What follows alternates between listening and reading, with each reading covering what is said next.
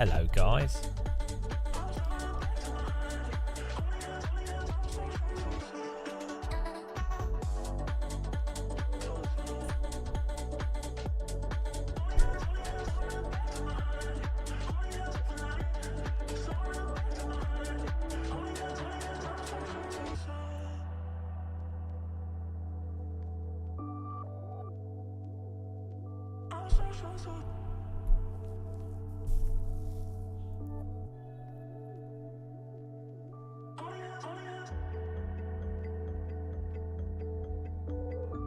Hello, Flying for Fun.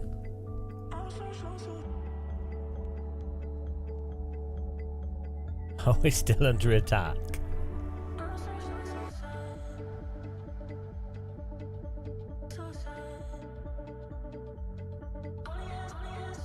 Hello. Oh, you got iRacing running.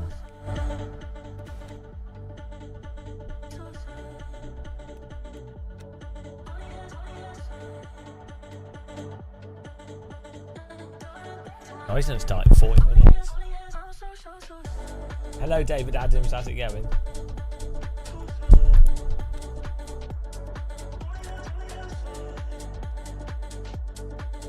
Can't believe I watched this guy. I haven't bought any Rain Sport stuff.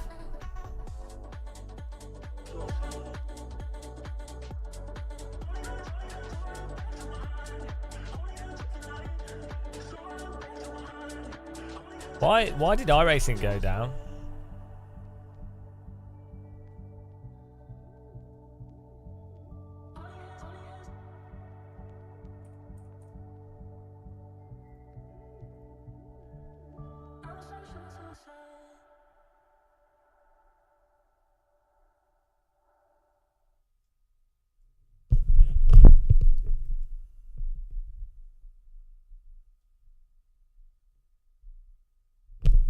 Something's beeping.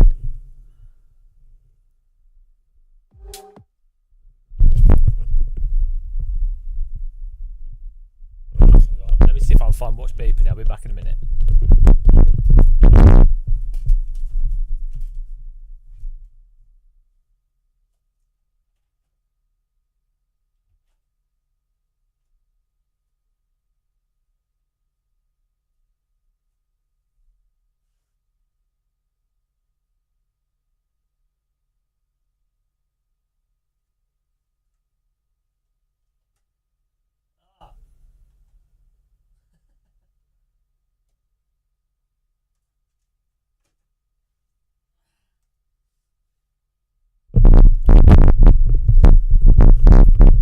That was weird.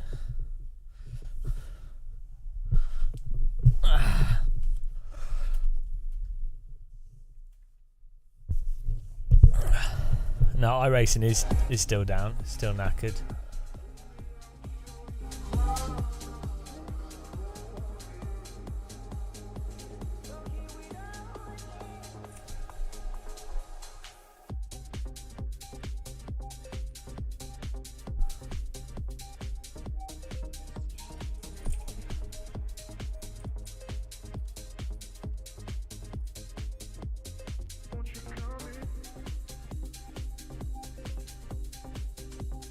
Hello, Frank Zappa. It's all a lie. It's all a lie.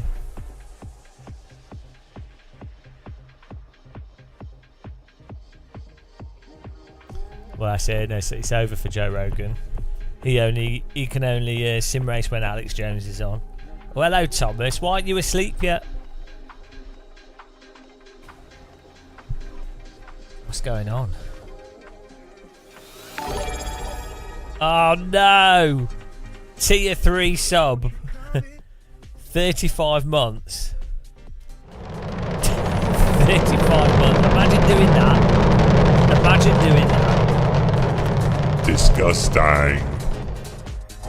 Thank you very much, Thomas. You're off to the gulag.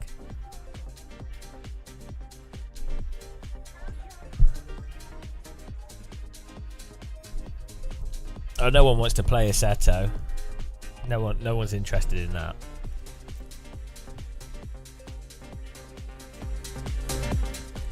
Nobody cares about that. You're watching on the LCD screen. You need to watch on an OLED. Just join this practice.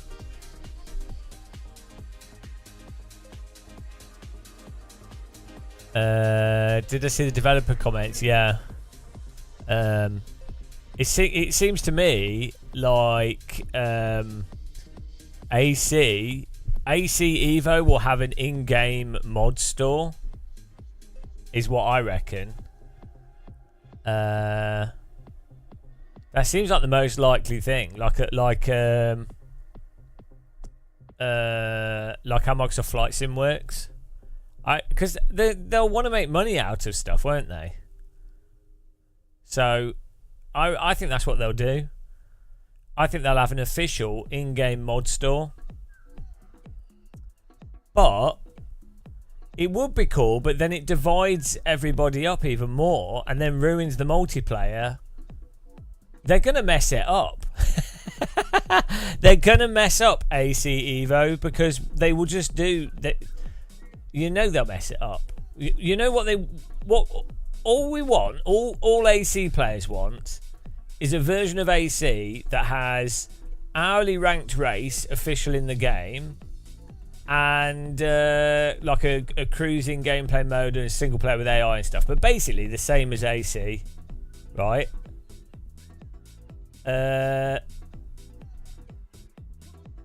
All right, Tom Jones.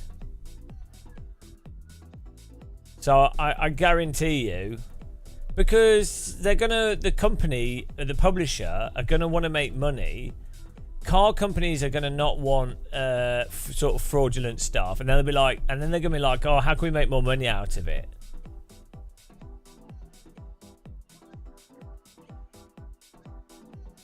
So I'm not sure. Other than, think of it this way. The best situation would be for Assetto Corsa to just be updated. That would actually be the best situation. Basically for it to still be exactly the same, but the gameplay features to be updated in game ranking. So yeah. you know how it is. I think they're gonna mess it up. I think they're just gonna do a bunch of random stuff and it'll just divide players between more games. Yeah, I don't think you can do modding anymore. Because back when AC came out, car companies didn't really understand the modding component within the context of driving sims.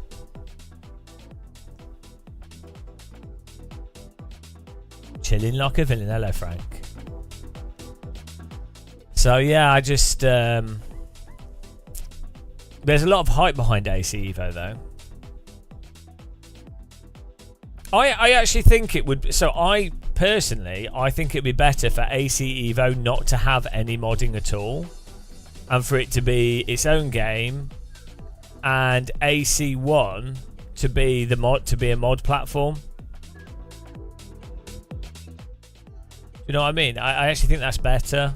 I think it's better for Assetto Corsa to be the mod game, the mod simulator, and then for something like AC Evo to focus on stuff that modders can't do, which is official content and ranked racing. Yeah, I saw that Havner.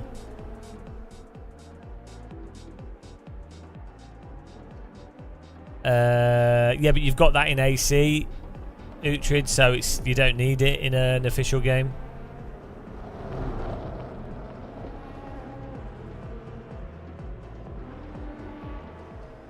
But there's no point in variety if you can't actually use that variety. And AC1 actually already had a lot of cars in it.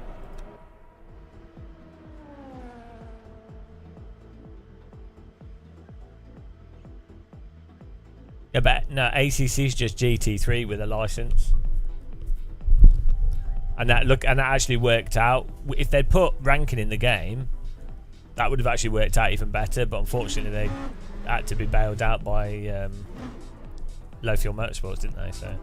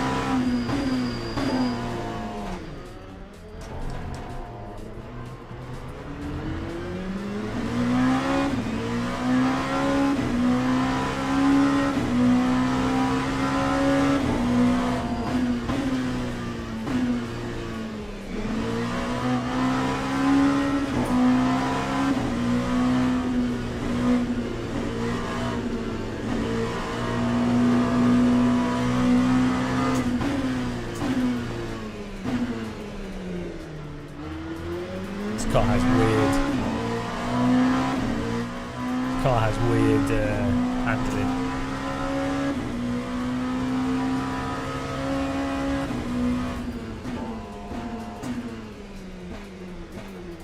The force feedback in this game is horrendous. I don't know what's wrong with people that think it's good.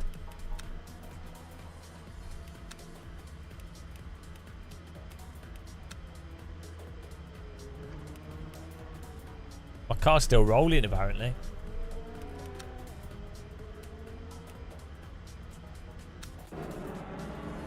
I forgot how bad it was.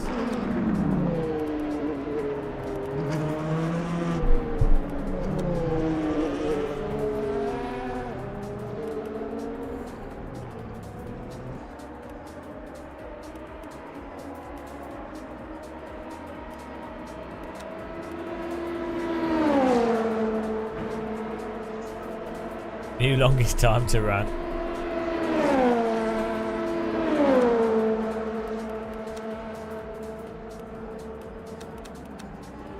"12 minutes of stream." Yeah.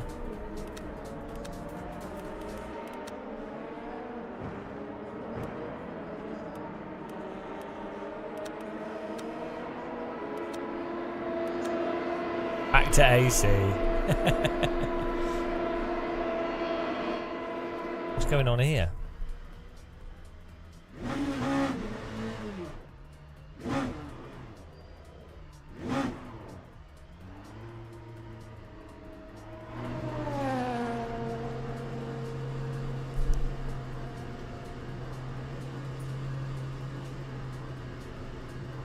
Well, everybody. Well, everybody.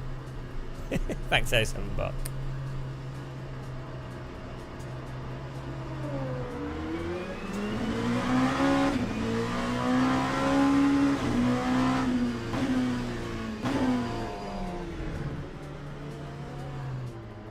Why is the steering rotation so bad?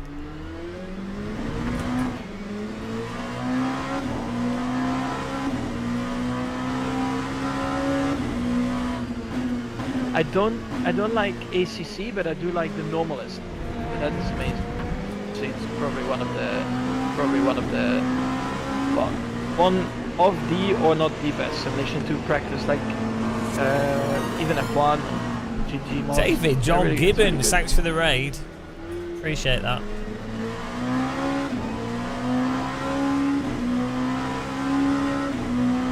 Welcome along, Gibbites. Curtain lovers. Okay, let's go. Yeah, this is... Hello.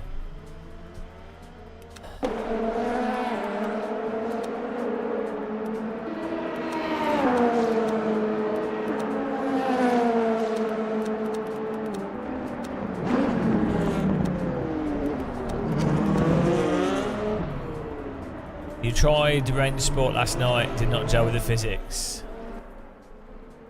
Yeah, it's kind of... Range sport has like a sort of controllable slide thing to it. I find it alright to drive, to be honest. I don't really mind it.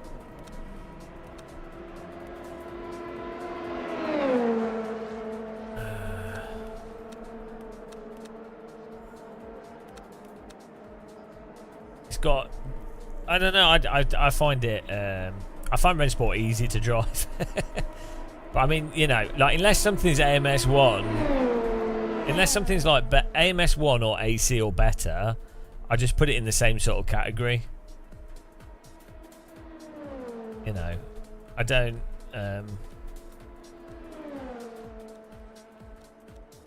sort of somewhat realistic driving game category.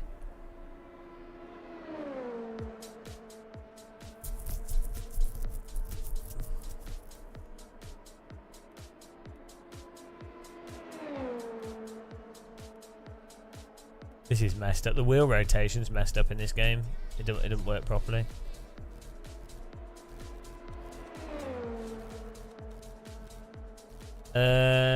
Well, so AMS2's really slidey in a different way though. So I find Rennsport more fun to drive. Like the physics, I don't really care what's realistic or not. It's more fun to drive in many ways than iRacing because it's not arbitrarily frustrating.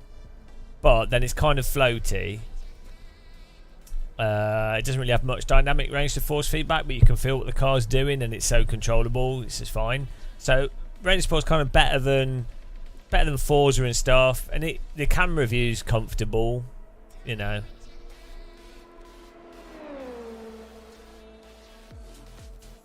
I think if iRacing's tyres were realistic, it'd be really fun to drive. The problem with iRacing is that turns off at the limit. Yeah, like I as I say, the problem is AMS1 and AC are such a level above anything else for actual tyre behaviour at the limit. Even they've got problems. You know, they're not perfect. Yeah, no, but 60 hertz isn't a negative. That's a misconception. 60 hertz doesn't matter. It's utterly irrelevant. It makes it less smooth, but you can filter that. People get obsessed with numbers. Higher hertz force feedback would be nice. Don't get me wrong, but it really doesn't matter for what's important to drive from. Most of the force feedback that describes tire grip is like under 20 hertz. It's under 10 hertz, if anything.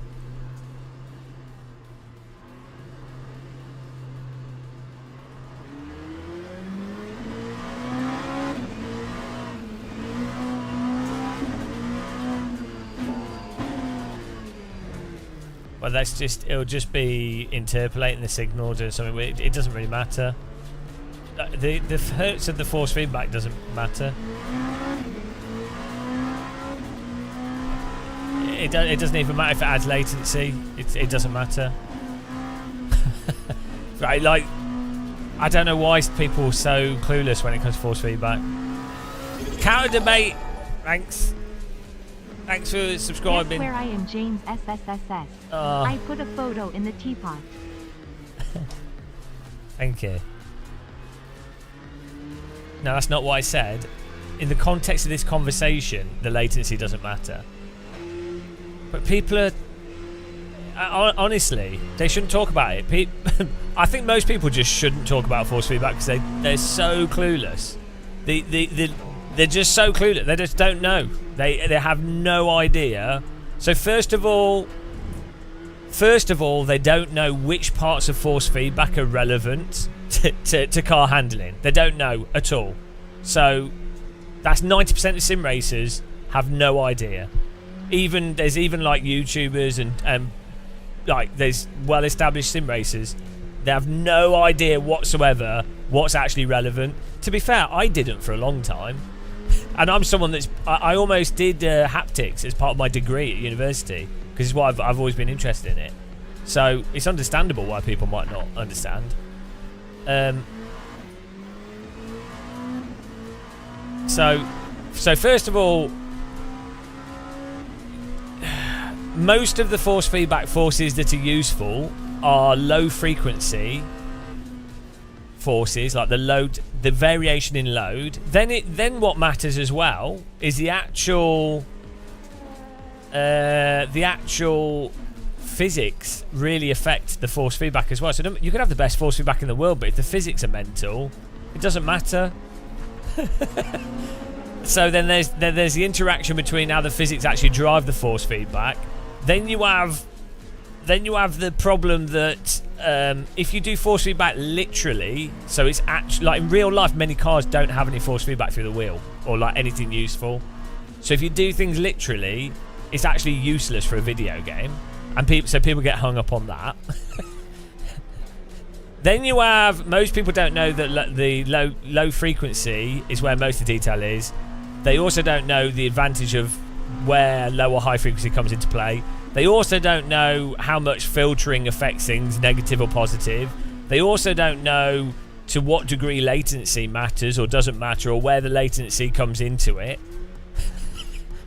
And then you have there's a whole bunch of subjectivity to what people want from their force feedback, not based off what's actually objectively useful, but it's what they like. So it's like, and they don't quantify what they actually mean.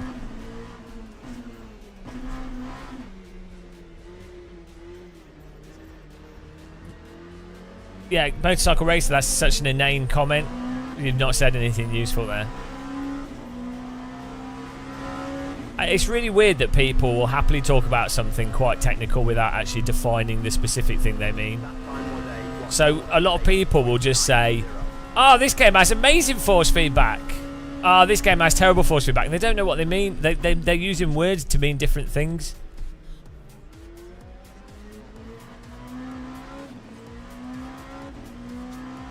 So, hello, Matt.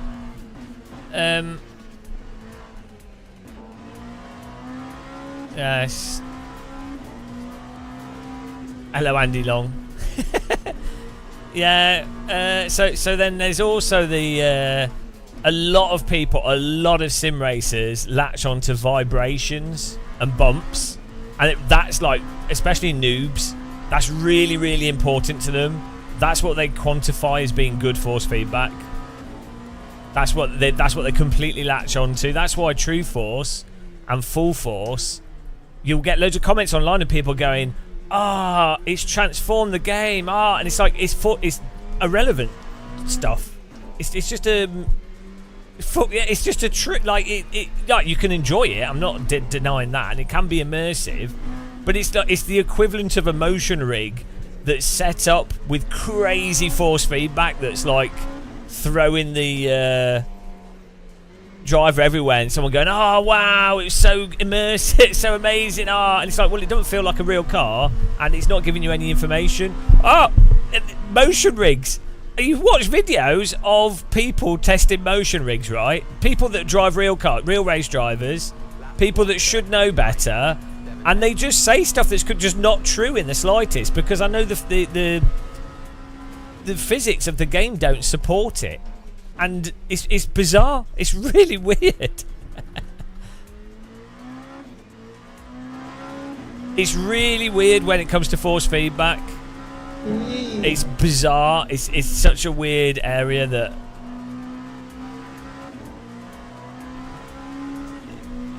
Yeah, as long as people define what they mean in the conversation, it's okay. But I think part of it is a lot of people just don't know that much about it. So I would wager 99% of sim racers don't know that low frequency force feedback is what is actually telling you what the tires are doing. Stuff that's happening under like 10 hertz, under 15 hertz. Most people don't know that. Yeah, so this is the other thing. If you have one driver that's a GT3 driver say something, everyone regurgitates what they say because it's a GT3 driver saying it. It's insane. it's not even based off what they're saying. But by the way, I don't necessarily disagree with Daniel Morad. I probably agree with him on a lot of stuff.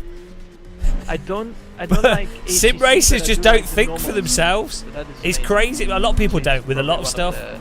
Probably one of the, well, one of the or not the best simulation to practice, like even F1 or GT mods. Yeah. It's really good. I've set up a few rigs for real drivers, and well, pretty much universally. Why would you ever want motion that's like over the top? TQ. Hang on. Girl with the DD wheel. What a babe, what a beauty, what a sexy lady. It's a DD girl with a DD wheel. Beautiful, sexy server motor babe. I don't like Leading ACC, but I girl. do like the normal list. Beautiful woman. Look at those motor legs. It's a DD girl. One of the or not Leading the girl. best simulation to practice. What a perfect lady. F1, GT mods. Everybody needs a DD girl. Put a DD girl in your sim. Everybody wants a DD girl. She's so perfect and strong and beautiful. DD girl with a DD wheel. What a babe, a beauty, sexy lady. DD girl, DD girl. Oh, DD girl. Oh, thank you, TQ. Oh, dear, thank you.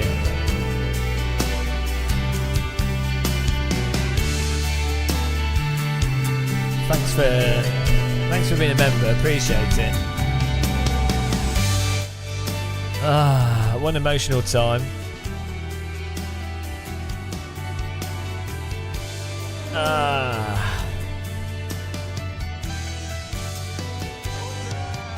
Amazing. That was such an emotional moment. Thank you very much for supporting us and being a member. Really do appreciate that. That was great. Yeah, he's the IQ of a sausage, of an overcooked barbecue sausage. I've got some graphics issues here that I need to fix.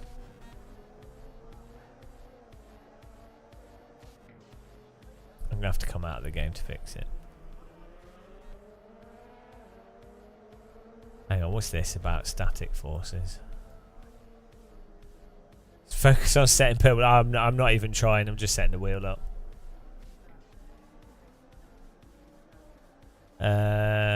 You like gaining inertia with static force reduction for cornering. I don't like sharp spikes.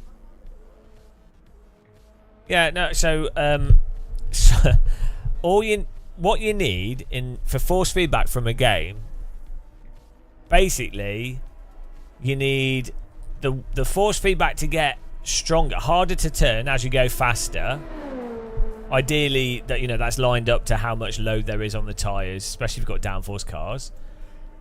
You need some kind of when the back steps out, that should self-align the steering. Ideally, that's obviously from the physics. That's when the rear of a car steps out, it applies force to the steering rack.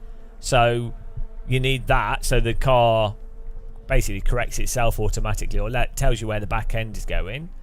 And then you need the force. The force feedback also needs to get lighter as you start to lose slip of the tire. So it's grip really hard, and then the slip curve of the tire sort of goes like this. It's normally like it's like up, and then you see like a sort of divot. Weirdly, it doesn't just go up and down, or like it can do sometimes, but most slicks are like sort of up, and there's like a sort of almost a divot in.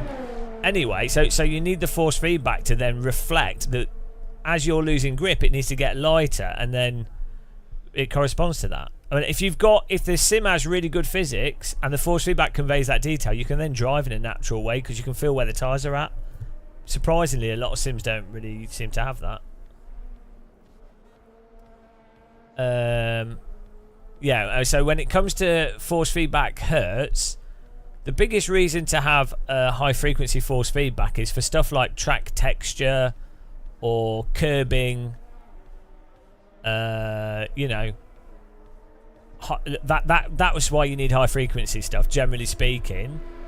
But the crucial component that the force feedback getting lighter as the front tyres or the car is going over the limit, or the rear's starting to rotate and stuff, that's all really low frequency force feedback, which could be done. A sim that puts out 15 hertz, 20 hertz force feedback would give you that detail. It would probably feel like notchy. You'd probably be able to feel the intervals. But if your force feedback wheel can interpolate that signal, it will then be smooth as far as your wheel's concerned. And yeah, that interpolation would give it some latency, but it'd all be so within the threshold for the speed at which your car changes in the range of those force feedback, it really wouldn't matter that much. You might as well have high frequency force feedback and high frequency physics. You might as well, but it's not the be all and end all. Will I try this on my Quest 3? Maybe, but I don't think it'll work very well on the Quest 3. But there's no the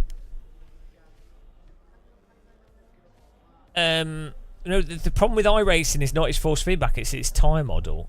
It's fine. It doesn't matter. You can filter that out, Jared. It really doesn't matter. I mean, it might as well be higher. It doesn't matter though, really. But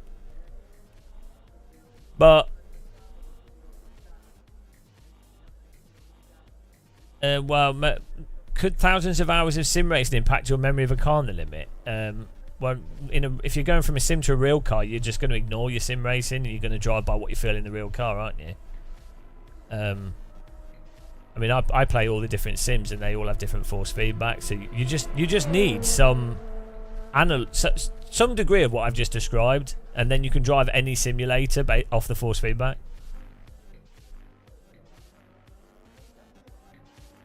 Yeah, iRacing doesn't feel clunky to me. Like, iRacing's force feedback, I think, is reasonably okay. There's no force for braking.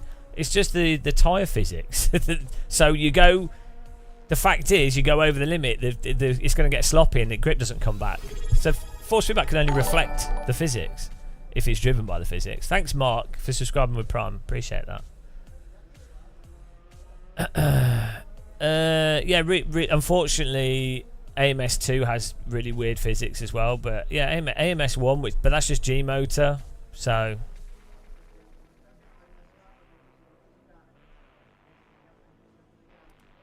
I need to sort this graph. I'm gonna have to quit out of this to fix it.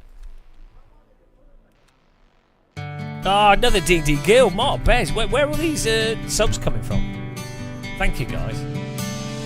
DD girl with a DD wheel. What a babe, a beauty, a sexy lady. It's a DD girl with a DD wheel. Beautiful, strong servo motors for her legs. It's a DD girl, dreamy girl. Beautiful servo motor babe. It's a DD girl with a wheel.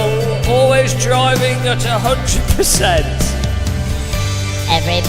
It's a DD girl, put a DD girl in your sim rig.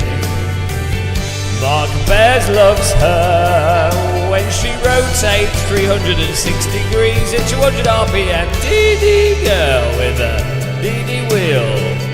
What a beautiful babe. It's a DD girl with the wheel. AccuForce, Fanatec, SimUcube, SimMagic. DD girl, what a beauty. Beautiful woman. DD girl, dreamy girl, put her in your sim rig.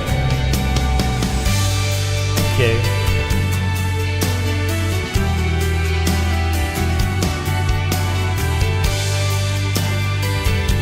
Thank you very much.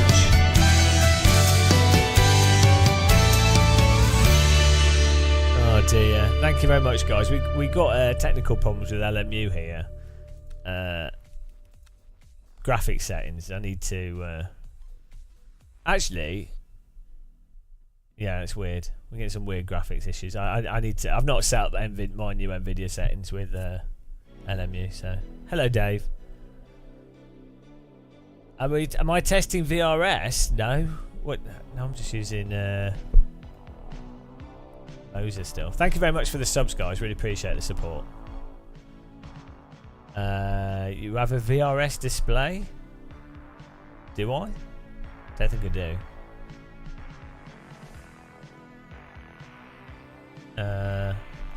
Yeah. So anyway, the great force feedback debate. The problem is,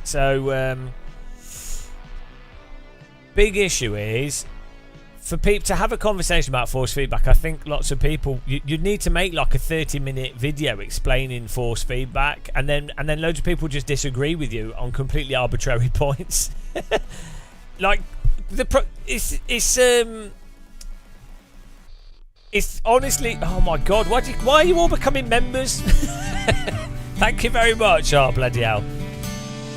DD girl with a DD wheel. Tony Canario's made a mistake. It's a DD girl with the wheel.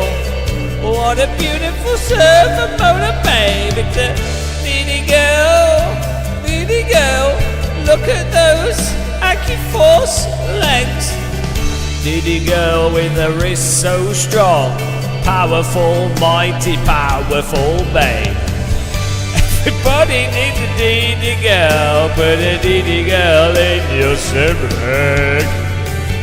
Tony dreams of DDs, and that's really good because now he has a DD girl rotating on his head. DD girl with a DD wheel. What a babe, a beauty.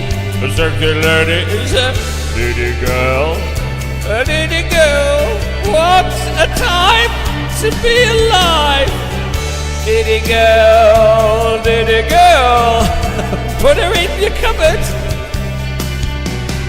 Diddy girl, beautiful Eastern European servo motor legs, babe. There she goes again, disappearing off into the sunsets. Powerful and strong, but she's gone on holiday now, so won't be available for a week. Thank you very much for that. Appreciate the subs there.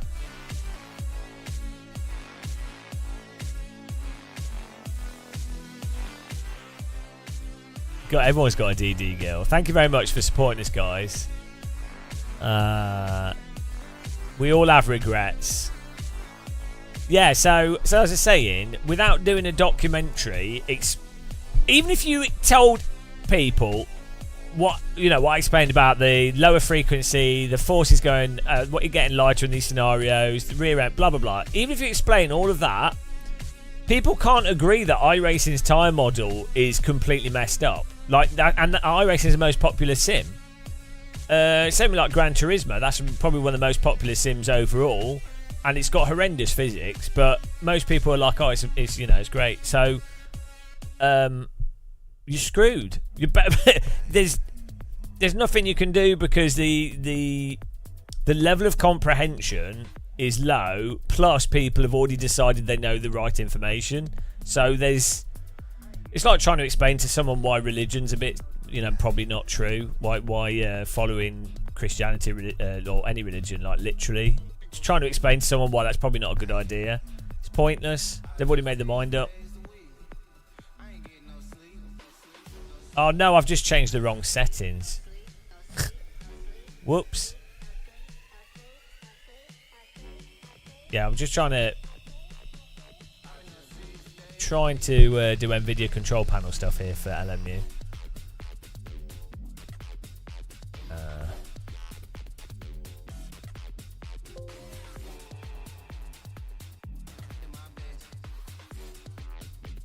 No, I'm not religious at all. Right. Retro. Where's this DD Girl assault coming from? Is that going to be another DD Girl? Maybe she's on holiday, finally.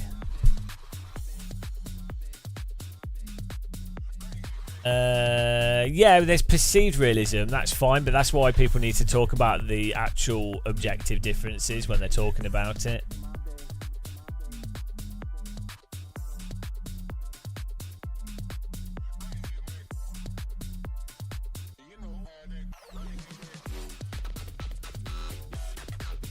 Oh, here we go.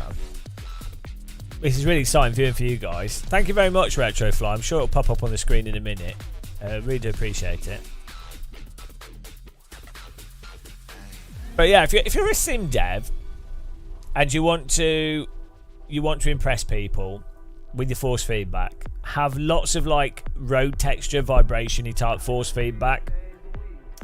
Have it so the engine, when you first turn the car on, vibrates the wheel. Oh!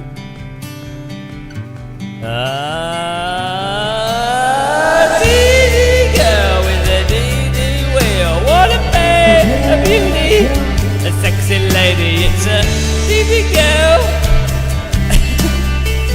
Retrofly has summoned her from the church. It's a DD girl with a DD wheel. Like ACC, but I do what like a beautiful silver motor, babe. It's a DD girl with a DD wheel. Perfectly formed electromagnetic motors. Everybody needs a DD girl. Put a DD girl in your sim rig. Everybody wants a DD girl, and Retrofly now has one, but unfortunately she's actually a force feedback joystick. DD girl with the DD wheel. What a babe, a beauty, a sexy lady. It's a DD girl, a dreamy girl, perfect in every single way. DD girl, dreamy girl, Eastern European high-powered babe. DD girl, what a woman. Look at those servo motors. There she goes again, confusing everybody on this channel. We've gone insane. And why is everybody deciding to become a member today? I don't know. Thank you very much, Retrofly. Bloody hell, it's like 11:41 at night and you're all like becoming members. I appreciate it. Yeah, good job, mate. Good job. Hang on, awake and watching. Religion's not comparable to something as objective as physics, as much as the deeper meaning encoded in religion is meant as allegory. Yeah, well, the deeper meaning in religion is just some people made some shit up to try and explain the world, which is fine. It's not really deeper meaning, it's just philosophy. People turn force feedback into philosophy, though. Turn everything into philosophy.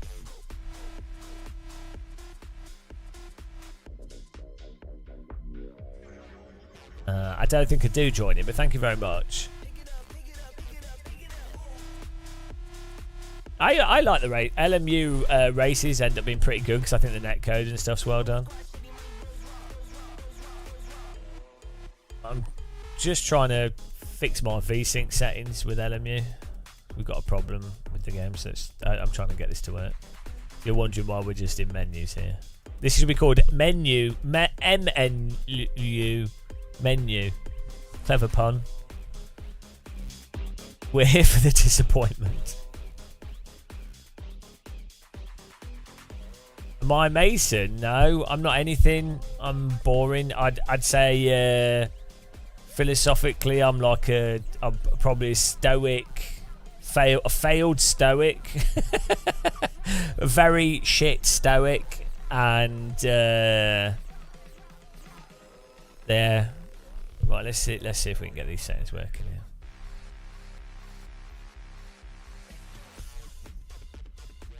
Yeah, it's just sim racing in general. I think it's going to get stuck, and this is the thing actually. You know, with life in general, is like. Oh shit, I accidentally clicked off the screen.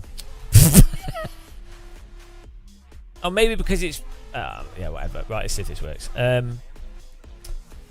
So if you're being critical, you try to explain things logically, and you want to be like, oh well, this logical framework makes sense, okay, let's interpret that all logically.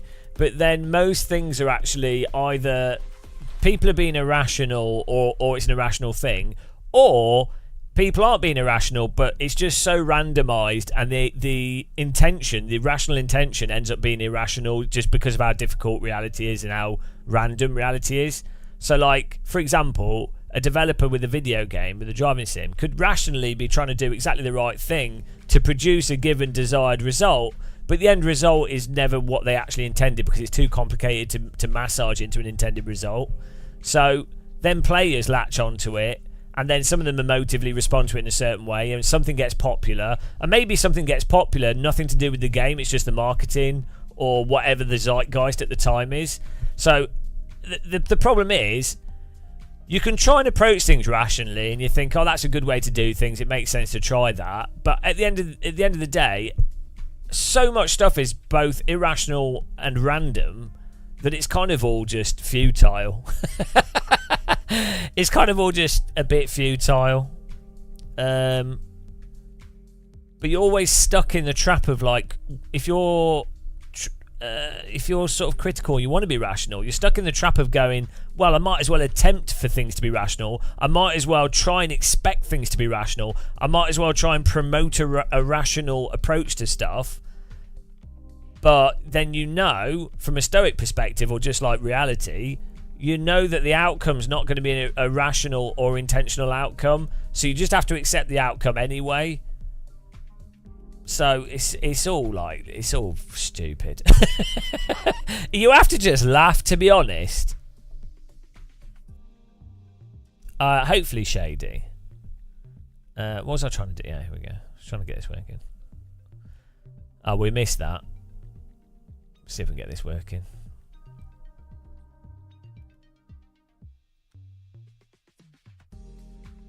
You have to just laugh at everything. It's kind of a bit stupid. So yeah, I mean, with the force feedback thing, you could go, oh, here's a good way of doing force feedback. This is what we know is generally a good thing. But if most people are responding to force feedback irrationally, if most developers can't get good force feedback because of technical issues or just difficult, or they might not even know, or it just might be technically difficult to execute, or it might require a degree of abstraction to actually get right. So, you know, a little serious talk. Your POV about life is helping me go through some difficult times. Oh, it's just stoicism. You should just read like stoic stuff, to be honest. Basically, that's all I sort of repeat. I didn't come up with this myself. Let's see if this works. Yeah, you should just read stuff on Stoics.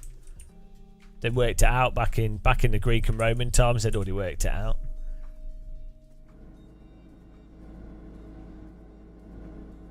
What is going on with my... Oh, that's better. Let's run this smooth now.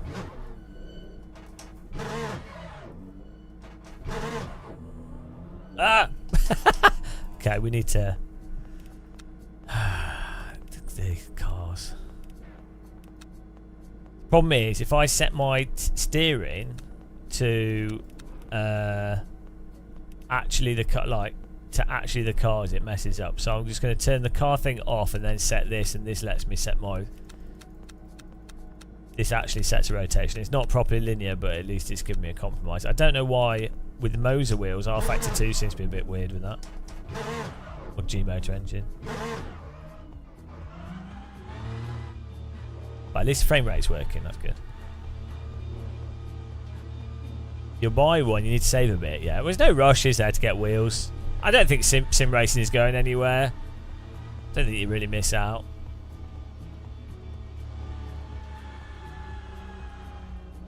One of the things that I need to try with Rennsport actually is that supposedly it plays well with a gamepad.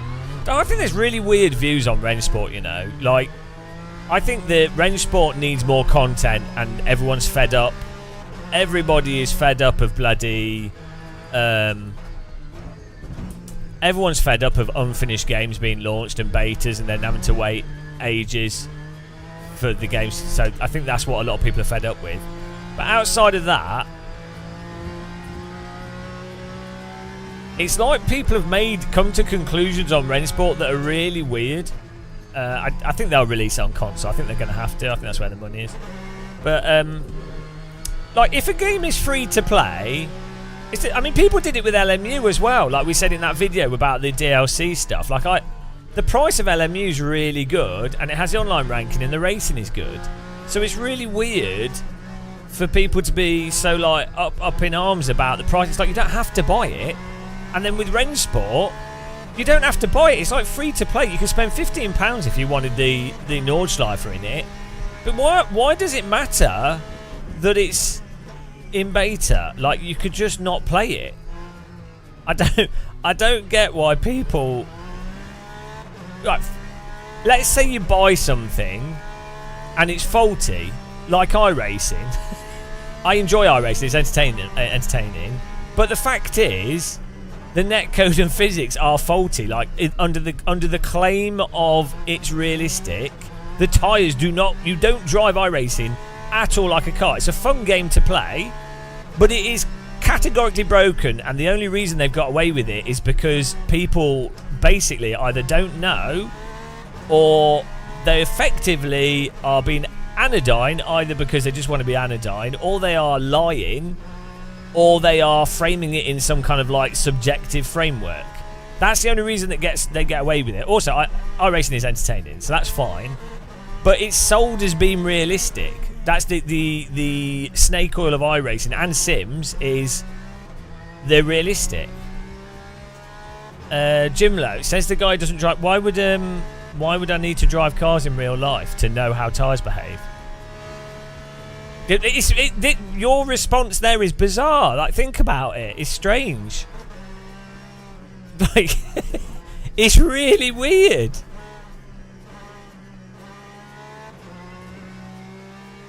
It's really strange. It's like, do you see what I mean? That's how it's a cult. It's a cult, and I don't know why I'm like the only one that speaks up about it. As I say, I enjoy iRacing. That's why I play it. I actually enjoy it, and I enjoy different simulators, flight sims, driving sims, and I enjoy talking about the individual. I enjoy talking about the individual aspects.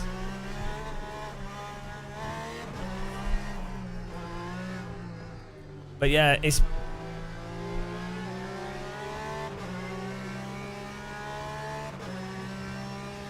Yeah, no, he's just joking. But it's also funny to people that do the old...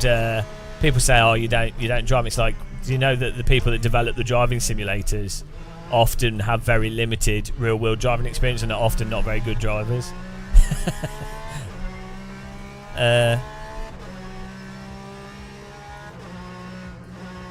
Yeah, that's my thing. Is the general realism. So, my theory. So I'm playing driving games for entertainment of moving a physics object.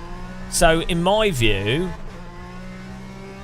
because I'm not using a sim to train for a specific real-world car, what I'm looking for is a deep and decent physics. So like, you can use the steering wheel, the brake, the accelerator, you can hold the car in slip, it's nice and snappy.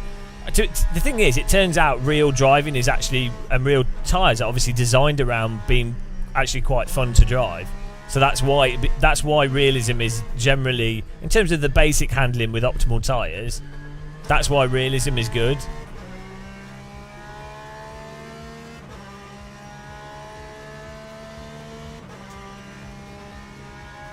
Yeah, you can't really push a car around Nords, and also I don't think Stefano actually did that much driving, to be honest, and he's like one of the best physics programmers. So, and again, that's another. The point is, it's like,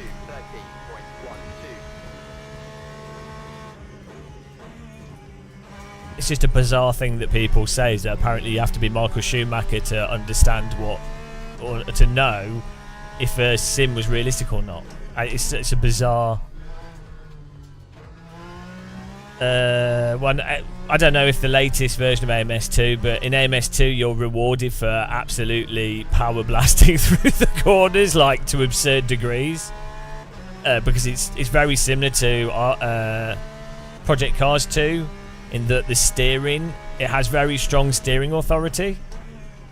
So you're rewarded for overdriving on the throttle and then using the steering wheel to point the car, rather than it being neutrally balanced.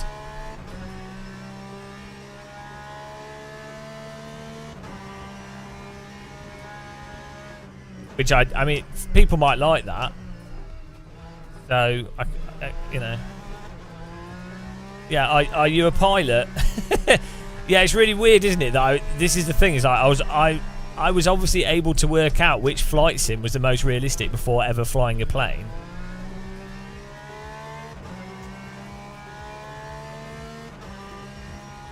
Yeah, but the thing is, there's other ways. There's multiple ways to know if something's realistic that you've never done.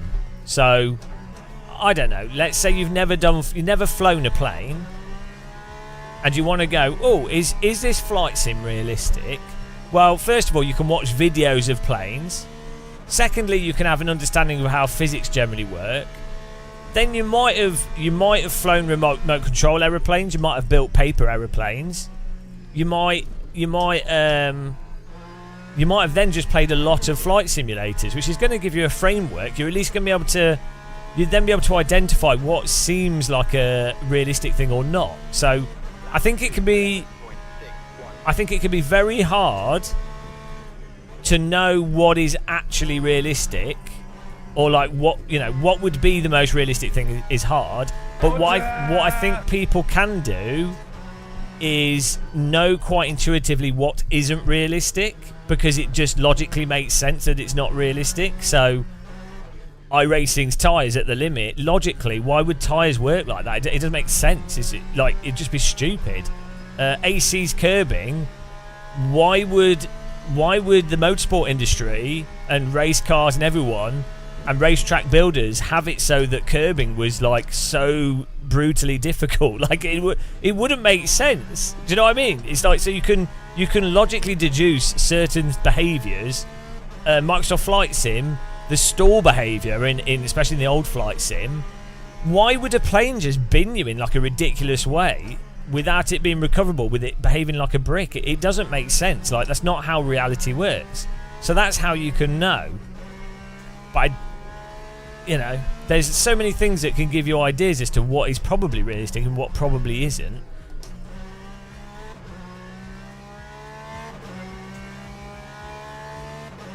The curbs are there for track limits. I mean, I don't know. I think I'm not exactly sure what the point of curbing is, like, entirely.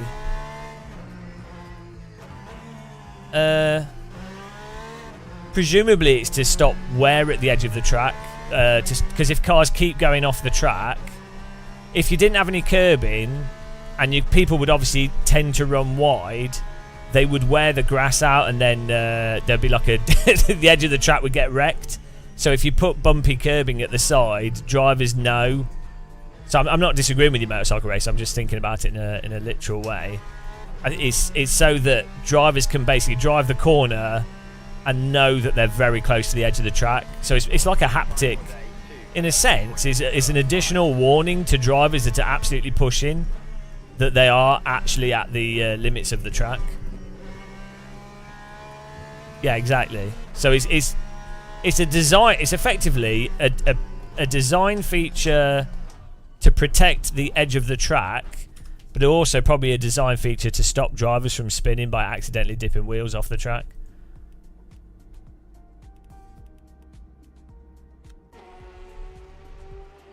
Yeah, that's what I'm saying. Flying Phoenix, exactly. So yeah, it's a design.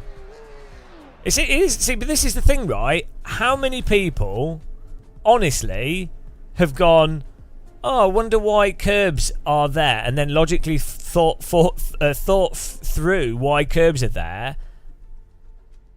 You know, like a lot of people just don't think about things because they're not stupid. They don't want to waste their time on it.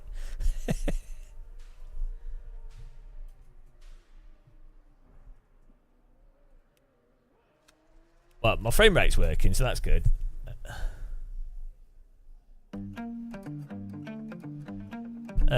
If you're way under the limit, yeah. So there's a mixture to that, Green God Diary. So a driver can be well under the limit and still notice very obvious physics holes in a driving simulator. So you can be well under the limit in iRacing And actually, its physics issues are going to affect people that are worse at iRacing more than people that are good at iRacing. So there's actually a point where if you're really good at sim racing, it actually makes you worse at evaluating how bad sims are. This is like a known thing. So Formula 1 teams have gotten sim racers to use their Formula 1 simulators, right? The top, like Mercedes, Red Bull, what have you. And the problem is you can drive a simulator like a simulator rather than driving it like a car. And so a sim racer will find like the way to best drive the simulator, which then means that if you have them driving the simulator that you're using for real world comparison, it can end up not copying over because they're driving a way that you just wouldn't drive a real car. So that's one thing. And then the thing with iRacing, once you get good at iRacing, you know to just not drive over the limit. You know to roll onto the tyres. You know to not drive in a way where you're having to do counter steer or anything. You know to drive on the brake pedal predominantly. You learn to drive iRacing very specifically to iRacing, and you have to learn that quite early on, even to be like a second off the pace. You have to drive iRacing in a super specific way. So I just think I'm making it up. If you don't believe me, Motor Racer, you can just ignore what I'm saying. I'm just making it up. So yeah. So with iRacing, once you get okay at it, you memorise to drive under the limit. Now, let's say you haven't played lots of other simulators or driven a real car. You might think that's... Or you have a driving style in real life that's similar to how you have to drive iRacing. You then might not think there's a problem with iRacing.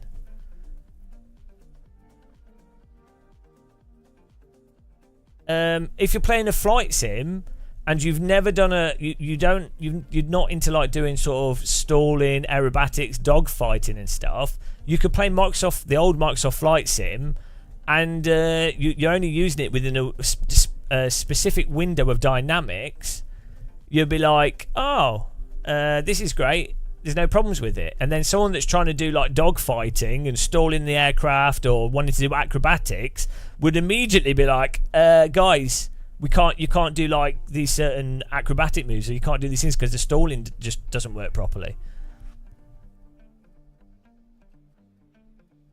Green God Diary, iRacing isn't perfect, but I don't understand. Hang on. There's loads of real drivers. I mean, you can just... Let me just paste it this. It's just a fact. Like, the tyres don't come back when they heat up. It's really weird that people even come into my chat and are like, oh, I can't believe you're saying it. Because it's the only reason that people disagree with me on iRacing's tyres is because either they've not driven real cars quickly, or they've been brainwashed by marketing. Like, it's really crazy. It's actually really weird. It's a bit disturbing, to be honest. No sim's perfect though, and again, I find it entertaining. So, and every sim's got weird quirks to it. So,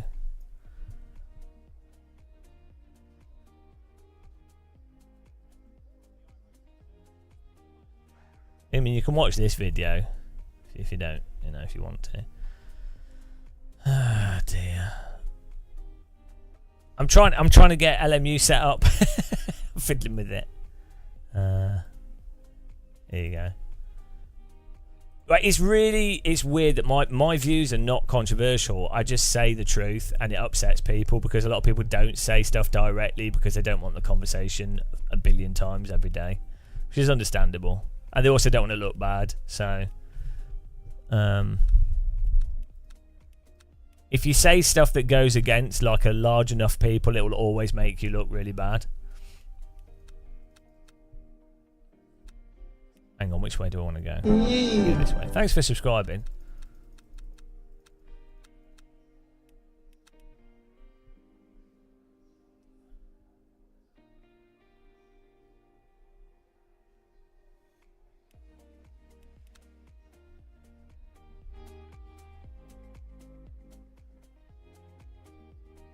Yeah, well, so there's different... Rennsport's got different issues with its physics, so you Oh dear, why is this stopped? Oh.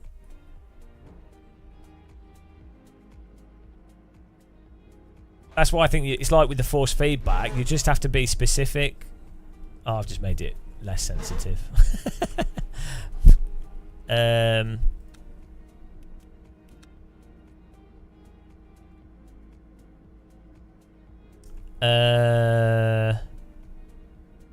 Yeah, I've seen this. I've seen that wheel. It's just accelerometer based wheel.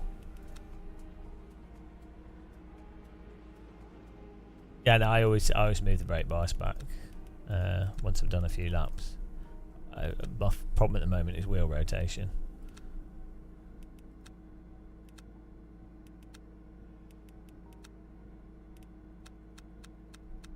Problem is if I set it to auto, it messes up. I need to make the force feedback weaker actually as well. I like how you can right click and it does 5 numbers. Oh, thank you, Uboons with the raid in. Thank you very much for raiding us. Good morning. Really appreciate that.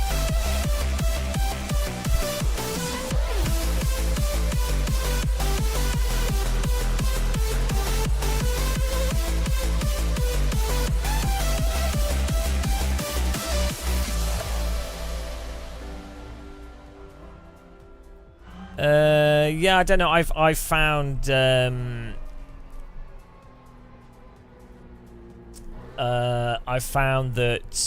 R Factor 2 and G Motor games have always been weird with different wheels. like because I've over the years I've had Thrustmaster, Logitech. I've got an OSW. I've got 3 Fanatec wheels. I've got the Moser. I've got a Sim Experience Simulcube wheel. And we're doing alright, Ubins. We're just sort of taking it easy today. Just setting stuff up. And yeah, for some reason, R Factor 2 and G Motor is with some wheels it just works out of the box, and other wheels it doesn't. Really weird. Yeah, I think LMU is good because it basically just builds on. So R Factor 2's got quite a good core, and then LMU builds on that underlying core. And the structure for the multiplayer, the ranking's really good. And that's the thing that iRacing got right, is that you can jump into it. You can jump into it and do online ranked racing straight away. Like.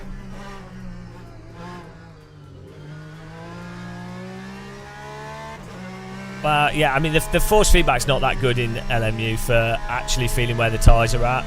That's probably the biggest thing they need to sort out. It has good track detail. It has a lot of suspension force feedback, which a lot of people then falsely attribute to detail. Well, it is a form of detail. But they need more dynamic range to force feedback, specifically for where the tyres are at in terms of how close they are to locking.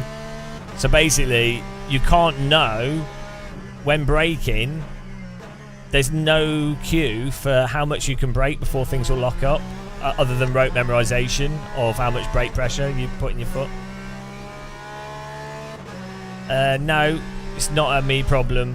It's a fact. I mean, there's esports drivers that agree with me that are much better drivers than me, so I take what they say as well. But I've always noticed it with R Factor 2. So. What people feel is when you brake, you get like a tug, right? And that's just the suspension loading up. And then people think, oh, that's great force feedback for braking. After you've locked... Oh, this is all... So this is what I mean. Like, people just... After you've locked up, the force feedback will go static. That's after you've locked up. So it's pointless. It's too late. You need to have a range of forces before... you lock up. That's what you need. It's crucially a range, also sound to help you hear the tyres better.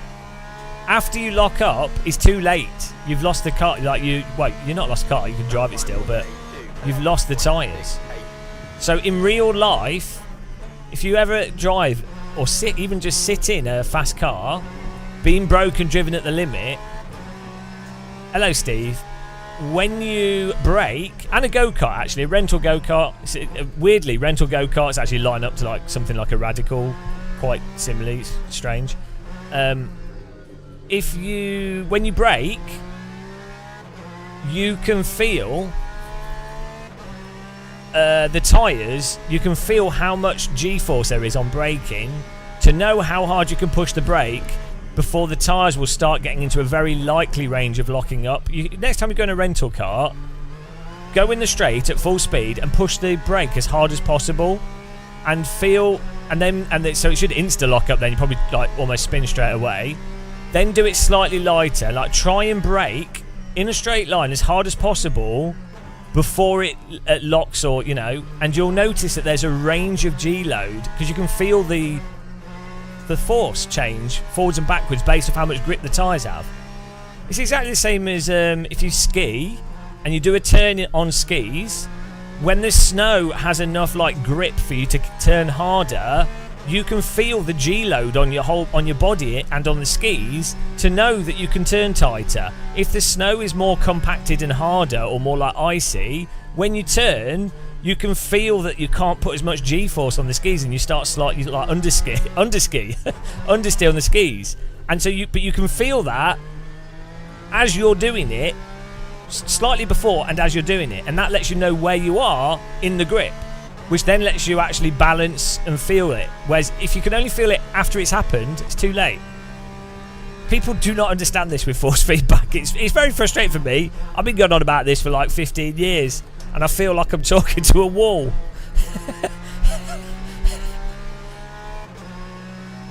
Braking feels no different for you in AC. Well, so what you probably need to do is put your brake bias further back. I have a suspicion with AC. The reason you can feel the braking in AC is because as the back steps out, it applies like force on the wheel, which I think is this self-aligning, but from the rear stepping out. And I think that actually correlates with how much grip the tyres have. So I think that's what's going on. I think it's like accidental, but for whatever reason, you can actually feel the braking in AC. I think you can also feel the grip of the front tyres. So if you're understeering, if you start understeering, there's a range of force there. And for some reason, that works really well in AC. I think it's accidental. I don't think Kunos set out to do that.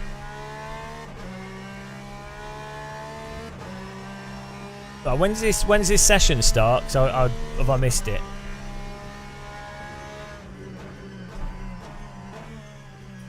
So actually, one of the things that a habit that I developed, which is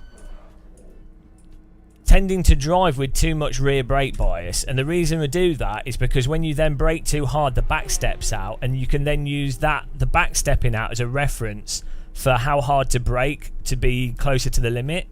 But the problem with doing that is you then lose some of the grip that you would get from the front tyres, or you can't actually brake as hard, or you end up trail braking too much rather than braking in a straight line.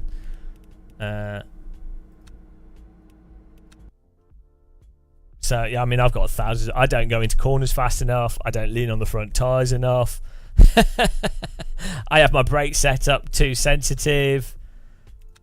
But that's mostly because of my knee. Or my legs. Yeah, well, so this is the other thing, Tony. Console games can do... so if you've ever played the old Forza on an Xbox One controller, they had a really simple thing of when you brake on, this is on the older Forza, I've not played the newer ones, but on the older Forza Motorsports, you brake, and when the tyres starting getting to the limit, the vibration on the brake would get harder. So you would then be like, oh, I'm braking pretty much as hard as I can before it locks up. And then loads of games don't do that. And it's like, it's the most obvious thing. Even Gran Turismo, so the PlayStation 5 has haptic controllers. The triggers don't do that. They don't work properly. They could use the motor so that when you brake, as you approach the limit, the brake could actually push back on you so you'd be able to feel it. But what they have instead is it throbs for like an ABS effect. The developers have tools there, hardware, but they don't understand haptics or how to use it. It's bizarre. The PlayStation controller is actually really interesting. Oh, does it with the... does it actually push back at you nicely, or does it just vibrate? Because the PlayStation controller has an AC motor on a worm gear that can then push the controller, but it tends to be used in a really passive way, where basically it just resists how hard it is to brake. And weirdly, and I bet it's still broken, last time I played Gran Turismo, if you set the brake to medium, it would be the same strength as on high. So, and apparently that got through not only the release of the game, but no one seems to care. I just don't know what's going on with people when it comes to haptics. Maybe I'm just like weirdly over. I'm definitely over concerned about it. I think people just don't give a shit. Flying Phoenix, do I think accelerometer-based controllers car is out of control. could ever become popular for sim racing? Not really. There's no point. You might. The problem with accelerometers is when you turn to react. Like, so let's say you're driving. That's great with an accelerometer, but you need a lot of smoothing. If you have to counter steer with accelerometer, when you counter steer, you actually get inertia in the opposite direction. So I'm turning like this. If I have to turn right the other way quickly, it picks up a signal as if you're turning right even more. If that makes sense, because you've got like the G gravity, and then you're turning, and it's detecting that here's gravity, and you're turning something, or like you've got two accelerometers. There's loads of ways of doing it. Anyway, it just messes up when you actually try and use a accelerometer-based wheel for turning and counter steer. It works if you're doing smooth stuff, but if you try and do snap corrections, that's where it breaks. And that, unfortunately, that is where it would be best. The idea that you'd have a loose controller to be able to snap. There's ways you can filter it out, but then that negates the response of it. There's loads of weird stuff that happens with that. So the only solution that you could really use is if you have like a lighthouse-based system, you know, like the Steam controller tracking, where it can tell the absolute position, or if you have a webcam, like that's how they track VR headsets. So, hello Adam, hello everyone. Sorry if I miss people's names, I'm a dunce.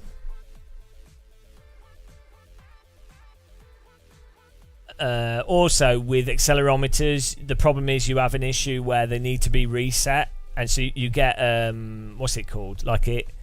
So let's say I hold my steering wheel like this. This isn't, the controller doesn't know that this is a position.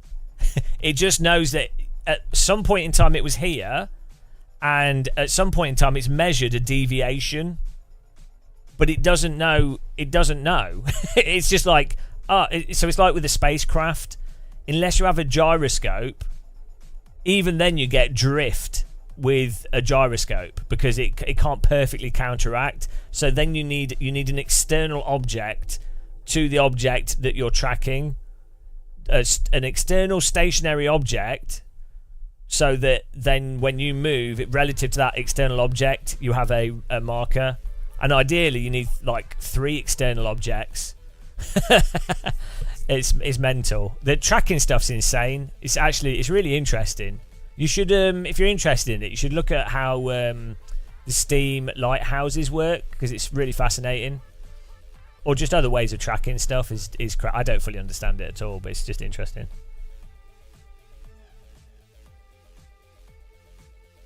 So the tilt steer can work well, but you just need to filter a lot of stuff for it to work, and you need very good accelerometers. There's a whole bunch of stuff. You'd like a controller like the old, the ones where you hold it like that and you do this? The little twiddle ones.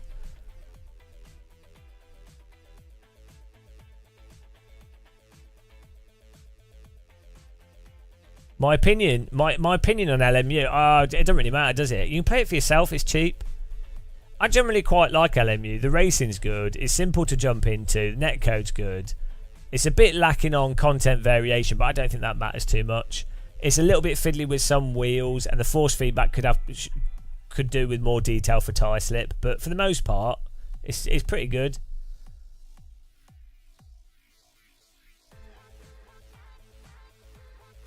Like, I think they've done a really good job with LMU, the developers, to be honest.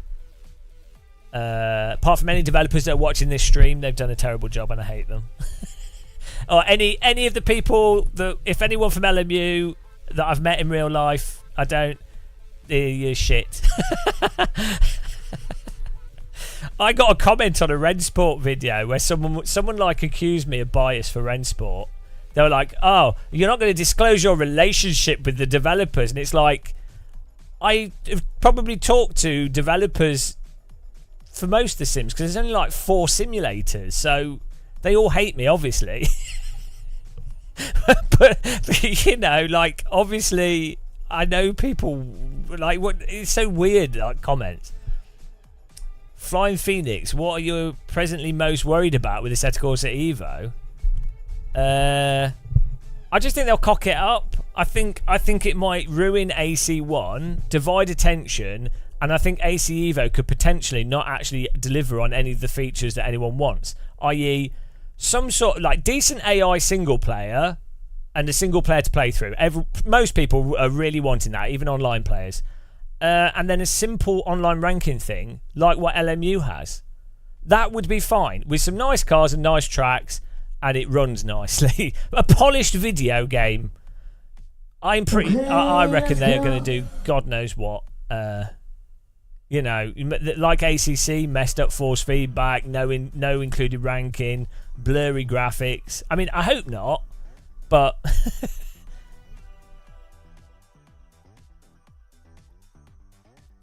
we got to wait 8 minutes. Oh, I'm nearly finished my horrible Yorkshire biscuit tea, guys. It's terrible.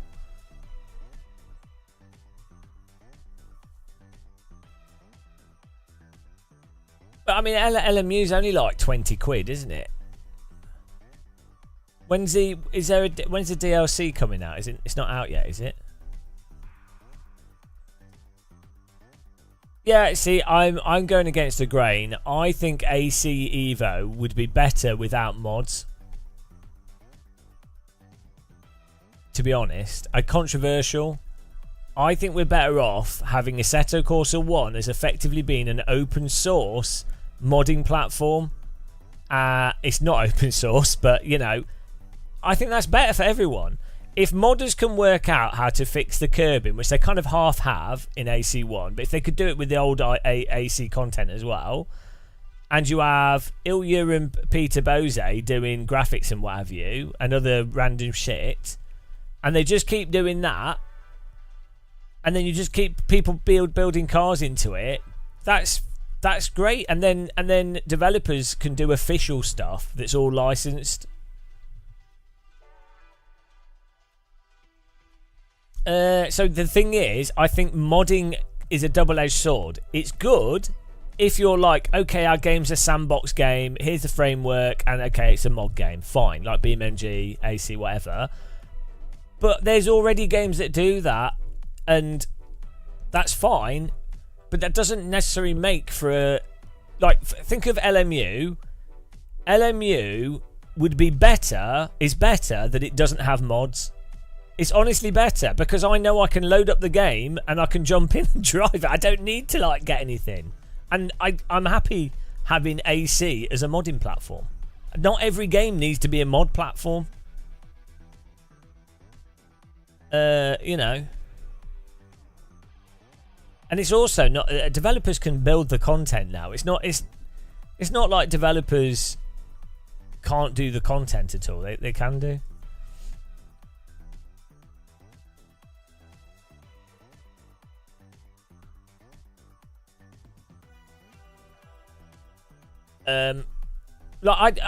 So I think BeamNG is really good, right?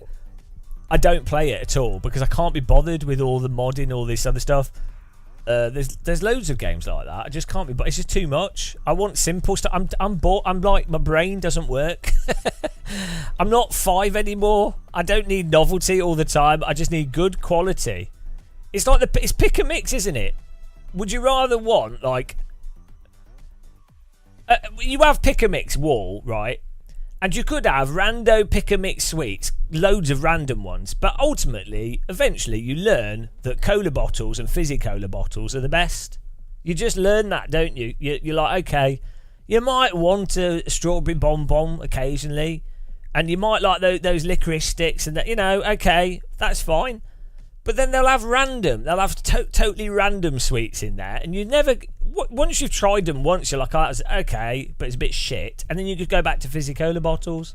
So you might as well just do better fizzy cola bottles. You might as well fill your cup with good fizzy cola bottles.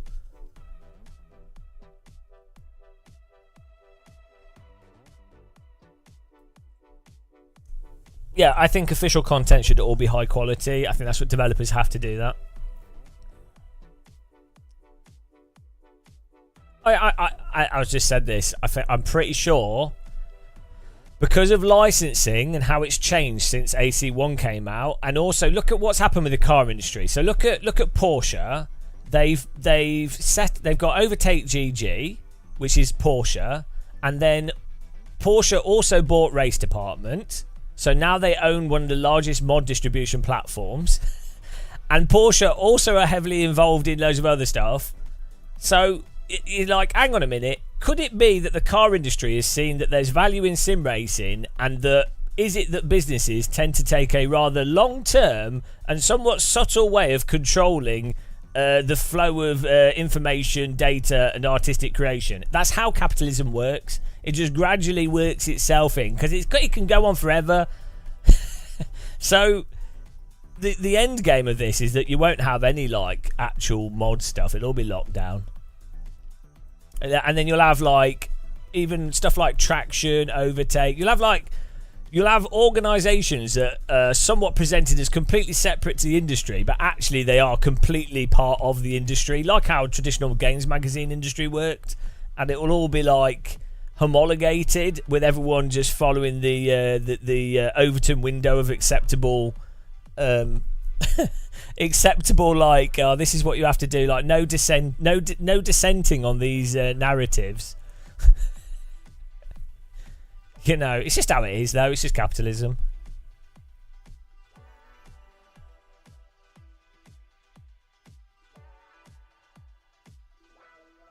Fortunately, I personally like what Porsche have done, though. To be honest, I think they take the right approach.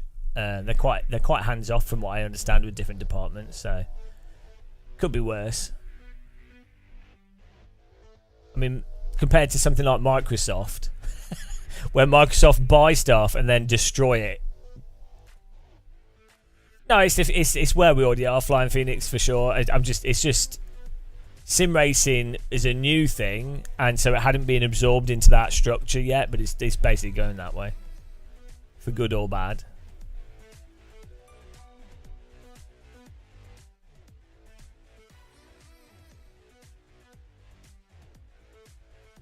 I think, yeah, I just think games should be nice and easy to access. Should be. All right, David.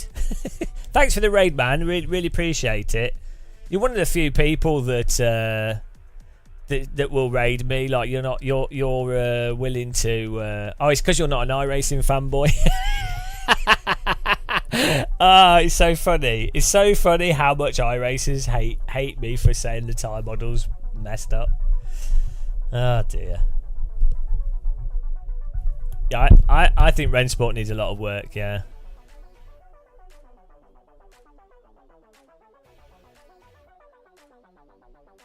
Hang on, why? Sorry, I missed a comment here. Days of Blunder. Why do a motorsport sandbox that can do any discipline if you're going to artificially limit what can be driven in it, though? Yeah, I don't know. Clint Eckenhart, been a while since I've been in the Rennsport beta. Do they offer proper triple screen? No. So the triple screen thing is because of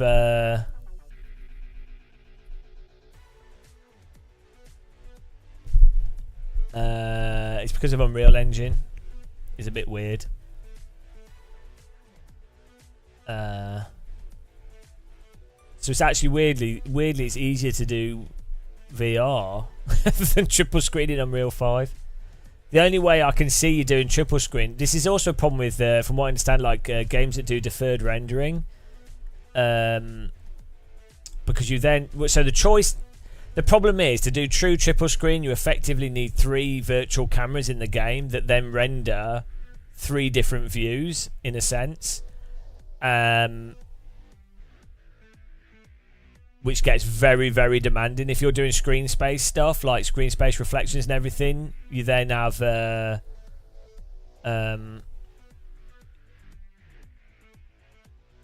yeah, I just think under the design remit of Unreal Engine that it's primarily designed for single screen console games and stuff. To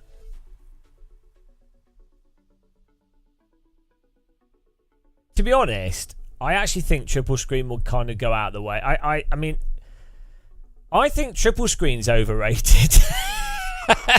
I'm controversial on this. As someone that has 3 55-inch monitors and as someone that's used high-end simulators, I mean, I've used stuff where you sit in a car, projector screens, cave systems, everything. I think an ultra-wide is a better way to play driving sims. Ultra-wide, have a button to push if a car's next to you. And if you want to feel like you're sat in a car and immersion is your goal, VR. That's, you know, do I need to go back out for this to work? Is this messed up? Hang on. Why does it say starting service 12 PM, but then it's...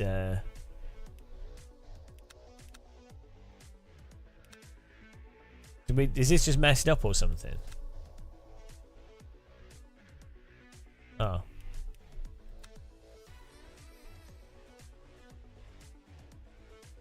Yeah, no, I understand it. I can see why people do like triples, but you don't really need it.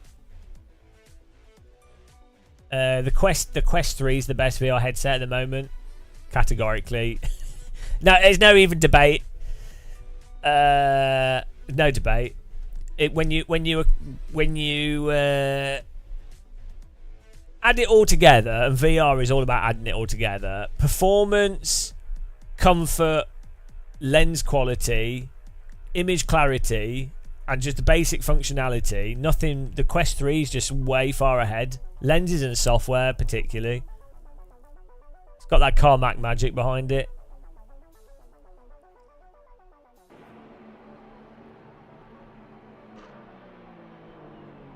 Is it me doing the D dot? I know you've got me.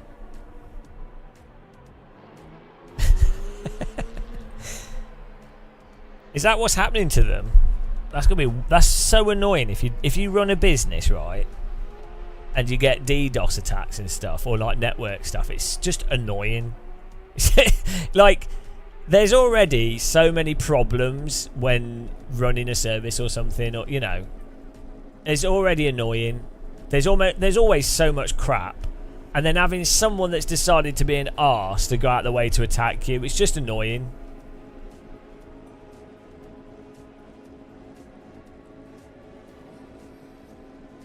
Sounds like the current, oh yeah, with the ultra wides, I don't think of as a triple screens type replacement. I just think it's a nice solution, generally speaking. I'm quite happy with 16:9. I think the more you sim race, oh, we'll let practice finish. The more you sim race, the more you actually drive from inside of your own head rather than what you're seeing. So you're driving by, you can see what's happening, obviously, but you're using audio, you're using your memory, you're using like your idea of where the cars last were. You're then setting up a margin for where the other cars are likely to go. So you're not actually driving by what you can see. And I think triple screens, one of the downsides of them is they lure people into driving by what they can see, which isn't the reality. The reality of what's happening is the car on your inside is going to miss the brake point. The netcode has like half a meter of leeway where the car actually is. You're better off having like a preconceived notion of what's happening and what's likely to happen, and then drive within that rather than what can I see out my mirrors, my windows. the only exception I'd say is something like oval. But even then, if you're doing oval, you don't change lane unless you look and you know it's clear. And that, you could just push a button to look left and right. And then if someone's going to drive into you, they're going to drive into you. You can't really avoid it. But VR is a killer because VR, you ought... Okay, if you've got perfect triple screen setup, fine. But if you... VR, you're automatically going to be in the mirror. You're automatically going to see the car on the inside.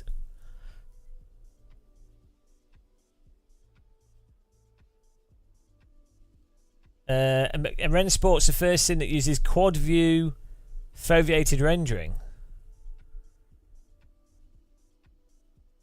What, in Unreal 5? How does that work? Well, you can use foveated rendering with OpenXR though, can't you? I don't know what quad view. What? How does that work? How's that different?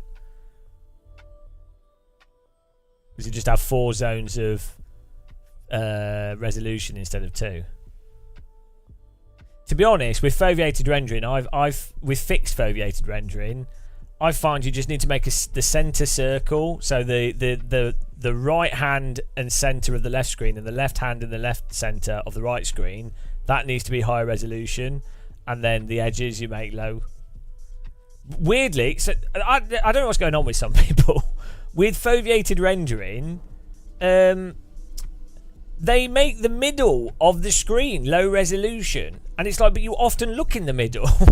It's really noticeable. I don't know what. I honestly think when some people do these settings, they don't actually try it or think. I don't know what's going on in some people's heads. So, maybe they're just in a rush to get stuff done. I get it. If it's your job, you probably just don't care. Oh, you need eye tracking for it. Okay, that makes sense.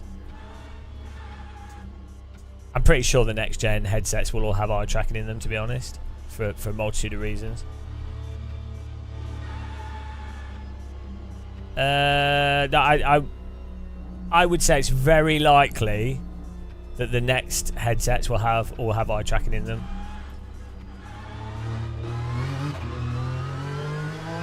Very likely.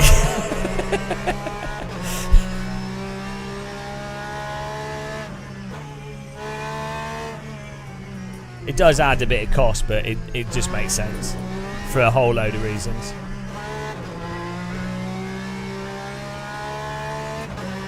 There's some really novel eye tracking methods that are really that are a lot cheaper and work really well for foveated rendering. So there's eye tracking methods which are super precise, but they're quite expensive, but they're very good for like let's say you're doing like the Apple Vision Pro type thing. But if your goal was just for basic, like let's say you were going to divide the screen into 20 locations rather than like a 10 by 10 pixel box. If you're going to divide the screen into 20 locations, which is actually perfectly fine for a lot of user interfaces or a lot of gaming, and perfect for foveated rendering, you can do that using like clever algorithms and reflecting IR light off the eye in interesting ways, which can be done with a single camera. Can track it. You don't even need a camera. You can just use light sensors.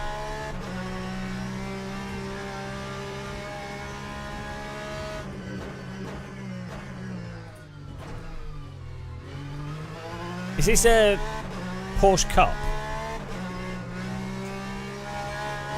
It's so funny how this drives nothing like the iRacing one.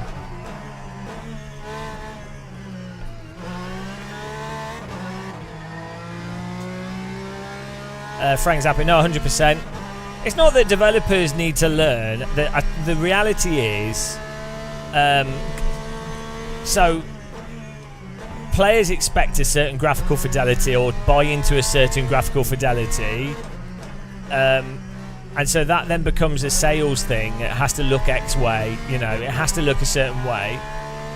And then what happens is developers don't have enough time to then optimize it, or if you were going to start doing very optimized graphics, it takes a long time and it takes a lot longer to build content into a game with optimized graphics, like, you know.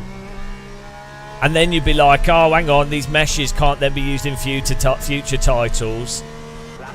So, yeah, that basically, it's the reason why games are not as optimized largely is because of dev time frames is a big part of it. Just how much time you like. A lot is expected to be done now in very short time periods, and a lot can be done in very short time periods.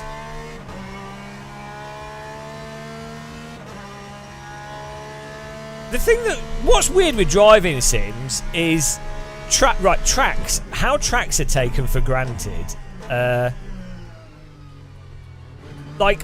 People don't realise how much work goes into a track model. Like as a 3D model, a racetrack is insane. Like my game development experience is very, very minimal, and mostly on the management side because I'm shit at everything I do. So I'm I'm just shit at everything.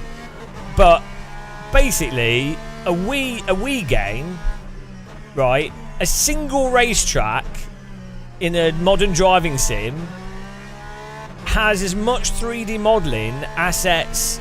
I'm not talking about like polygons and resolution and stuff, because that's just because of computers are better. But in terms of like number of 3D models that have to be modelled and assets, video game assets, right? A single racetrack has more assets than an entire budget Nintendo Wii game. It's mental.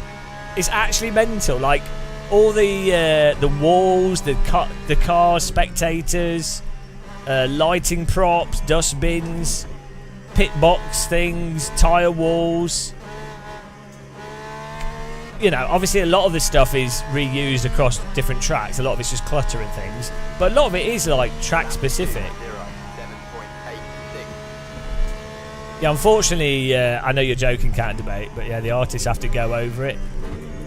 I could totally see though how in the future you could laser scan a track, a AI model could analyze that, and then you have like an asset library, and the AI model could then place all the assets based off like even a video file of the track, which that could actually save a shitload of time. So something like Speed Tree, or like any automatic, I'm dating myself here, but like any automatic tree generation software, in the past you'd still have to like, or now you still have to go, oh, this is where you want these trees, this is how they, you know, and then you could say, oh, well, it doesn't matter how these trees are placed here, so just fill them in and whatever. But you could totally use a video of a racetrack now to denote all the trees, and that it would match all the trees with the actual real trees. So stuff like that, which will have a very significant one-to-one visual impact and save a lot of development time in some ways.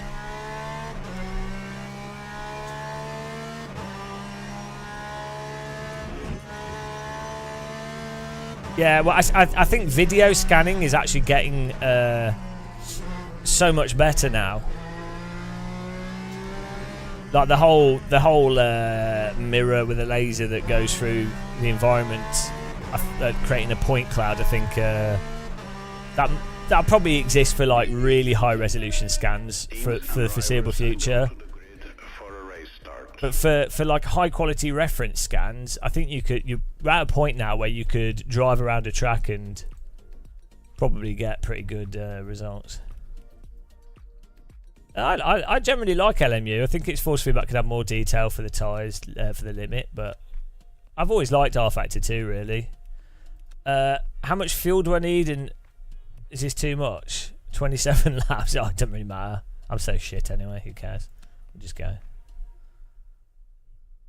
The netcode's good in LMU, so it allows for nice racing. I'm an idiot. I need to put this on. Shit. Oh, bollocks. Well, now I've screwed the pooch. I wanted to record this on my PC.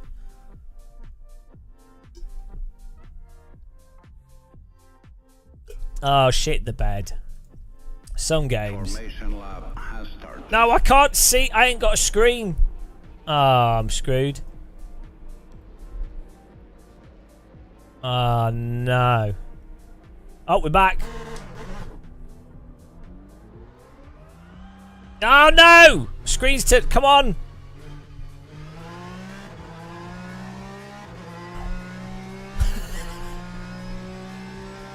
Come on! Ah! Saved it. Woo! That's close. No, I'm nailed it. What's the shortcut to turn driver names off? Oh, flat spot. Green flag, green flag. Yeah, it's because my monitor is at the wrong refresh rate to Windows.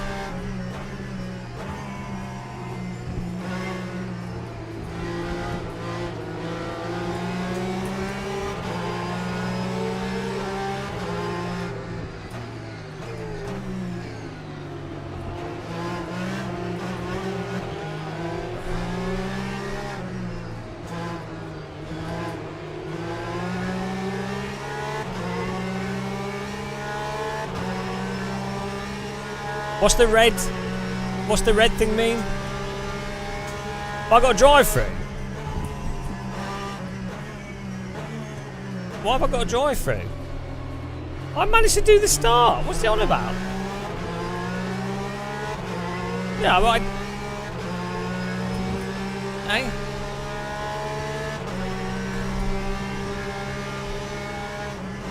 Being scammed. Can I just ignore it?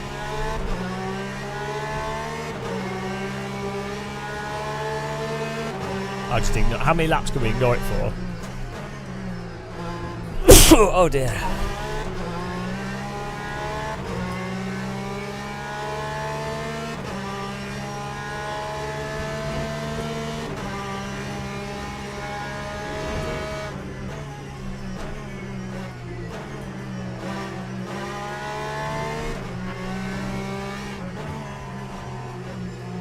Bloody hell, this car's so understeering.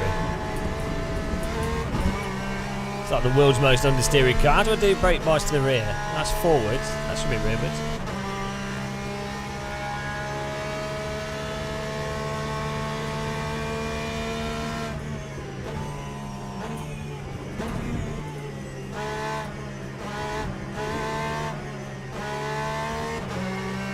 I don't have to pit straight away, do I? I should have like 3 laps.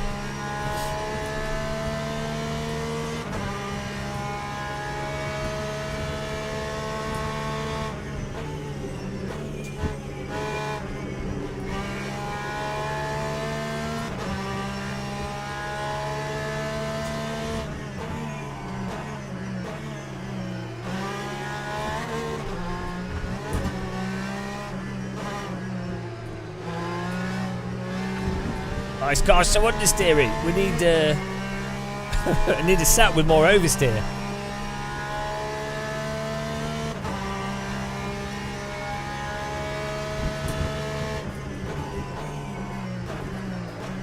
I need more oversteer. Why is it so understeering?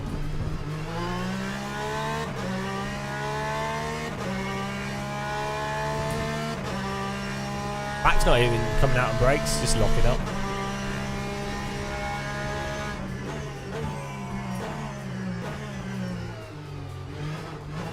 Yeah, you should still get oversteer with cold tyres if you move the brake bias back. And if you get on the throttle.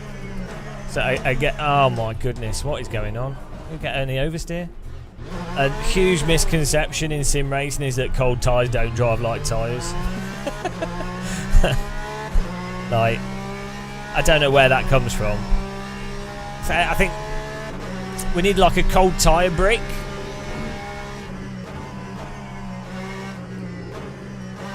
I think it comes from Formula 1 commentary.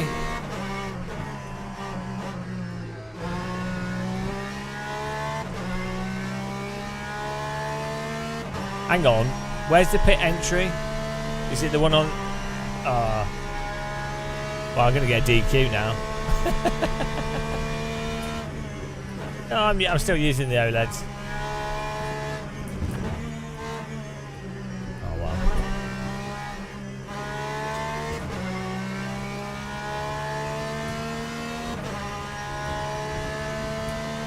man. Lap 2:40.46.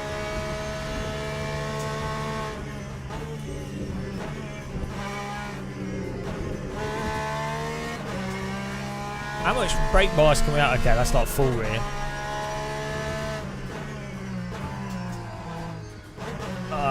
Can we? Is this a fixed setup on this? It's like we need oversteer.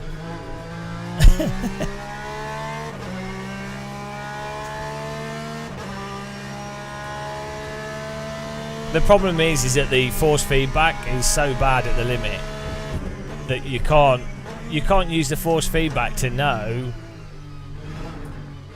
where the understeer and oversteer is.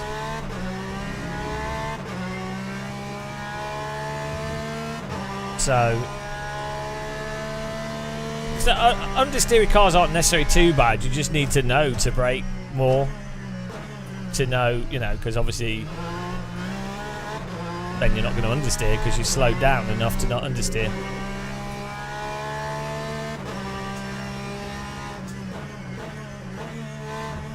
So I don't mind narrow slip. You just if you make tyres more peaky, you need even better force feedback because it's a smaller range for the force feedback to take place within.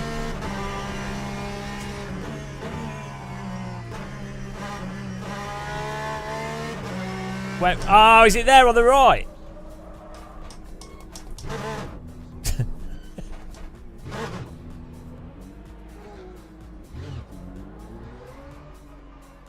Oh, I've nailed it. Got it. I'm like a Chinese taxi driver. Got it. Nailed it. That's how it's done, guys.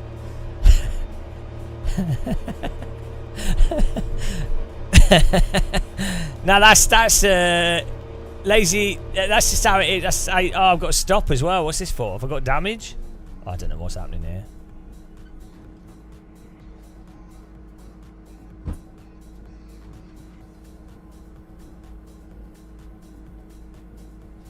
Nah, it's fine. Oh no, now I haven't done my penalty, have I? Well, I don't know. He gave me like told me to go in there. I do what I'm told by arrows. And now I've got to do the pit again to do the drive-through. No. Well, I mean, I'm not used to this game's rules. I play by my own rules. I'm not going to be dictated to by a game. I'm playing flight sim in my head. I'm gonna get a DQ. Yeah, I know, but then I thought I had to pit because it was telling me it had the pit box on. No, this is how you get your Uber license. Oh my god, the understeer. It's even worse. Oh, it oversteers better on cold tyres at least. Oh, I'm just gonna put the braking on. Like, hang on, have I been moving it the wrong way? The left number's normally the front brake bias. Okay, now that is definitely front. So let's move it to the rear. Yeah. Let's put it on 57. Oh, there you go. Look at that. Snap oversteer. It's fine. Yeah, the force feedback on this car is horrendous. They really need to get more. See, the thing is, I think a lot of people would drive this and they'll be like, oh, it's really good force feedback. Because they will feel the bumps. They'll feel the rear of the car. They'll feel the rear of the car stepping out. And for a lot of people, because of iRacing and other sims, that's what they think is good force feedback. Because they don't know. They've never played AC with a wheel setup properly. Hang on, that's not. Where's the bloody pit lane? Oh, it's on the next bit. They don't realise the resolution of force feedback in AC1 and AMS1. Well, I think because it's the tyres are controllable over the limit, like real tyres. So it means that you don't need as good force feedback to not crash at least, which is quite a big thing in sim racing. Right, where's this? Where's the pit entry? This is mental. I've never driven this before. Where is it? Is it? No? Oh, is this it here? I've never driven this version of the track. Like, what a mental pit entry. This is what happens when you build your racetrack on a 1950s runway. Fun fact, this airport, I don't think it is in operation anymore. It might still be. It was in operation whilst the racing was still going on for a long time. I'm not stopping. Don't... What is this? It looks horrible. That's my face. I can't help that. I was born this way. No, I've got pit limiter on. Oh, this has been great. This has been a learning lesson. Which is rare for me. Oh, there we go. Blue. Normally my lessons are not learning. Let's let this guy go.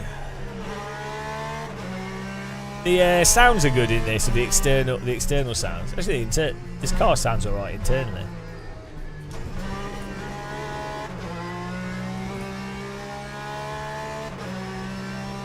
Maybe I should do a short ACF. No, so the problem is, I've explained how to set up force feedback, and I need to make a documentary for flight sim force feedback as well.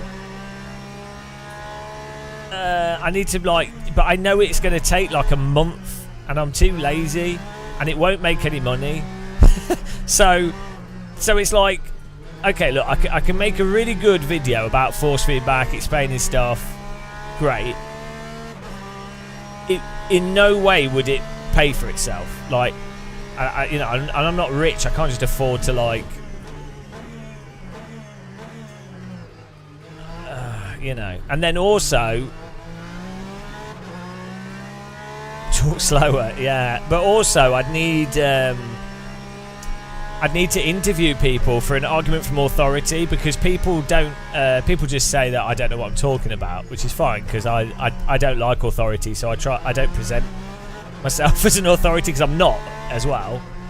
But most people emotionally, the way most people decide what's true or if something's correct or not is based off their emotional response, and then stuff like arguments from authority. Let's let these guys go. Don't want to ruin their race. What? Just go, matey. There you go. I don't want to interfere. So,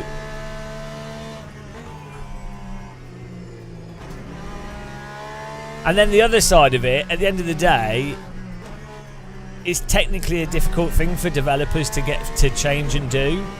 So, ultimately, the only people that need to know about the force feedback stuff are developers, and then ultimately the market doesn't really care that much because they don't know any different, and financially there's no real benefit for developers or hardware manufacturers. So I've obviously talked to hardware manufacturers about how the software could do certain things. I don't like ACC, but I do like the Normalist. There's no financial reason.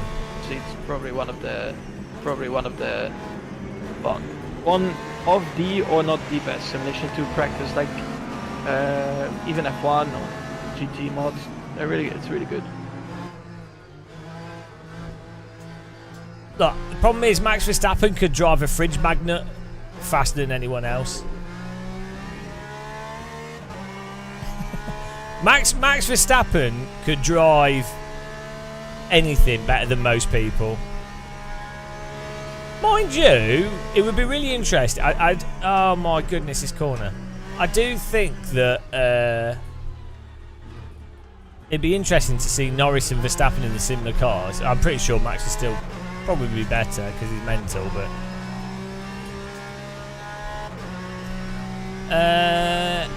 yeah, well, the difference preference thing is due to that can be fixed with education, but the different equipment is actually not as bad as you'd think, because any DD around 8 Newton meters or better basically have the ability to do the same thing.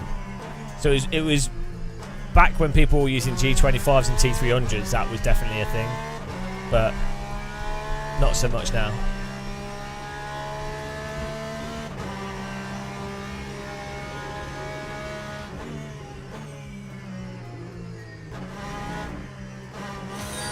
The pace car is out of control.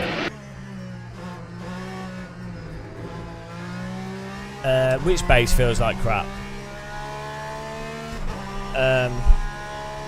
Hello, Desert Bow. Thanks for following. Right, which base feels like crap?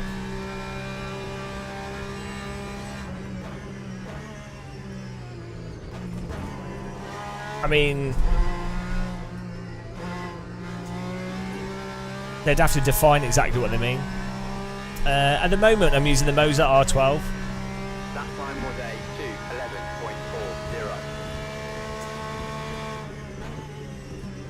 2:11.40. The fundamental electronics and control capacity of a Mozart R12 is at a degree that's fine. Like, it's within the ballpark of being totally fine. Let him go.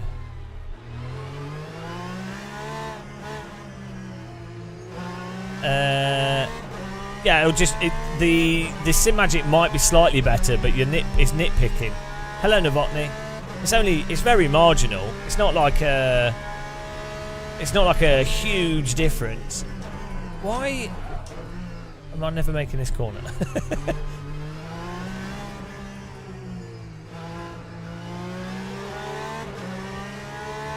So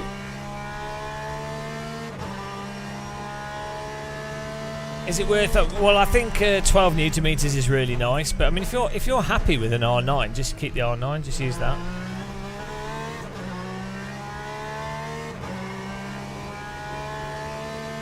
I mean, the thing that the motor on the Mozart. Oh, thank you for subscribing. Who's that? Thank you. 9 months, daddy muscle, less than 3. Cherry Ghost, thank you very much. Really, really appreciate the support of the channel there.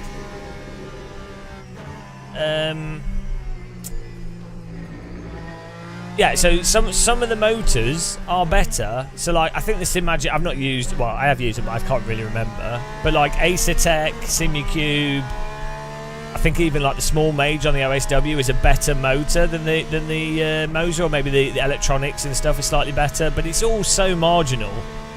Like,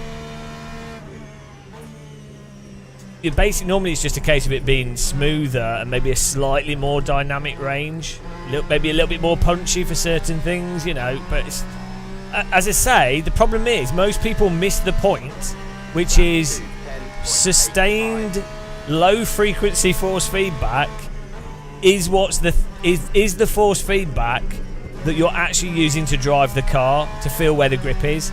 And the thing with that is, any wheel that's like a T300 or better can deal with that, because you have a sustained force. When that force drops off due to slip, the force decreases. So it's not something that you need necessarily a super high-end wheel to be able, like, the better a sim can deliver a range of force at the lower frequencies, then the better it'll work with any force feedback wheel. But any like 8 newton meter or better, or even like a TSPC Racer, CSL Elite, every game should work perfectly fine on those wheels. If anything, you should be able to feel a range of force on a G25. That's AC1. It's very subtle, but even with a G25, you can feel what the cars are generally doing. So that's the thing. If you can feel it on a G25, then you can bloody feel it on a 8 newton meter DD wheel.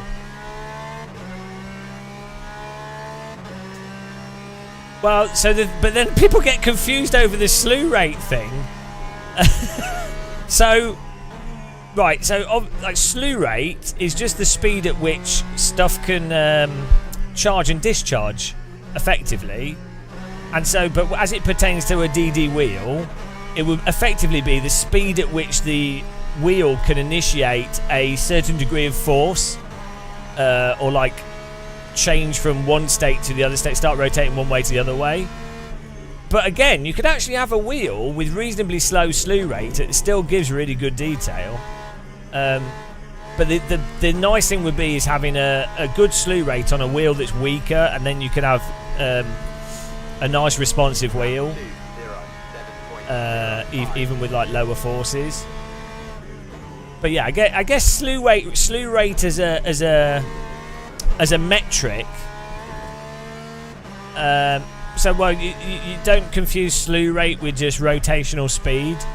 So slew rate is just the speed at which.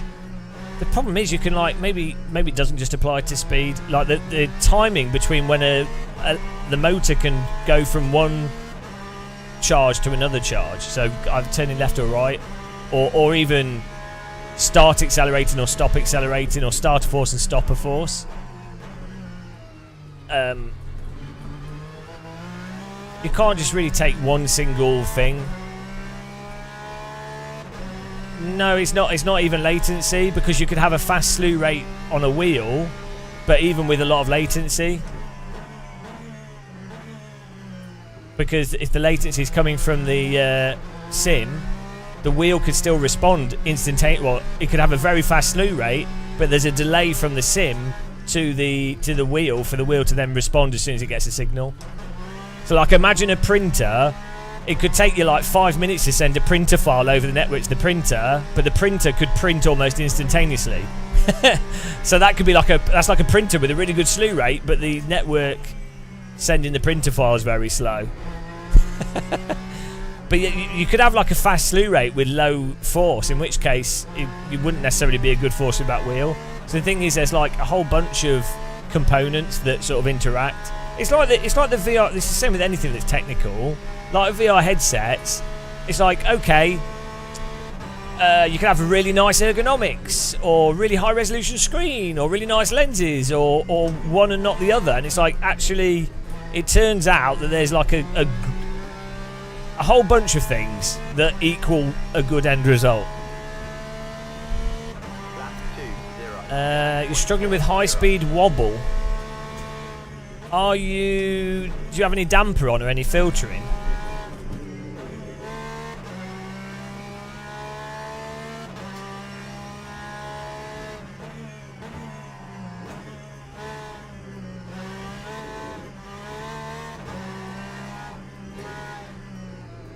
Oh my god, I'm so slow.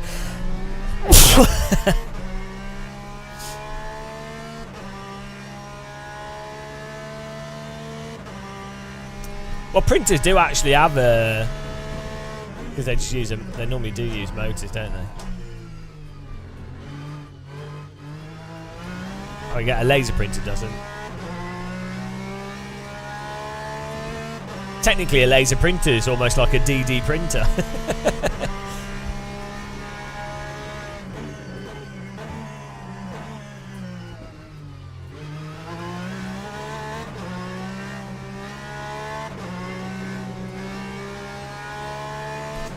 You can be extremely fast with a gamepad. So the problem is lap time and lap speed can just come from repetition. So you know where the brake point is. You know what speed you can go through the corner. And if you're not ever really balancing the car, and you can know how to hit that specific angle and that line, and maybe drive a bit into understeer, it doesn't really matter what input device you're using. It's not going to be as fun, and you're not going to get up to speed quickly, and it's not going to be very intuitive. But so that's a dumb thing when people say, if this sim's so bad, or this thing you're saying is wrong, how is it that these esport drivers are so quick and you're slow? And it's like, well, because they've practiced it. It's like going, this shitty plastic keyboard that you bought from the pound shop, and someone goes, I'm not very good at playing the piano, but these plastic keys feel like absolute shit, and it's very hard for me to learn how to play the piano compared to a weighted keys on a proper piano. And someone goes, wow, I saw this professional organist use a toy piano and they were playing it really well. It's like, well, yeah, because they're so good, you can give them like the worst thing ever, and they'll be really good with it comparatively because they are so good at it. It doesn't mean that that doesn't contravene a criticism. I don't know why people do that. Yeah, like imagine, right? Everyone played football, right? Most people play football.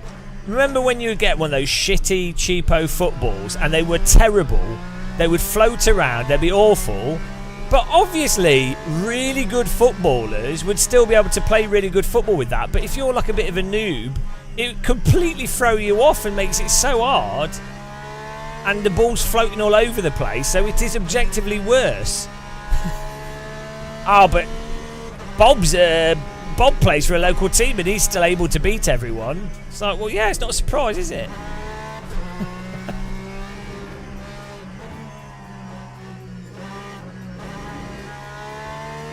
Oh, this race has gone really, really well.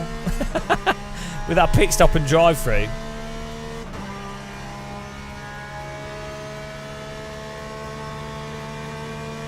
Vice President Trump. I reckon Biden might die before the election. Oh dear. Yeah, let's not go into American politics. It's insane. You have a choice between a paedophile, mental, absolute crazy person, an actual criminal, and someone that's should be in an old people's home that can't string together coherent sentences and mixes up words out all the time. Oh dear.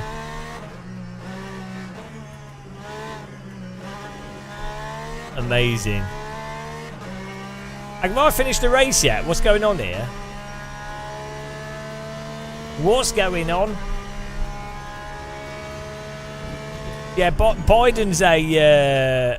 I locked up my rears because my brake bias is so far back. I don't know. I think he's like a really good animatronic. And by really good, I mean like not that good. Oh dear, guys, this has been a disaster. Yeah, there is no feel for the brakes until just before they lock up, and then you get a sudden tug. I'm trying to brake at the limit, get a feel for it. Yeah, there's no force feedback for braking. And there's no, unlike iRacing, this has no sound for the tyres for you to know how close they are to the limit. And then this is more forgiving than iRacing in that you can slide, but weirdly that actually makes it a bit harder to because you then try and brake harder than you can at all.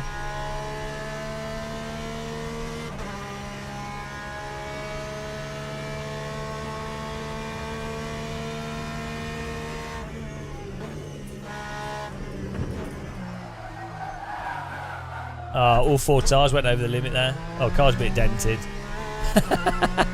Yeah, the force feedbacks really need sorting out in this game. There's nothing. There was no change in the force feedback through that corner before all four wheels went over the limit. Nothing changed in the force feedback. So you can't actually drive it properly. But you just drive through memory, which is... And personally, I don't enjoy that.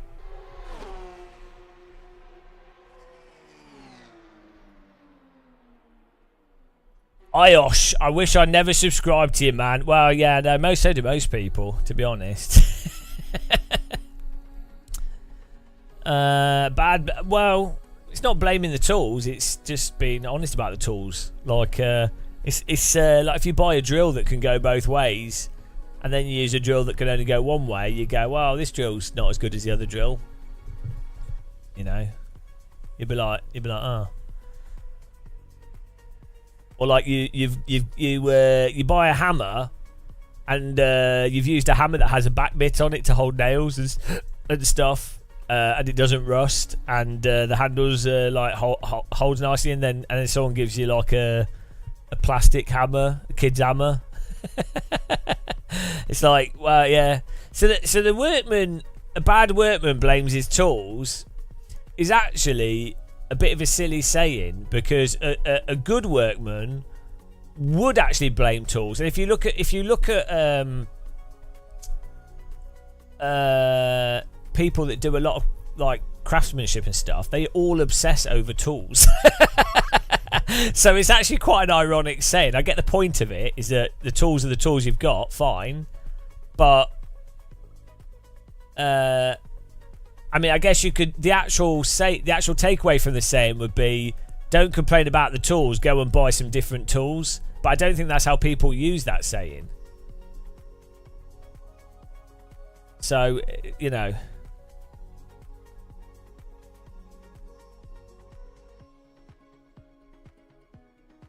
Yeah, like, I mean, if I'm using... like,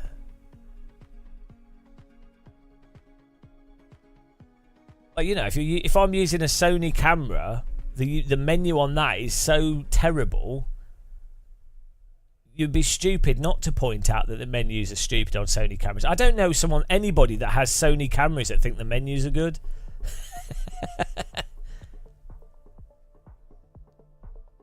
A craftsman will make the best of the tool. No, most crafts people that I know that are good at crafts or actually good at stuff, they buy the best tools. They might not be the most expensive tools, but they will generally buy like the most decent tools that are like a good value for money and actually do the job well. Like a bad tool will actually ruin stuff. Will actually make a job a lot worse as well. So, like, I mean, Formula 1, the drivers, if you gave them different tools, i.e. if they all had the same car, the grid would be completely different. So you can't say to like you can't say to like a driver that's driving for Haas or I don't know another car on the grid and go, yeah, well, you finished in 8th. Bad driver, bad workman blames his tool, and then you've got Verstappen and Hamilton or whatever, or whoever's in the top cars, and they're just driving with one hand. Skill issue, yeah. Imagine saying that to a Formula 1 driver in an interview after the race, and they go, yeah, the car wasn't there, and then you just say, yeah, bad workman blames the bad tools. They'd punch you.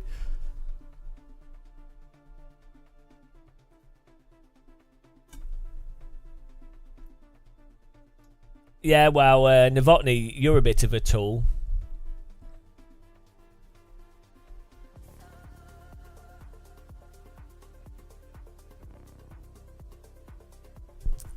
That was a fail, this. I split 1 of 3 as well.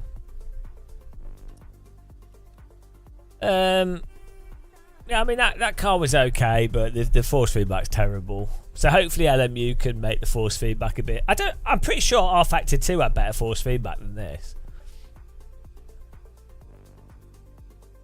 Oh, I still gained 2 positions somehow. That went well. Oh, did I gain safety rating? Plus 30. Oh, it could have gone worse. So what car was that? Was that a Porsche Cup car?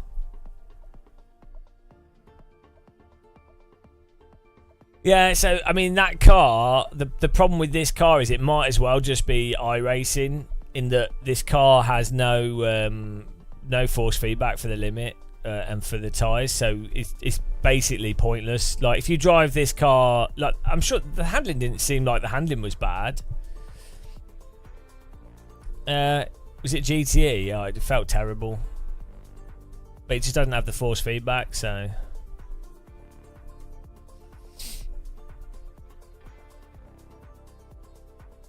The Corvette seemed better last time I drove that.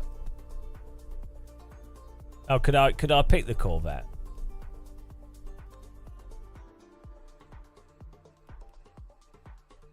So what did I just drive? Oh, yeah, is it only a Porsche GTE? Yeah.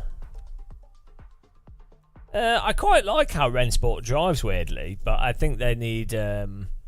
I've not done online racing since the open beta. I'll give it a go, but I actually this sort of I don't like the graphics engine, so I don't like the whole crawling shadows and performance.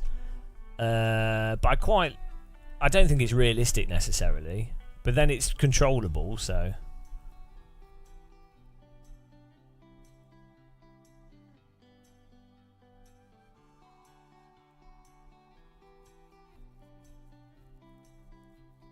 Is iRacing still dead? Dead racing.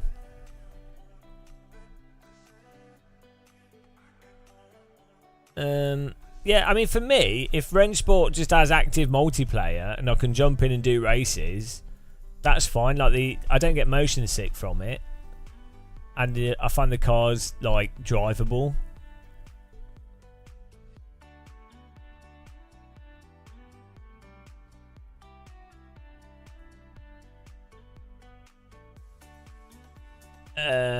Someone said that they got a DDoS or something. Let's have a look, see if it's working. Yeah, the open beta Pixeltherapy only just started.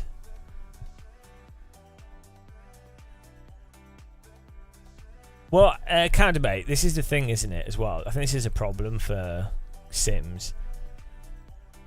Even if a sim's not particularly bad, so Race Room's a good example of this. It's actually got great netcode, really good content.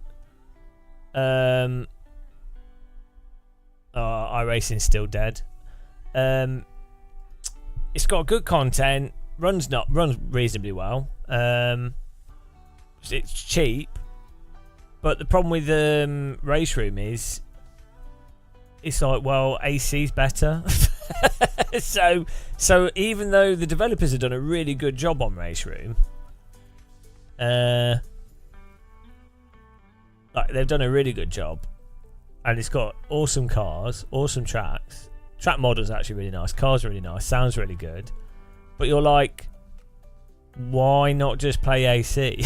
Do you know what I mean? It's like, well, either at the moment, it's basically, if you're going to do ranked online racing, you might as well do iRacing because it's got the most number of people in it in the competition, assuming you can afford it. And then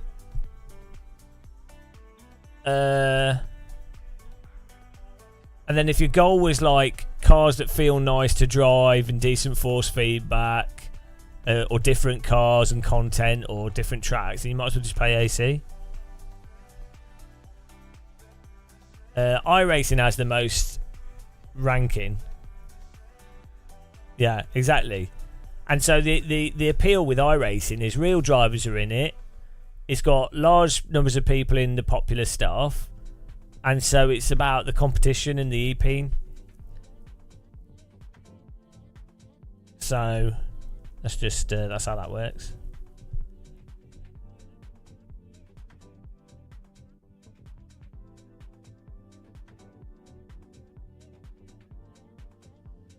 Race Room's hot lap mode as well is amazing.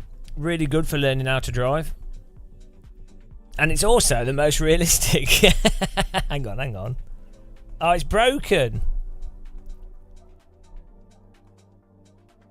Wait a second. iRacing is the most advanced and comprehensive racing simulation software in the world. It's also the most realistic. It's also the most realistic. Although, the downside of AC for me is I find it really hard to drive, like mentally taxing. iRacing's a lot more relaxing. Other than the crashing and the weirdness, if you drive under the limit in iRacing, it's relaxing. Because you know what can happen. I've played too much iRacing. LFM, is that dead? Let's have a look. LFM with AC. They've picked really dumb stuff again. How hard is it, guys? How can LFM mess this up so much? Just all they needed is hourly MX5, hourly Radical SR3. That's it. That is it. On like good tracks, you know, there's like 30 tracks they could pick. How hard is that? Why? How can you mess that up? It's bizarre. It's honestly bizarre that they don't just do that. And you know when LFM does the week off, and then they do make it so it's just one thing, and it's always packed. It's like, what? So why not just always do that? What is going on in that? Is it the forum deciding?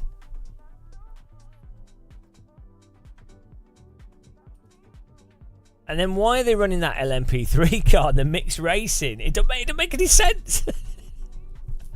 Ah, dear, guys.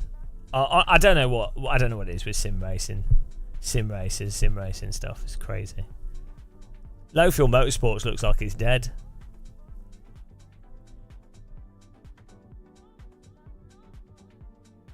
No, I don't think they would. I don't think it's that. I think it's that they feel that ACC does GT3 and that AC is like, oh, it's the sim that has all the different stuff in it, so we need to use it.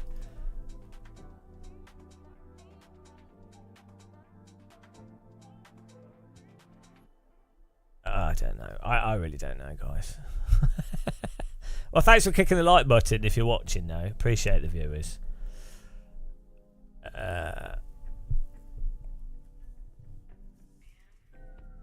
Oh, here we go. LFM's loaded. So, right now, there's a Clio Cup race in 51 minutes. Nobody's registered. There's the Go Setups Mazda Cup. Oh, they don't have a Mazda. That's in 51 minutes. It's got 7 people registered. That's the next thing. 36 people are registered to... Oh no, one person's registered to the Champion Joe thing.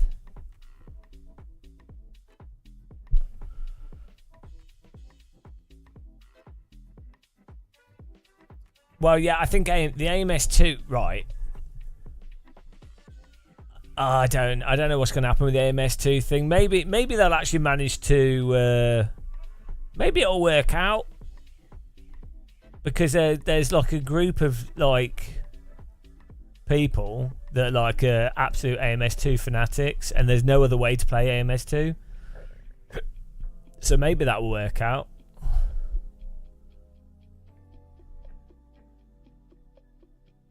But then, right, so by the time AMS2 gets sorted, if it ever does, AC Evo comes out. So, like, this is the problem. AMS2 had a good sort of 3-year window to actually to really stand out.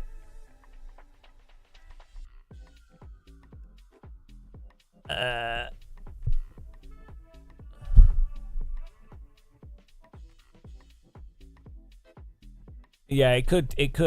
I think AC Evo has to save sim racing, to be honest, but it's not going to. So yeah, I don't know. I don't know. I know I'm hungry though. That's true. That's for sure.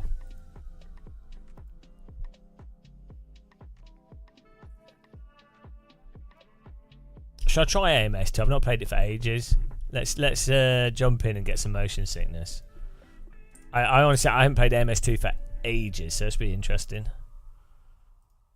Let's jump in here. Play Automobilista 2. AMS2 is good on the Steam Deck.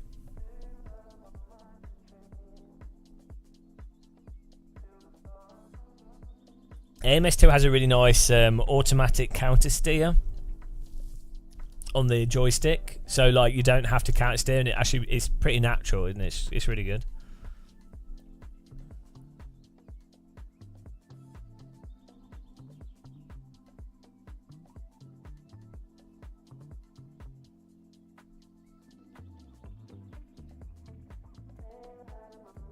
Right, honestly I forgot what this is like to drive, so let's just go for like a normal car.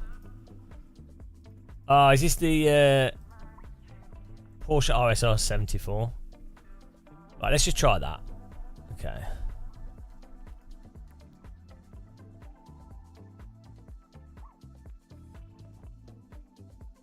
Look up here, he's launching our game.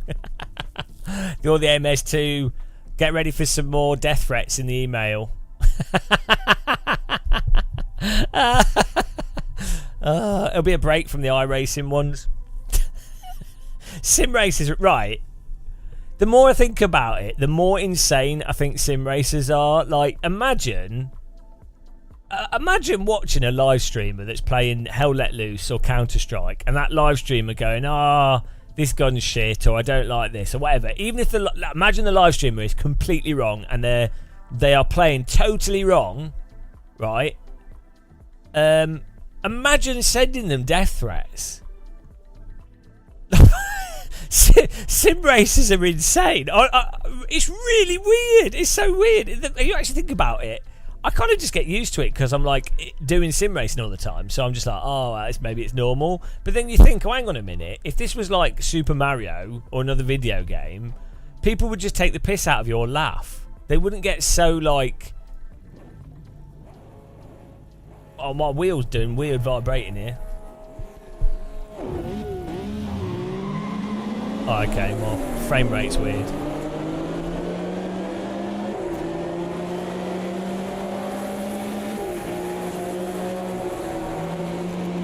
I need to fix frame rate.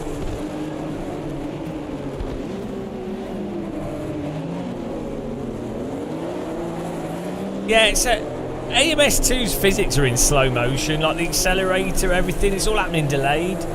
It's all in slow motion. It's well weird. Like the accelerating, the braking, the response of the car. It's all slow. It's like I'm playing at half physics speed.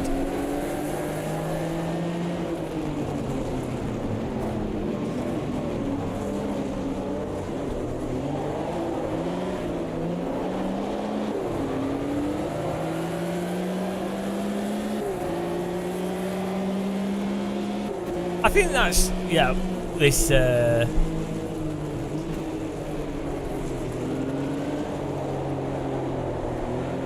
I think this is why people like it that aren't very good drivers. Because it's so slow and doesn't require you to... It's so easy.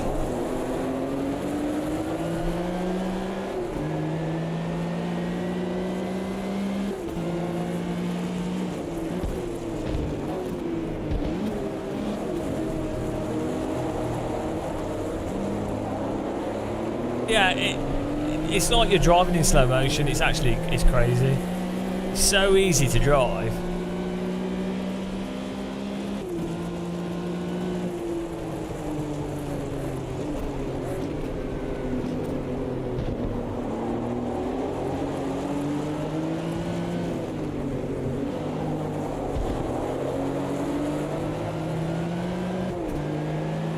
No, but it's easy in the wrong way.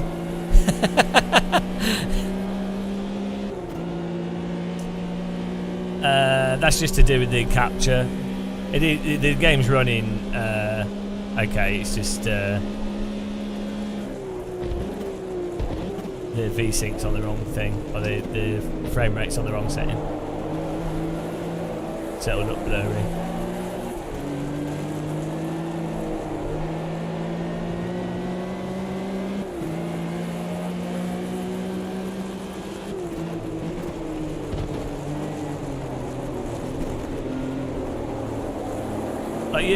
It's like driving on snow.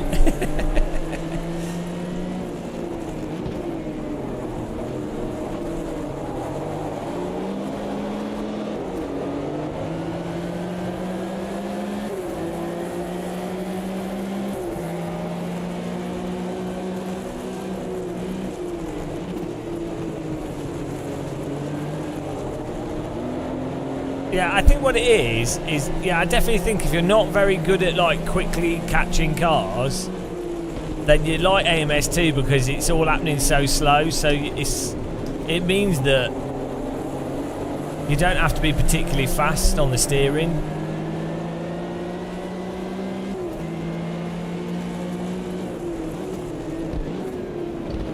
And the thing is, in a real car, you actually have to counter steer pretty quickly.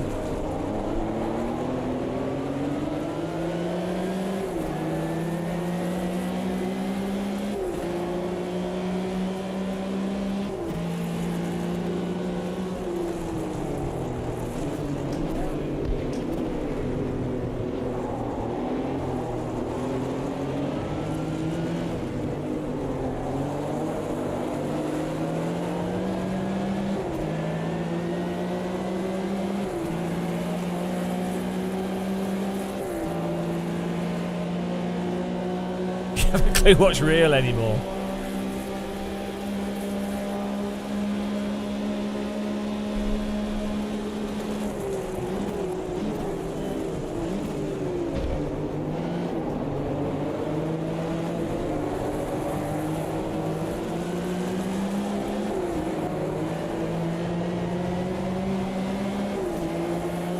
Yeah.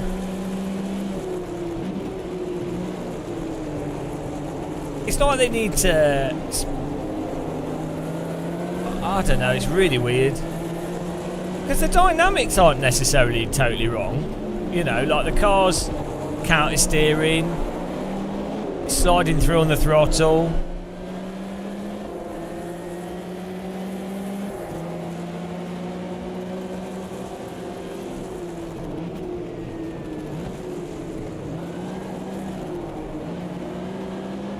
Also, the throttle, it's like you're driving a hovercraft.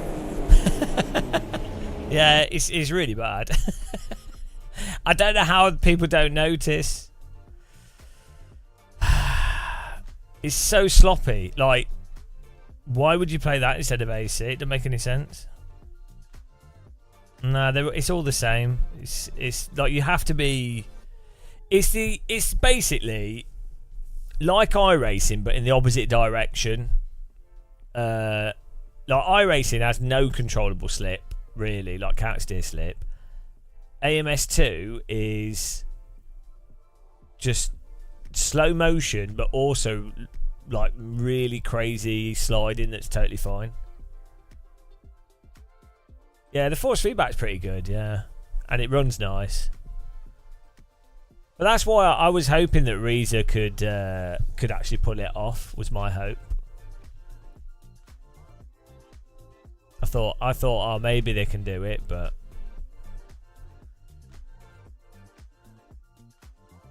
you know what? I mean, what can you do?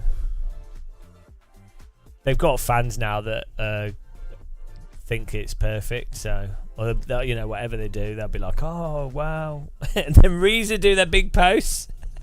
The reason do their huge posts where they're like, guys, we've realised that there was a problem with the diff and we've adjusted this, and the fans are all like, oh wow, it's so what you've done is amazing, oh, you've really transformed how it drives, and oh man, this is such a this drives like nothing else.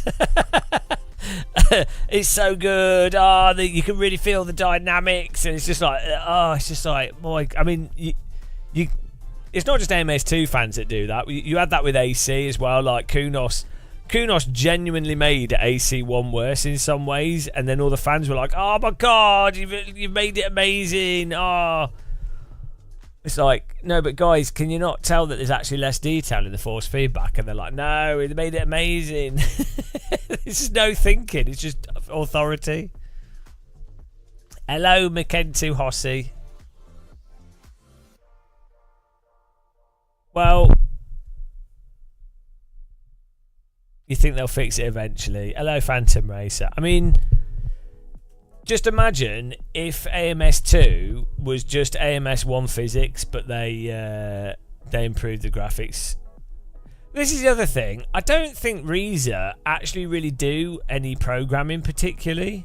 Like all the stuff they've done seems to be tweaking the existing engine as opposed to actually, you know, really reprogramming stuff. Like they're more like a mod team.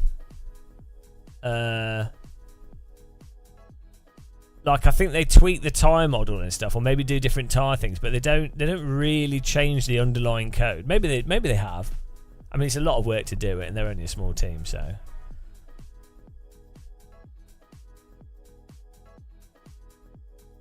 We were just trying different things out.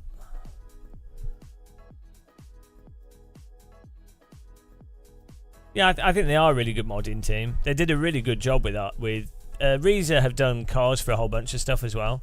So you get people making cars for different, like mod teams make cars in tons of different games. Like people like Reza, I think they did stuff for R Factor 2. They did stuff for I don't know if they did stuff for AC, but they did stuff for obviously AMS1 and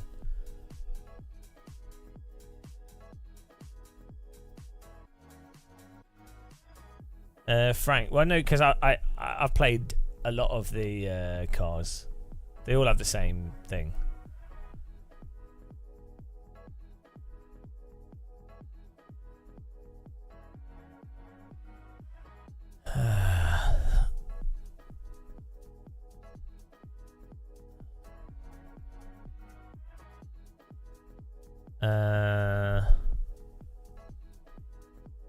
I don't know if we could try and do Rensport. I'd need to log into it again. I'm logged into a press account at the moment. Let's see if that works. See if I can log into my account.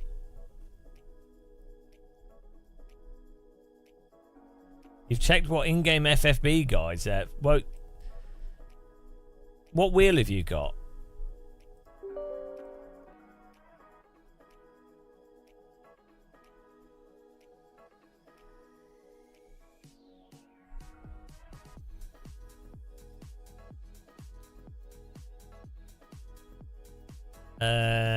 Yeah, I've done a settings for that. I'm pretty sure I've done settings for that. I should have a video.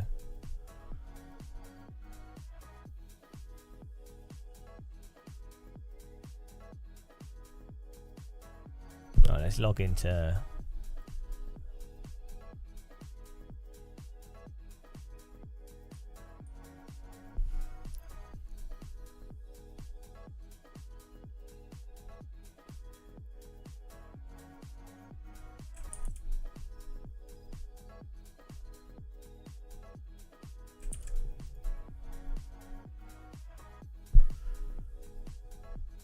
Yeah, no, I don't know why people struggle with AC settings. Just reduce the damper on your wheel. Done. Set the cars at like 70% so they don't clip. Done. On a low end wheel, that's fine.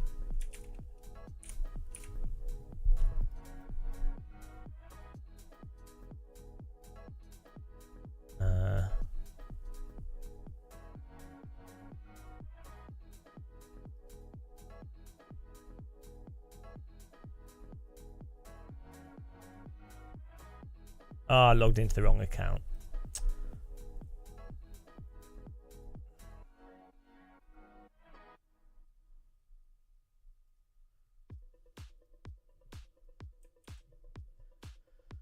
Let's get into this Epic Games.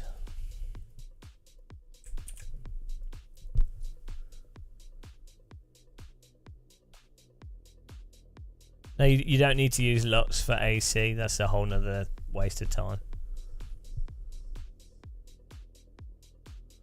Yeah, I have the tactile transducers. They're on the pedal tray though. Oh, we're downloading Rensport update here. No, the goggles are very comfortable. They add to my performance as well.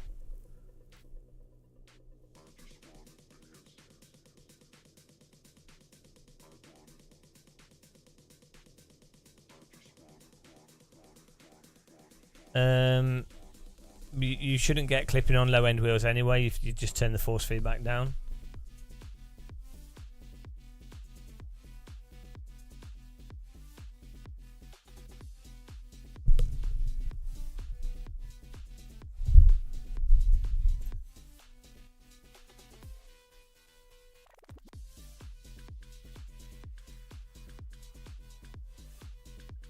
The attitude. Well, I don't know what attitude it is. Is it one of despair? Hair loss and despair. Well, these are these World War One. These are more. Oh, look, the writing's fogged up. These are more 1960s motorbike goggles. I haven't been out on my kayak for ages. I need to go out on it. I need to beat some more swans up with a paddle. Nothing's more relaxing than beating swans up. Clip it and ship it.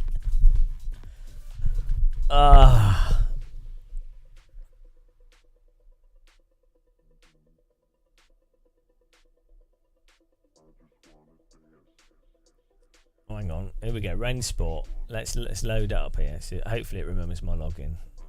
Running, always running. Here we go.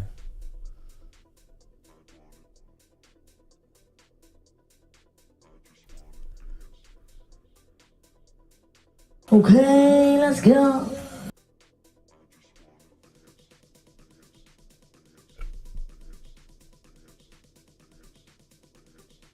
Oh.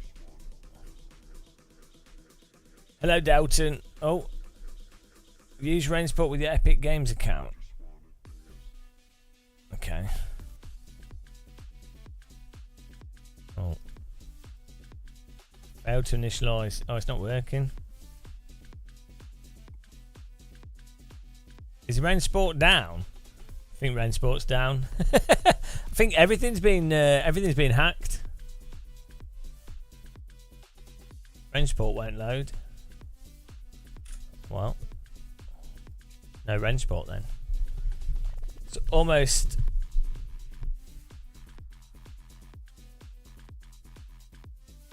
It's weird.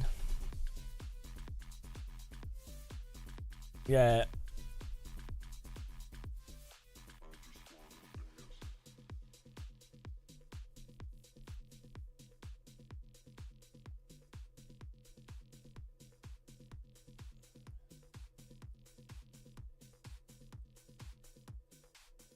It just says failed to initiate game data.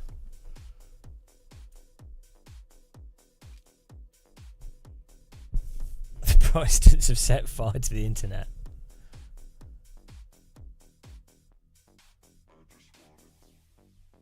How do you know if it's updated?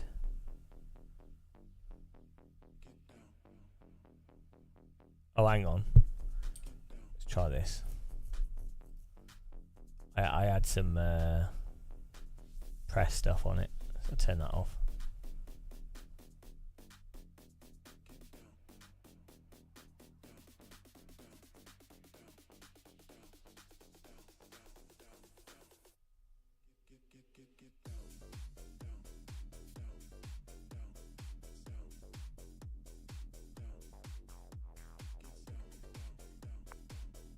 Oh, here we go. Oh, right, it was I had the wrong details. Hang on, what happened to their QR code login? Right, yeah, it was alright. It was my I had the wrong thing in.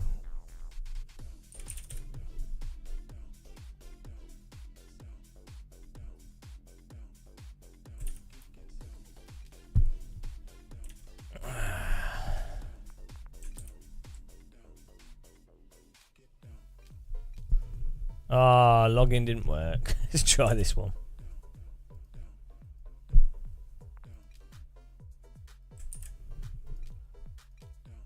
There we go. So,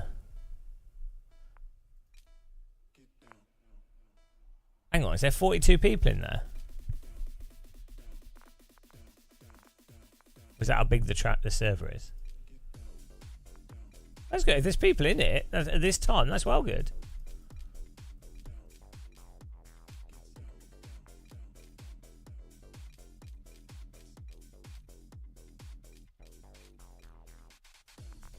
This is the ultimate test. Is like, are there people when you happen to randomly go into a game?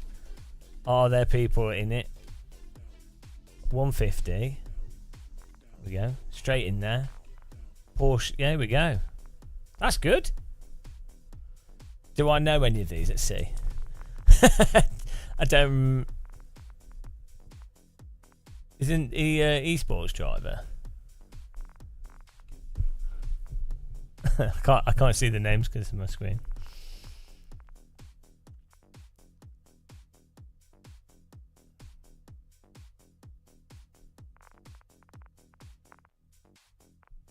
Well, yeah, but the thing is, it's free to play, so that means that it's like that is a big advantage. If it's like,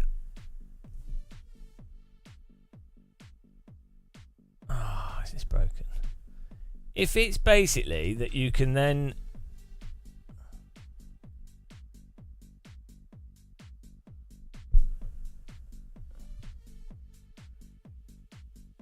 if it's free to play and you can get into the game and there's always a race, and then if they also release it on console, I think it could actually work really well. I mean, I honestly think that there's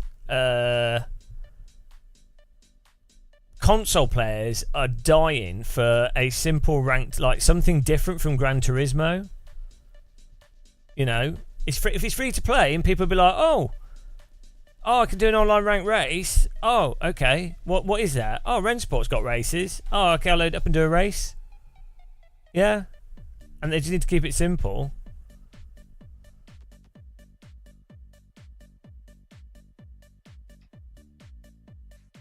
Well, ACC sort of really got bailed out by the console stuff. Is this night time? Hang on, why is it dark? Oh no, it's just a shadow. Why is it so dark? Can't see anything.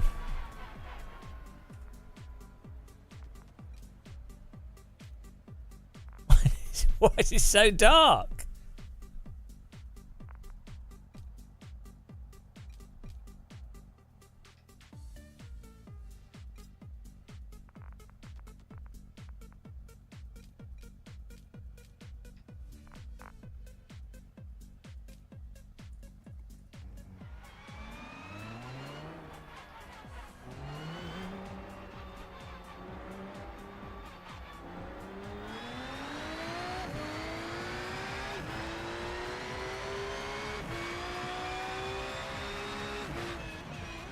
Lord, DLSS is mental.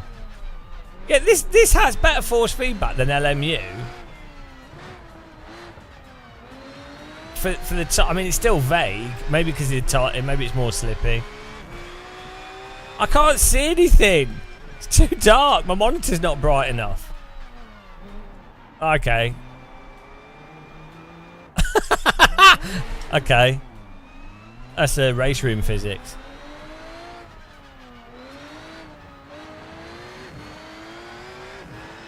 I can't see anything. Why is it so dark? There must be a brightness setting, guys. It's the contrast. What have they done? Shaders to medium.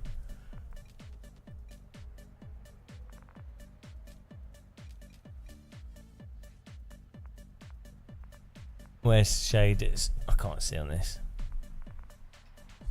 Post-processing quality. Oh.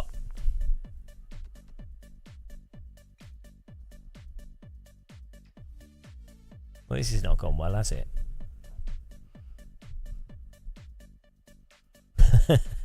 I need a torch.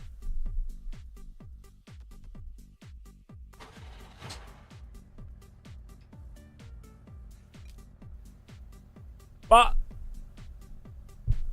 I can't do quali because I can't see the track. It's not letting me select it. Ah, well, we're just going to drive in the... I can't see anything, though. Like, this is so hard to see. Bloody hell.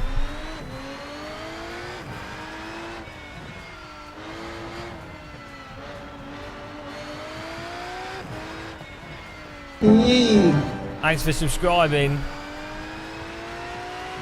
Rosenberg, welcome.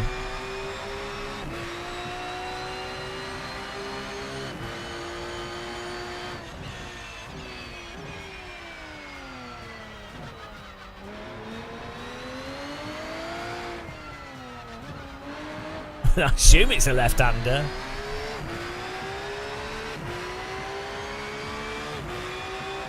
Where we go? Is it right?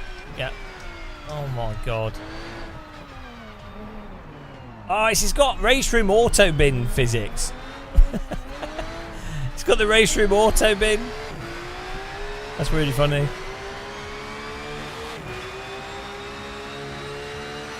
Yeah, it's probably because my OLED is doing the brightness.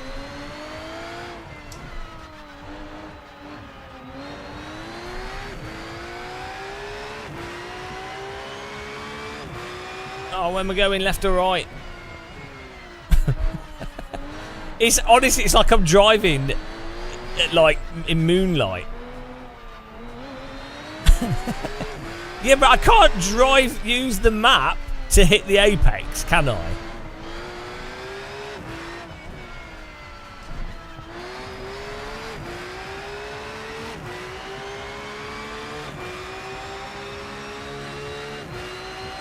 Where am I going? Right or left? I think it's right. Oh, it's right. It's right.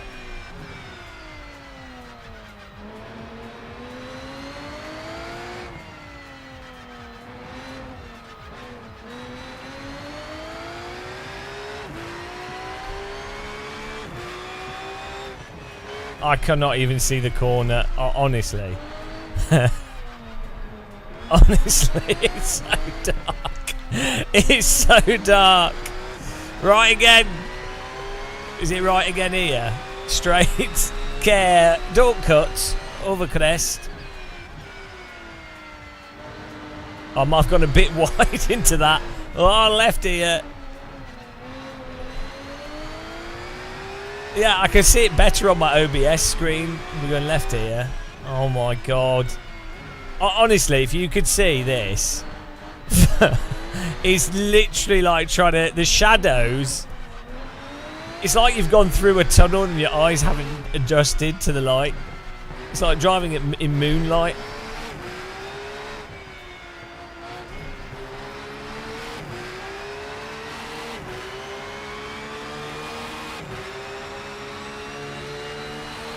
I'm not last and I don't even know the layout. We're ponying it.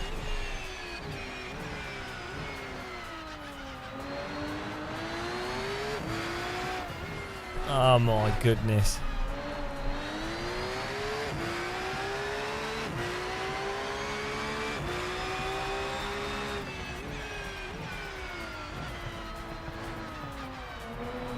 Ah! Thanks, force feedback. Thanks, force feedback. Good driving. Good driving by the car. The car just saved me. Blessed be the FFB. Oh.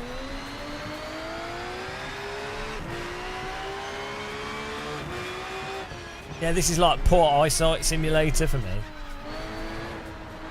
There must be an in-game brightness setting or in-game contrast setting.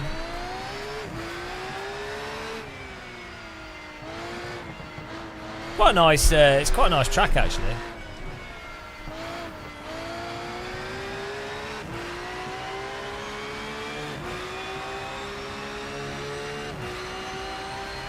I do, yeah, but I don't want to do it on my TV because the settings are good for other stuff. Right. Oh shit, I've got to be on the track to see. I know, options. Video. Right, what can we do? Sharpness.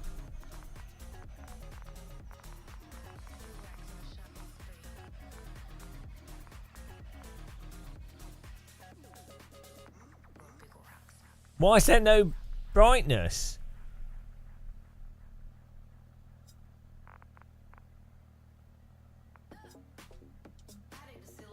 There's no brightness setting. Turn the shaders to low. Where's the shader setting? I don't have a... there isn't a shader setting. No shadows. We could turn the shadows off. Yeah, maybe that'll work. Good idea.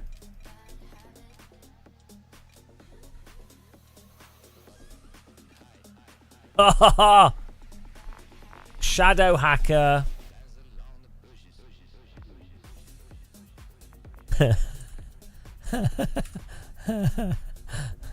There we go. Shadow hacks. Oh, it won't let me go to track. Oh, that's better. Okay. Right. That'll do for now. The James Baldwin setting, yeah. Everything to off. James Baldwin would drive with wireframe. he would just have wireframes.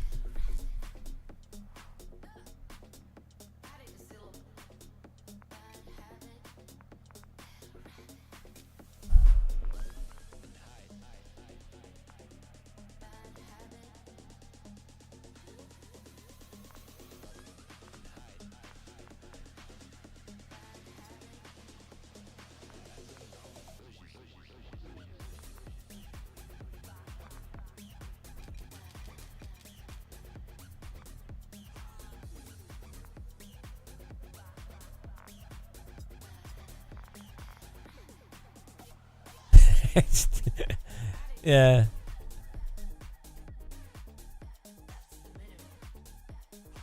This is meant to be like Toronto or something.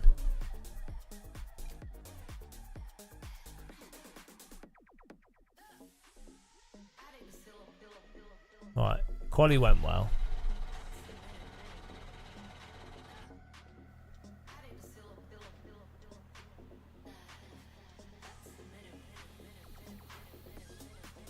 Do we...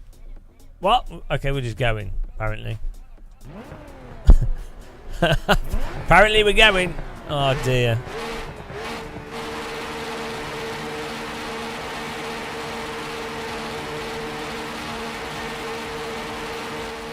First race in the open beta. We're off. I can see now. Yeah, that does help. I mean, who needs shadows?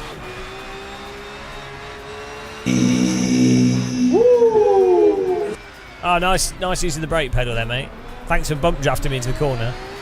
Actually, didn't go too badly.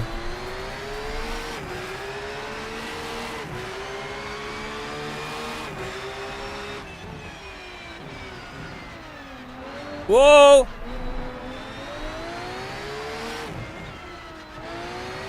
Don't know the corner. Brake bias. Move my brake bias to the rear a bit. Not last.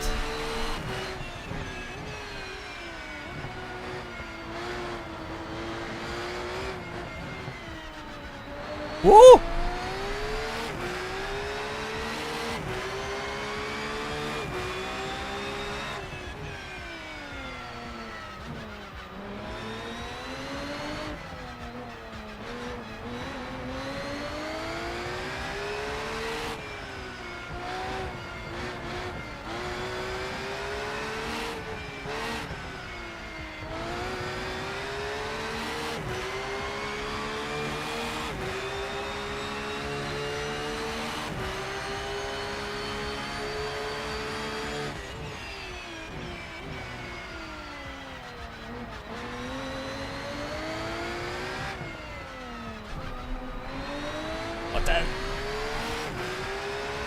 Ugly brother of Adam West.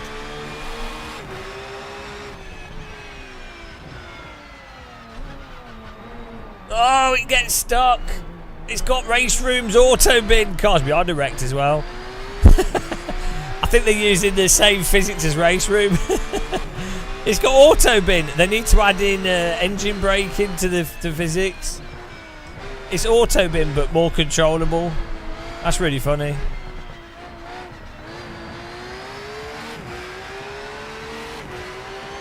Yeah, because when you're actually trying to drive at the limit, it has auto bin.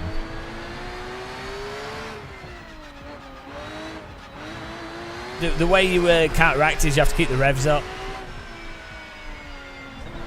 Oh, but it's not. Yeah, you get to a point where you just can't. Oh, the tyres are cooked. It just won't counter steer. It's just off and like just sliding. Oh, we lost some places there. It's fine.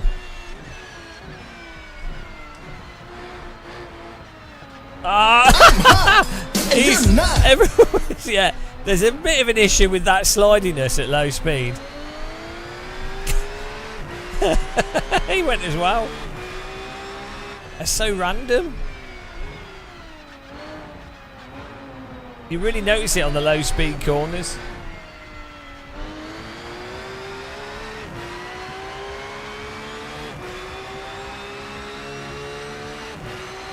It's all right at high speed. It is Race Room's auto bin.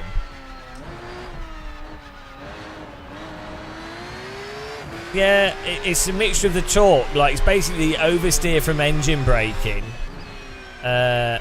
combined with a lack of feel for the rotation. But also, it's kind of slidey as well. Controllably slidey. It's a bit weird. I don't think it's bad though. It's just it's more like a PGR kind of thing to it. They need to release this on console.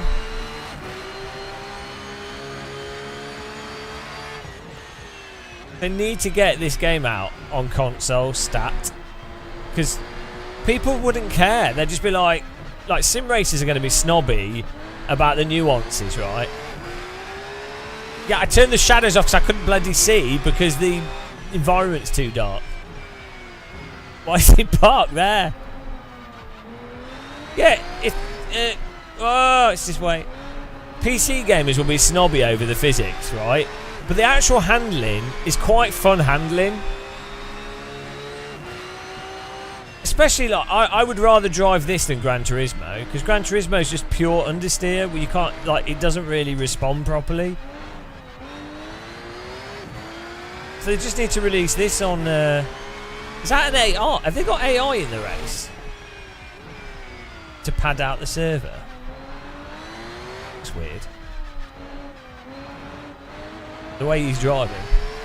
Oh, keyboard driver, yeah, that makes sense. Yeah, then if they release this on console as a free-to-play driving game, and you've got like the grids on console as well as PC, and you can just jump in and do a race, and they have custom tracks as well as real tracks and custom skins, I think they could actually... am I going left or right? I'm going left. They could absolutely kill. Do you know what I mean? They need to get this on console as soon as possible. Because think how bad Gran Turismo is, generally speaking, once you spent a lot of time on it. I think console gamers are desperate for, like, better ranked racing.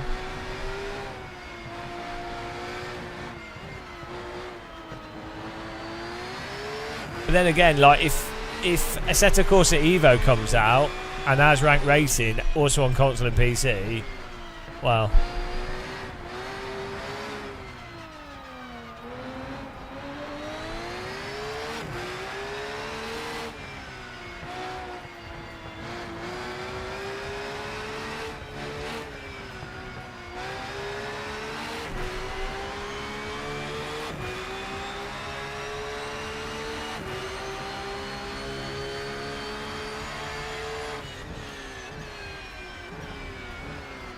also, they need something other than the GT3 cars. Like, doing this race with like little buggies would be really fun.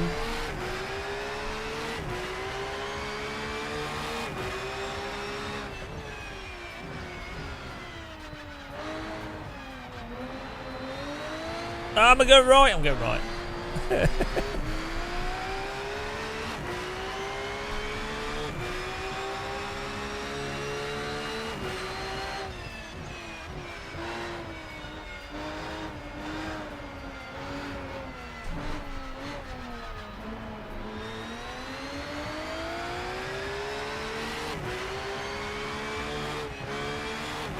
Well, that was the corner.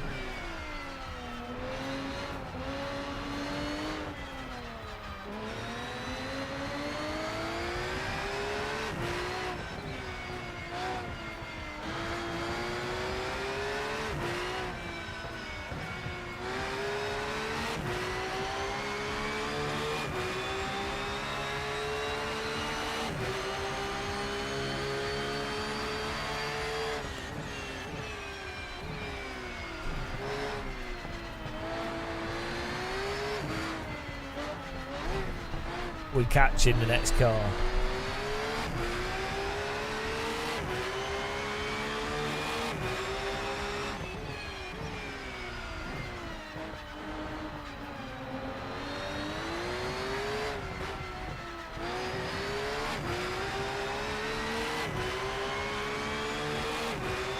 Yeah, it needs to be cross play would be ideal. The problem with cross play is it's very hard to update on all platforms at the same time, and because you have different problems on console than you have on PC.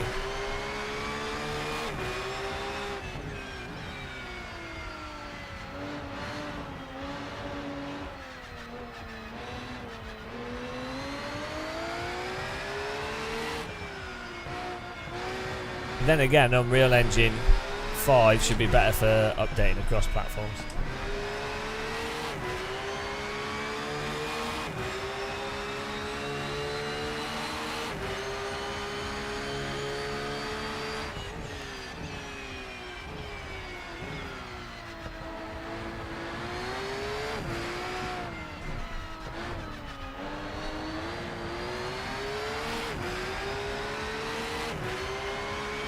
Well, Skywheel, we just bloody loaded. We tried to play LMU, and the force feedback was like sloppy for the cars. It's good, but the force feedback's not got the detail there. And so we just loaded up Rain Sport, first time in the open beta on my account, not a press account. And there was races straight away. We loaded into it, and there's people racing. Sure, this basically drives like a more slidey, a weird kind of race room. It's got the auto bin, but you can, because of the slidiness, you can. The force feedback doesn't have to be as good because you start sliding before, you know.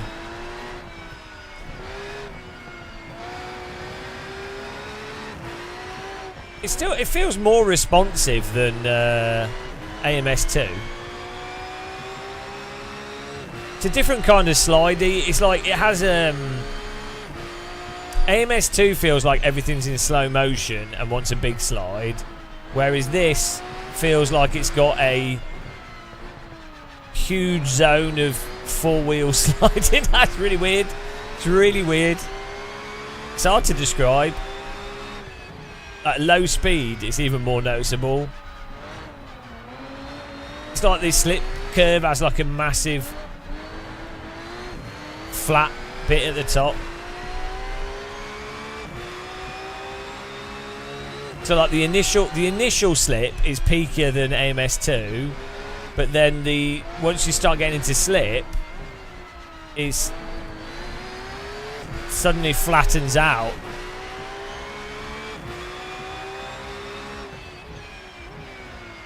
Yeah, I think it's fun to drive. This is what I think. I think this would be. These physics will work great on a gamepad.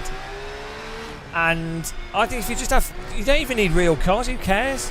If you can jump in and have racing with physics like this. Why are they all. Whoa!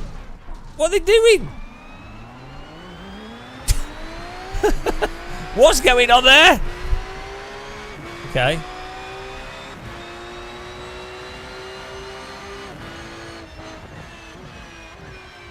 What was that? Are they back markers? Okay, so there's no moderation. He's just wrecked himself on me. Porsche meetup. Yeah. Also, the fact that it's free to play. Oh, where am I going? I'll go right. I mean, I'm not sure how long I'd want to play it for. I don't know. It's hard to say. You got ranking, it's free to play. They need to release it on console and then the car rather than bloody GT3 cars.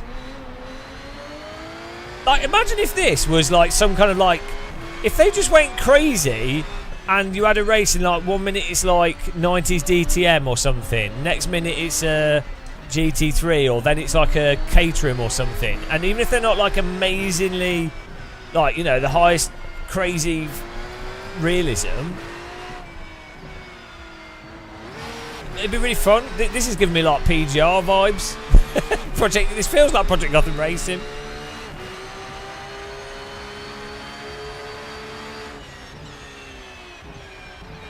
Oh, thank you. Thank you. Naughty.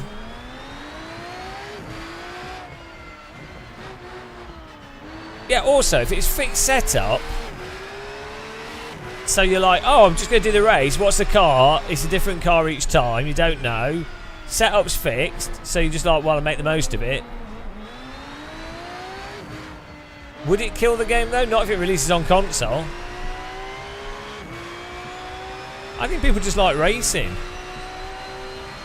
Although, yeah, to be fair, there's the whole sim delusion. If people think it's realistic, they then put up with like annoying physics because they're like, wow, it's, you know, you have to be good, it's realistic. and then people feel like it's better value or something. It's really weird. Like, people don't really care that they're playing a video game. They kind of want to. They want the illusion that the idea that it's a real car somehow, even though it makes no difference at all, really.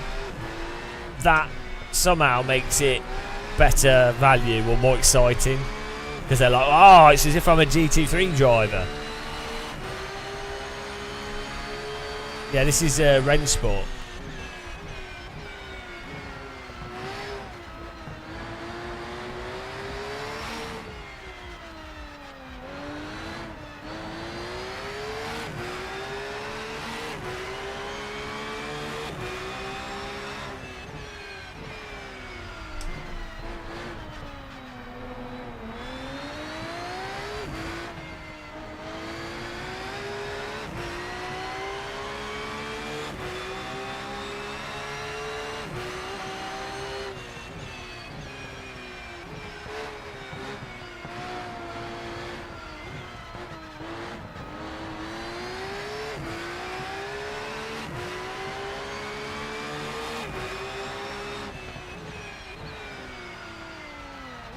Bonk.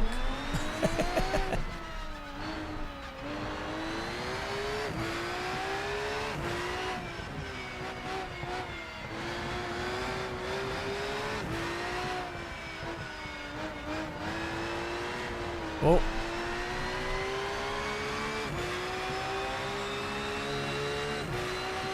Is that it? Was there another lap? Hang on. How do you know when the race is finished? Oh dear.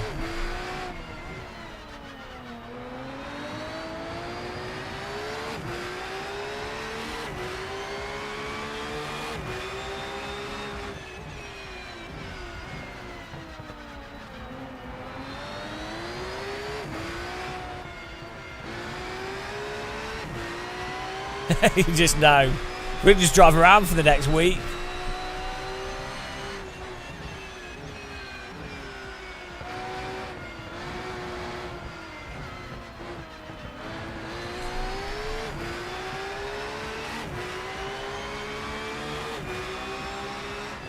Right, why isn't Race Room, why didn't they do put ranked servers in the main game menu, have it legitimately be free to play with a race every 30 minutes? Why did Race Room never do that with ranked splits? I don't get it. like Race Room's got all the pieces there. Why did they not do that? Why don't Race Room... I mean, I know the developers haven't got enough time, it's too difficult, but why would the publisher of Race Room not give the developers the resources to put that in the game, so that Race Room's free to play, you can then buy whatever, and then you basically get the whole game, but you can buy additional cars. So basically you get one, it's free to play, but you basically get one of each class of car. So for GT3, you get one GT3 car, so you can do any GT3 race. All the tracks are included. I mean, they might not include all the tracks, because you could have bonus races. But the point would be, no, I'm not talking about this. I'm talking about Race Room. If Race Room had it so that you load the game up, it's free. You load the game up. The main menu shows the next race. There's a race every 30 minutes. There's a sprint race, which is like NSU at whatever, or some basic car, MX-5. It's a simple car at a track, right? Every 30 minutes, ranked race with splits. Puts everyone in the same thing. And then every hour there's a longer race. Could be GT3, whatever's popular. Why would they not do that? I don't get it. I don't get why the publisher wouldn't do that. Hire a back-end developer, and then they have all the other stuff in it. They have all the stat tracking, everything, and they've had to do it all through websites and things. It didn't make any sense. Take a step backwards. The hands are waving. Okay, hang on. We've done this. That was our first race. Oh, Level. Oh, look at this. Oh, level 1, level 3. Oh, see, this is where you get addicted. This is where you get addicted. You start leveling and you're like, oh, I need to get more XP. Race position. Oh, this is how you get. Oh, look at this. I'm going to receive a rank. Ranked racing. And that was nice and smooth. Yeah, forget the gameplay. What's this? Spa. Ah, oh, missed it. Hang on.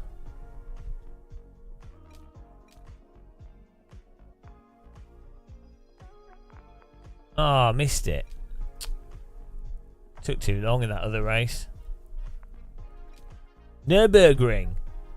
GP. Do I need to buy this or can I play?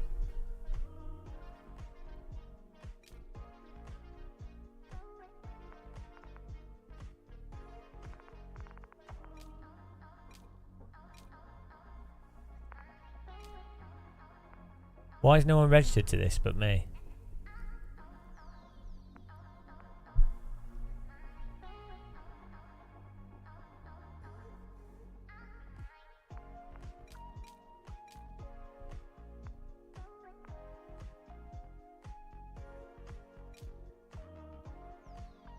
Why is there nobody in here?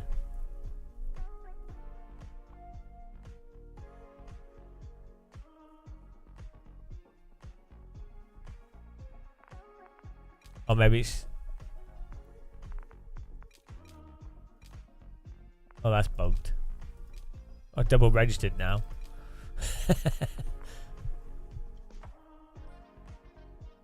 I turned the shadows off.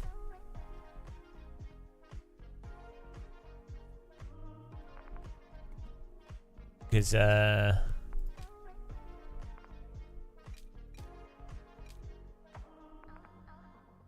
brightness is too dark.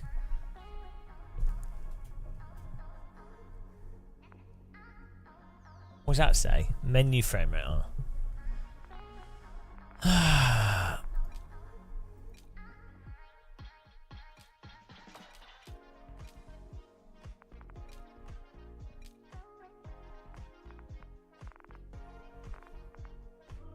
What's that?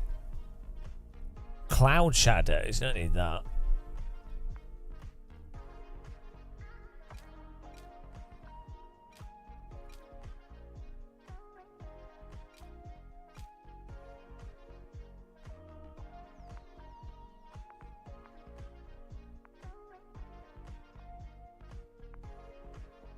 Wow.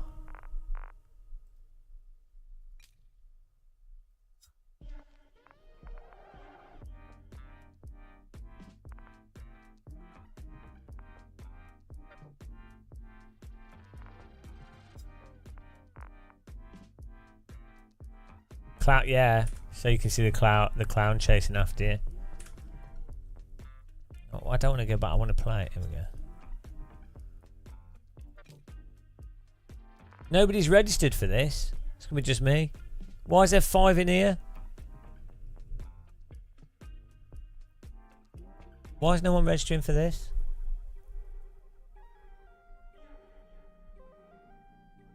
What's the GT3X? Text block. Text block. Okay, hang on. Let's cancel this. Let's register to this GT4 series. Here we go. Register. Oh, there. I think it didn't. I think it was broken.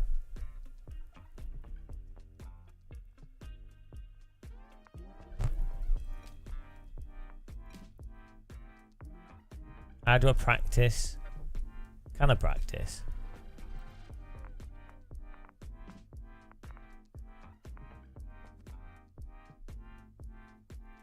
How do you practice it?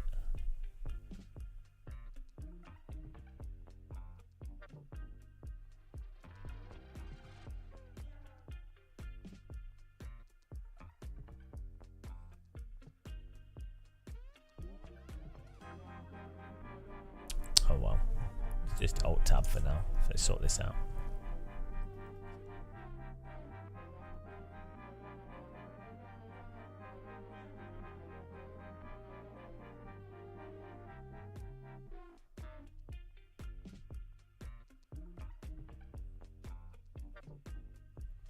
I need to put this webcam, set this up actually.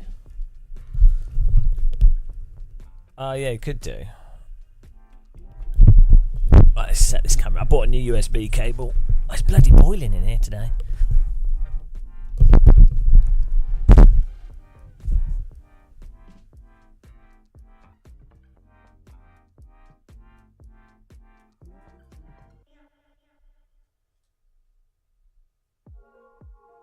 Look at this.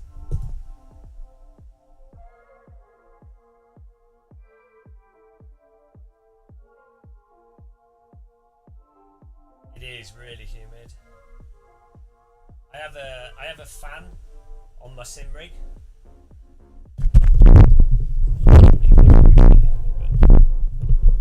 Yeah, I've got a fan on my sim rig that helps. Just put the icon on.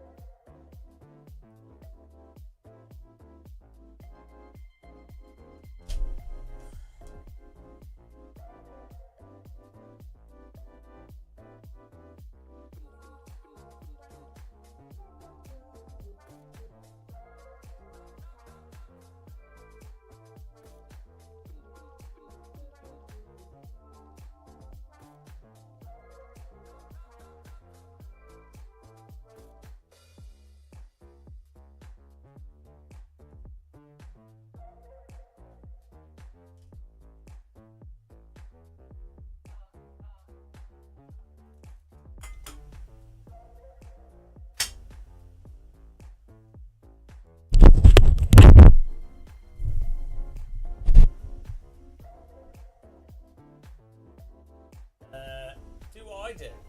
I have any customers.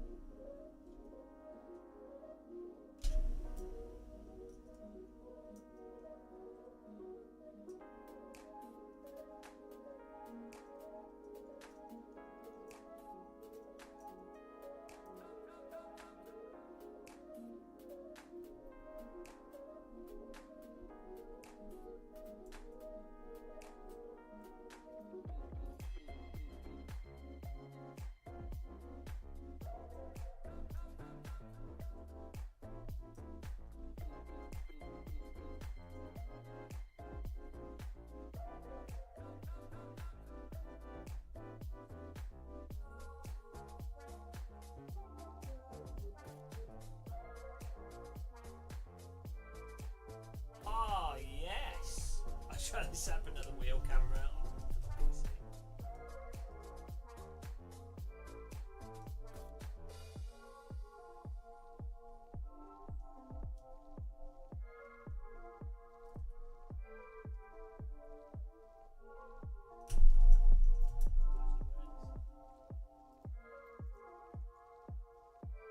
These aren't jeans, these are jogging bottoms.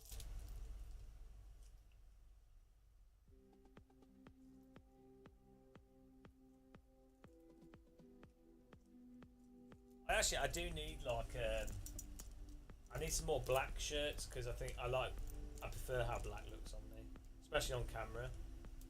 In person, I like white shirts, but because I'm a bit of a fat git, black shirts tend to look better for some reason. Also, it makes your face stand out better.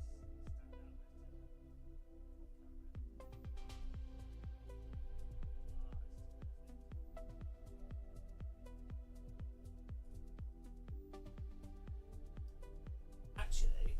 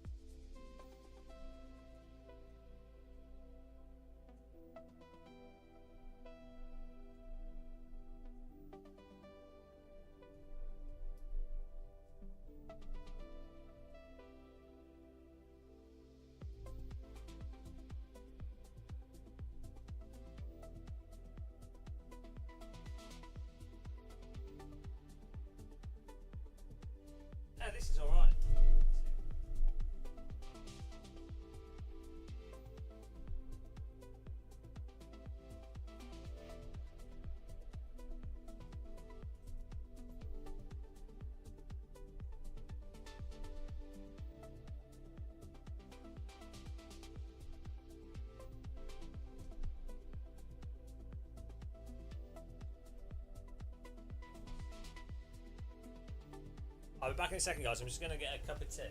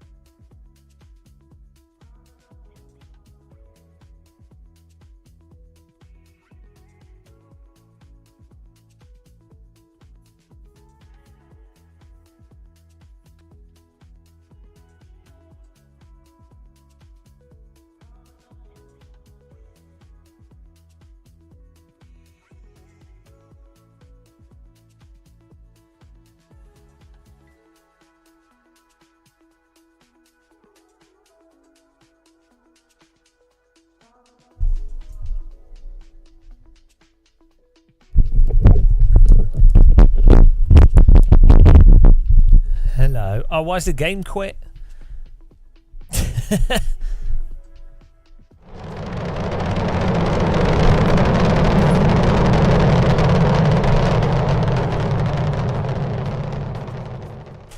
Why did did it crash? What's that about? Oh, game crashed. My goodness! My goodness. Oh well. Load back in, it's fine. Thanks, $7. Done an LMU. Crashing to desktop's part of the fun of sim racing these days. 4 minutes. We're good.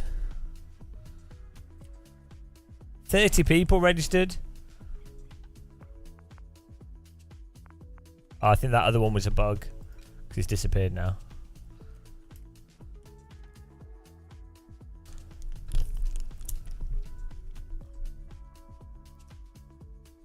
That's right. Maybe that, Jared, maybe that's what it is. Ren Sport or DDoS in iRacing.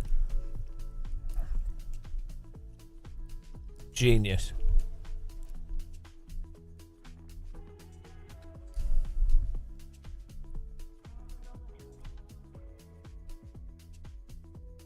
Oh, yogurt, nice and cool.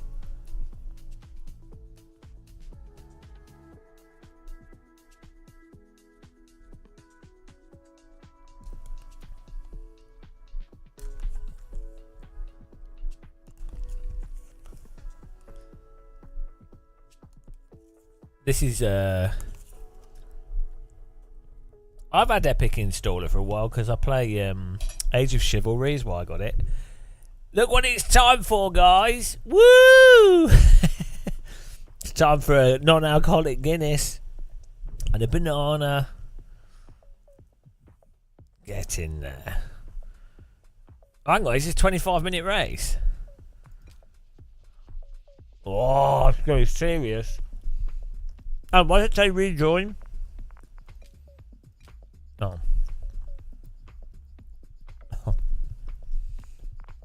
Oh yeah, I'm playing for North Korea. I'm North Korea's #1 BMW driver. I think that's fine.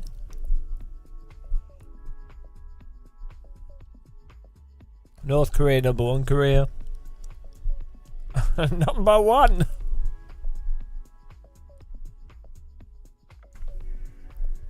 I think we can all agree that I'm North Korea's greatest sim racer. No debate there.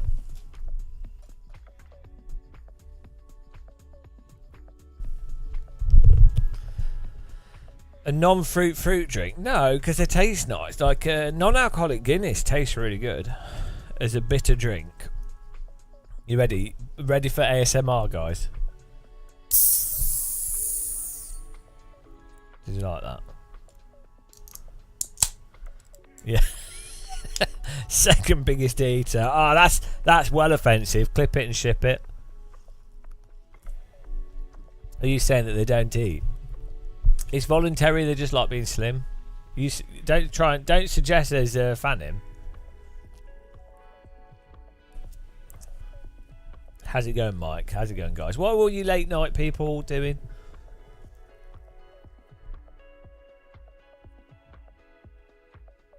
I always thought it was weird that North Korea is in the north and South Korea is in the south.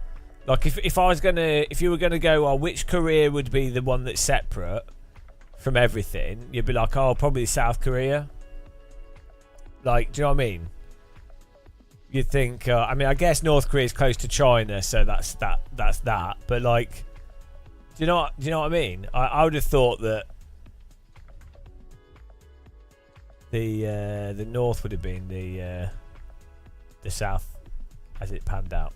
If that makes sense. I mean, the North would be the North still, but you know what I'm saying.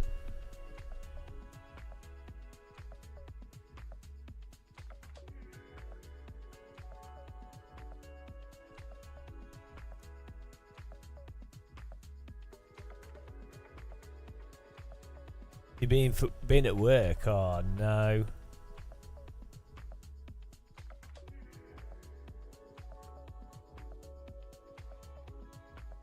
Oh, here we go.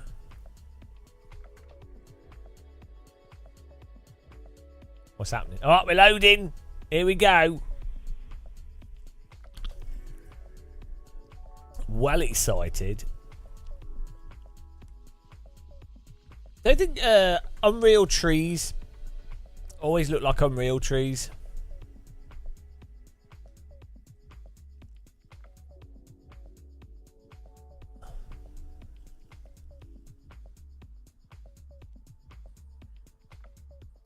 Oh.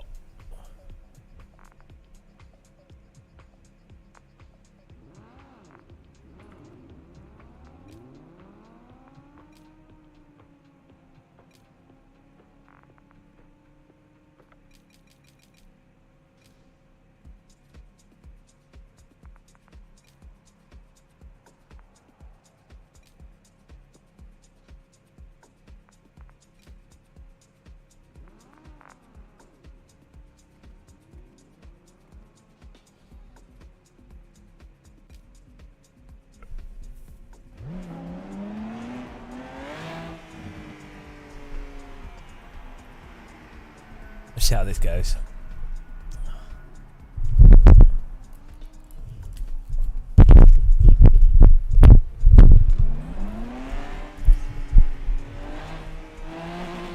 Oh.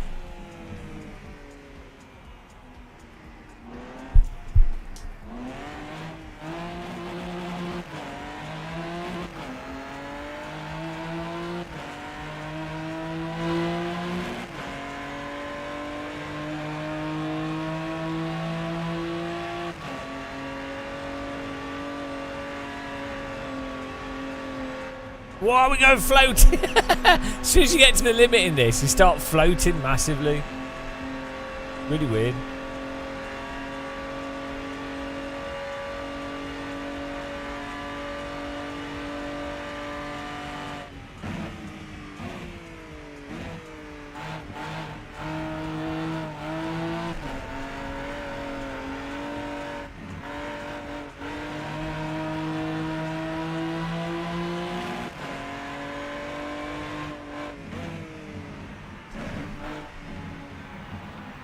Ah!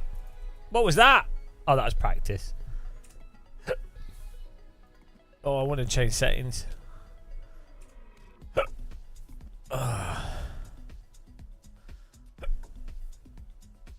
Okay, qualifying.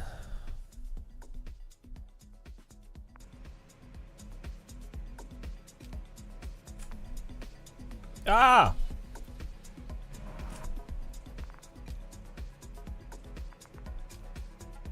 Need to turn the camera shit off. There we go.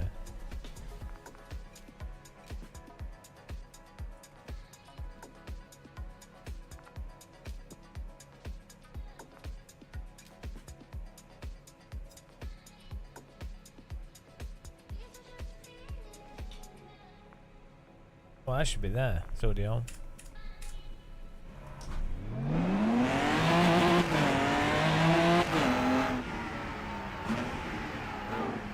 How do you know if you change it? Oh, there. Okay. It's going a bit blurry.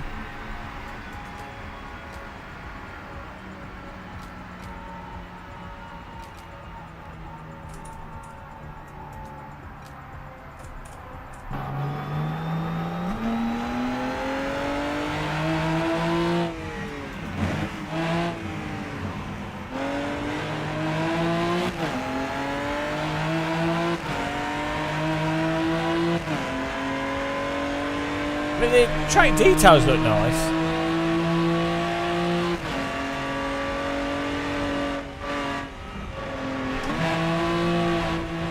It's so floaty at the limit.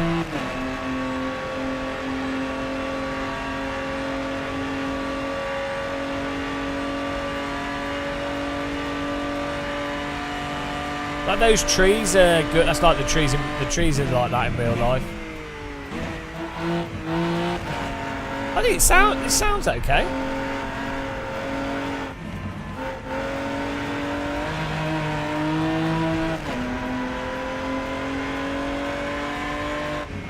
You should regret it.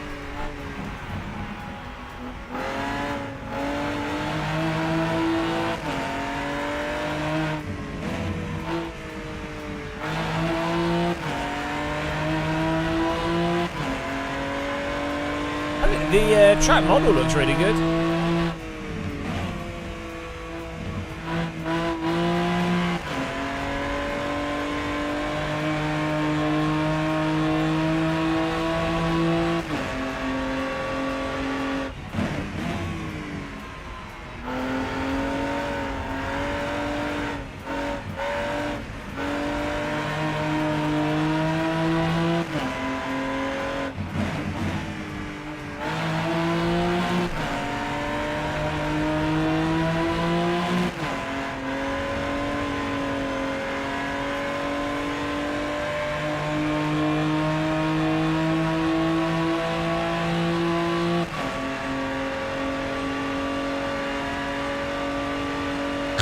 Rennersport! Rennersport! Yeah, it is. Novotny, can you change the title of Twitch to Rennsport?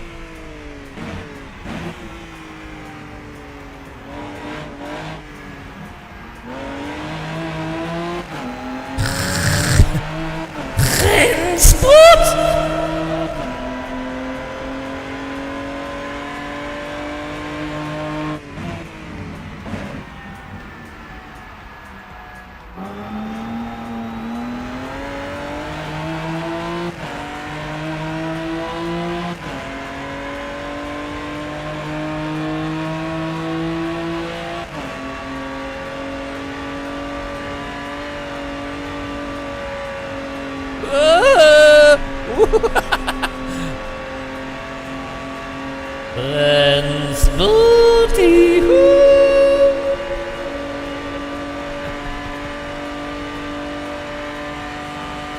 Thank you, Novotny. He might not be able to plant bombs, but he can do the admin work.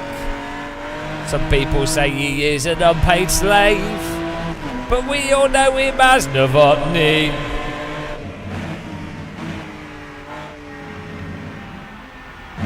Oh, did I want to do that? Don't do that.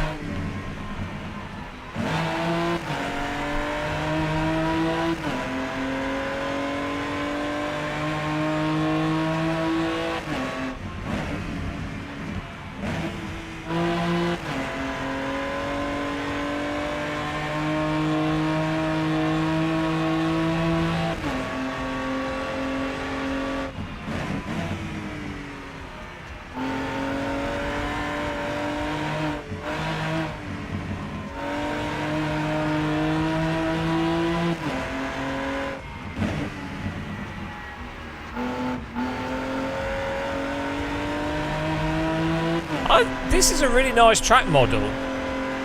I've been around this track in real life as a passenger lap, and I've walked around this track in real life. And the trees and stuff, like the environmental details, are really good. Good night, Necro Dogs.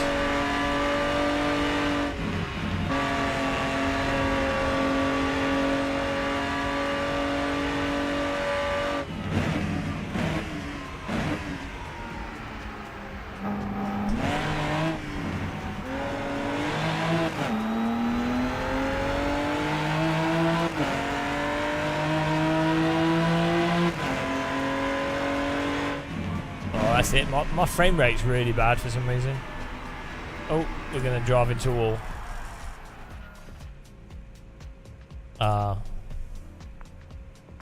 Well, your face is curled.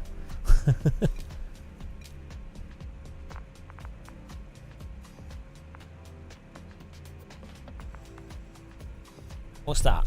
Post processing on medium. Shadows are on high. Let's put them on medium.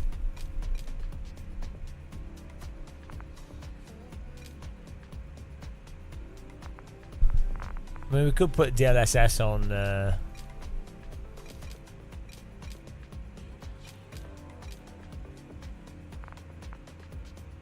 Why can't we do frame generation? Can you do frame generation on a 3080?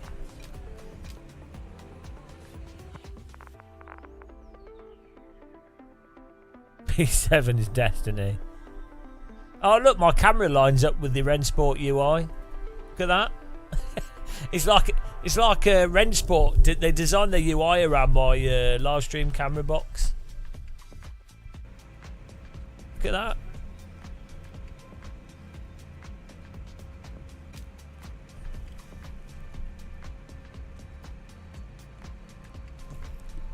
Well, I got this. Easy win, guys.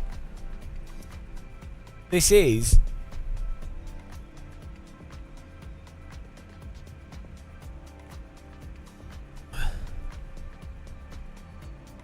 Oh, the wheel's going crazy. Here we go. It's our first ever proper Rennsport race. Here we go. Open beta GT4 Spa. Tear it off the start line. Started in 8th place or 7th. I don't know, but we're in 8th now. Gonna find a way up the inside. Oh, he's moving in the braking zone. Go around the outside. I can hear crunching. Oh! I killed him. Ah, penalty for driving outside track limits. 1 point. Okay, don't worry about that. I murdered him. I'm gonna let the car on the inside go. he turned across me. First race, and I've already. Oh no! Whoa, he's flipping! Oh, he's rolling! Wow, what are you driving into it for? Gonna go out the outside. Bloody hell, that's another penalty. It's fine. Great clean driving. The crash! The car rolling over. Well, that certainly looks different to crashes I've seen in other games. Pretty spectacular though. Nice roll. I didn't know you could do a barrel roll in the GT4 car. That's pretty impressive. Fortunately, because I murdered the only person that could compete with us, we're all good. I'm already well equipped to deal with murders. What a start! Bump draft me, thank you. Okay, he's going to send up the inside and not make the corner at all. I don't know. Typical Audi driver. Good netcode. You can drive into people without it killing them. Oh, like not necessarily good netcode, but forgiving car contacts, which is nice. Like he proper bumped us there, and it was all right. Where's he going? Look how loose he is. There's a bit of a. I think it might be an Australian. It's a bit laggy. Right. Oh my God, is he driving with a dance mat? Let's try and go around the. Ah! Clean driving. Clean driving. This is the place to be for clean driving. Bloody hell. Whatever he's drinking, I would like some. And here comes another car. Right, you're right. You go. You go. Jack the Ripper can take you. There we go. Watch out. Watch out for the Audi, the BMW. Oh dear God. Here we go. Look at him block. Look at him block. There's movement in the brake zone. He's doing a full-on break dance in the brake zone. Oh, he's weaving a full basket. Oh, look. Oh, where's he going? Driven into the wall. Ah, great driving there. What a display. Whatever he did, it worked. It worked. Don't Report for sure. Don't knock it. He's managed to keep me away, and he's managed to outwit that BMW into the wall. Oh, we're sliding. Right, here we go. Look how loose he is. Suchaya. We've already got a guy with a rep. Suchaya. Suchaya. What a weapon. I think he's playing Carmageddon too. Fair play though.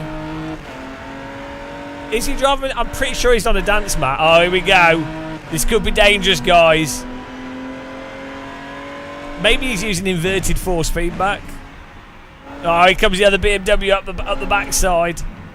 We got it. If we get past this guy, we got to run away. Oh, here he goes.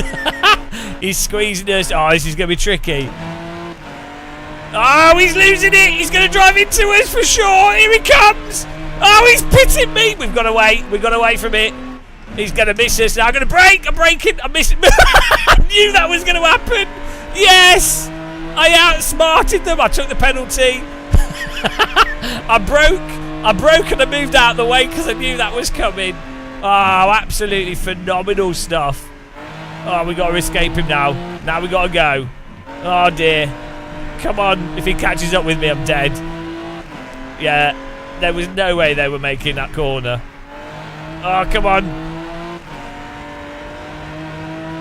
Brake bar's a bit further back here. We've got to run away, guys. If Suchaya catches us, we're done. He's back. It feels like it's like an alternate universe Senna Prost. Fortunately, the resolution of the mirror is so low I can barely see him. Oh, he's not going to make this break point, is he? Watch out, watch out, watch out. Here he comes. Oh my goodness. Let's go, go, go. Whoa. We have 20 minutes to go. That's the first 5 minutes. Beautiful. We might be able to get away from him here. GT4. Nice. Nicely done. Oh, he's run wide. He's lost it. He's lost it. He tried to take us out, but he couldn't. That's a nice, clean opening 5 minutes, I think. Oh, that's a track cut. 0.002 seconds gained. The pace car is out of control. Here we go. Not too bad so far. I think we're going all right. 5th place.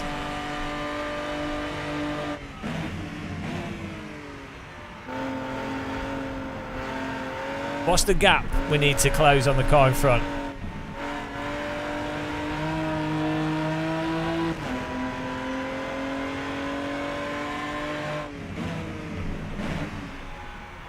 No, you don't need a paywall when you've got tyre walls.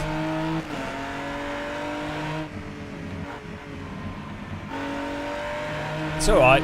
So we got 10-second gap to Christoph Barnes.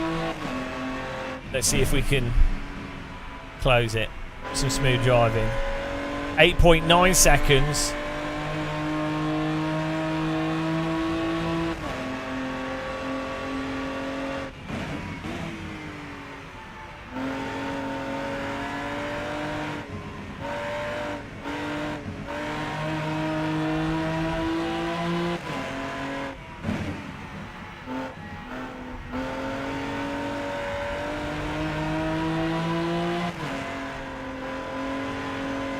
Nice and easy.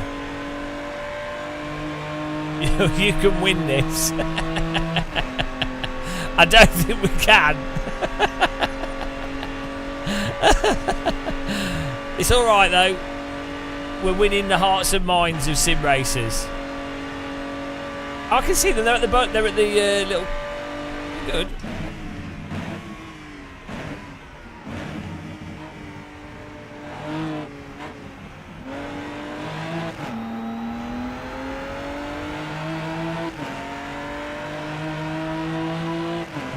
They're still holding out in front of us.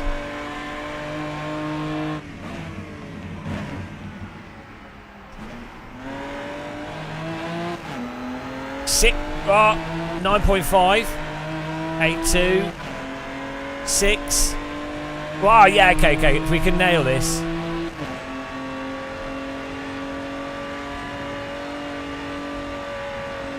There you go, much better line.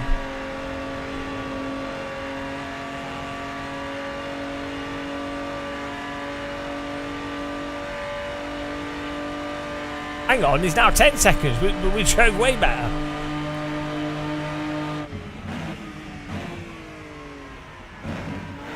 Keep cutting the track. All I can do is go for my PBs, guys. It's the best I can do. Probably attack curbs more. This isn't AC.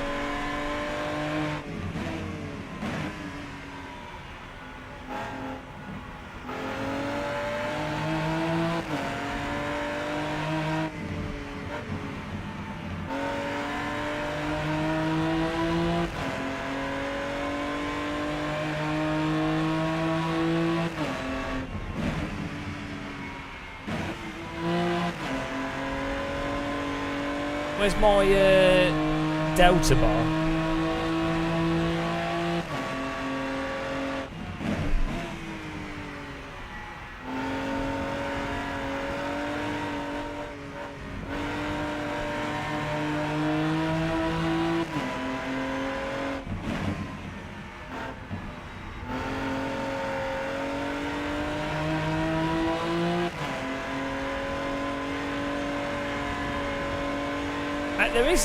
There's no delta bar in this.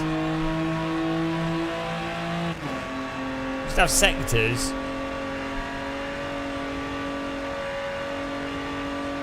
Can't tell if I'm driving better or worse. There's no in-car delta either. Top left? You what?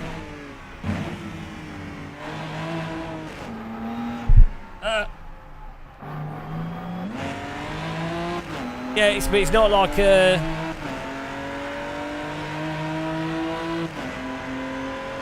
It's relative. It's not showing me a delta bar, is it? I need a green bar. There it goes in the middle of the screen. There it is. That's weird. It's coming and going. I was driving so slow I scared it off.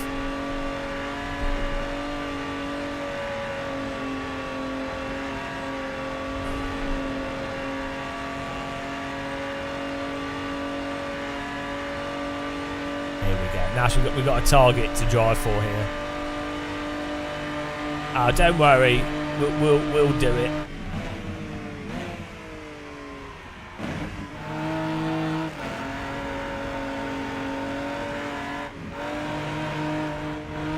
Oh, look at these lines.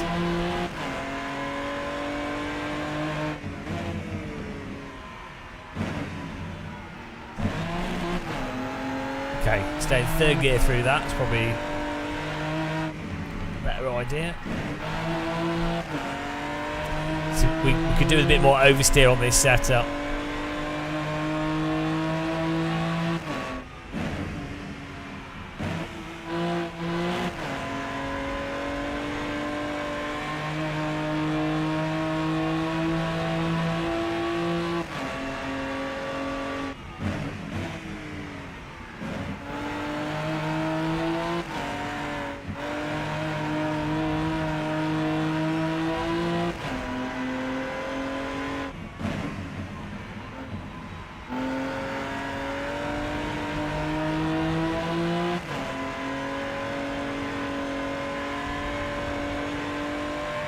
We're chuggling along here.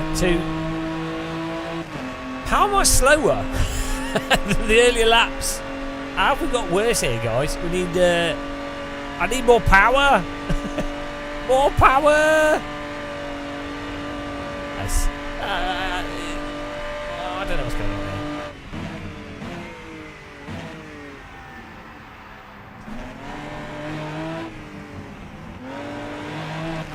Oh, that's... Oh, look at that. Learning as we go. Learning as we go.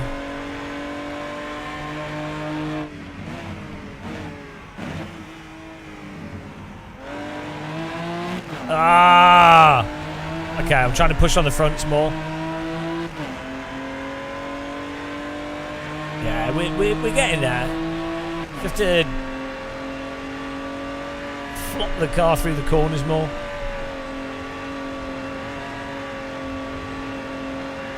We're getting the Rennsport technique down.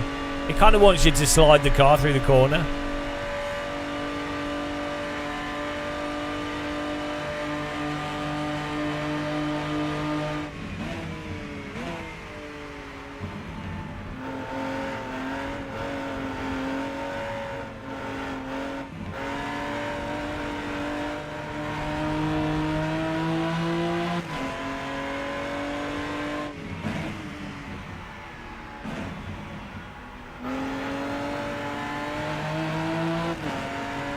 The pace car is out of control. Oh, thanks for following. Welcome. Whoa!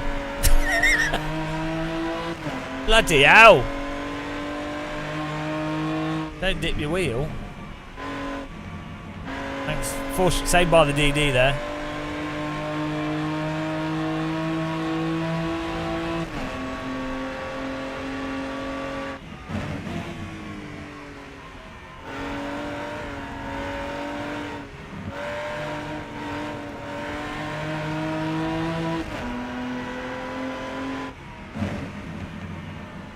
At least we're safe from the Audi of death. That's all that matters.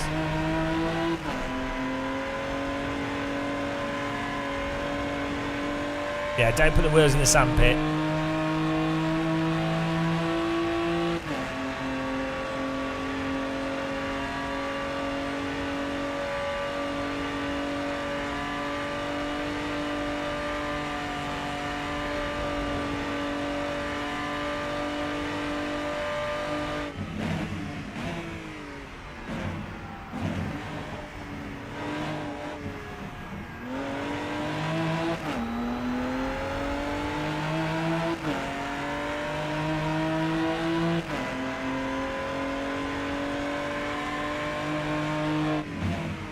The pace car is out of control. Thanks for following. Welcome.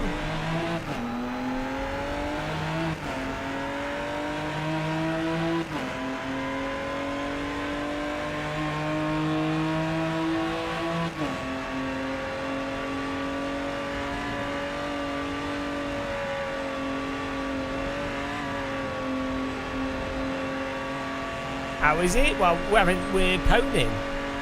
5th place. We're doing all right here. It's all about the rank racing. It's all about the points. Oh, yellow. Ah! Ah! Is that for position? Oh no, it's back marker.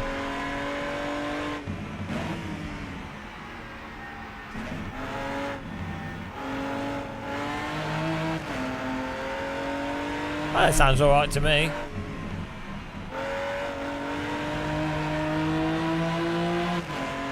I mean, it's not uncomfortable to listen to.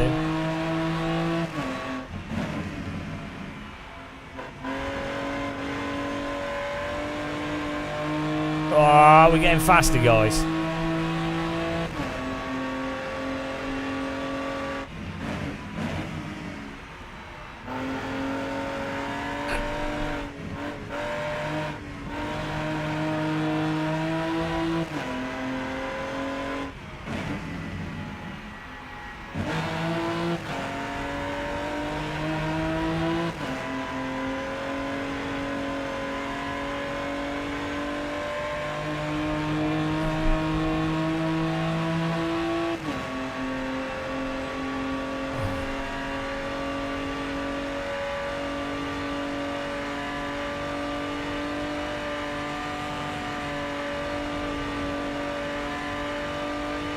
Oh, I can see a car in front of us.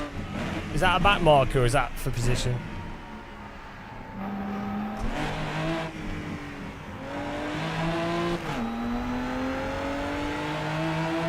Yeah, like... it doesn't... I mean, it's not like it's exciting sound, but... it's lining up to the RPM and the engine and... it's weird, it's not... it's not unpleasurable to listen to. The transmission sounds quite nice.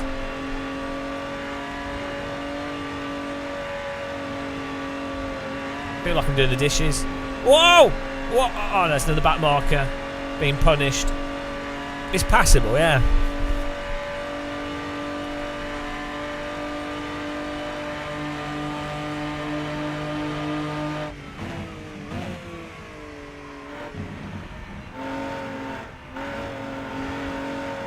Oh, we got people, dead people everywhere. What's going on? The pace car is out of control. Ich bin Bestraffi. Guten Tag, Hammer. Wunderbar.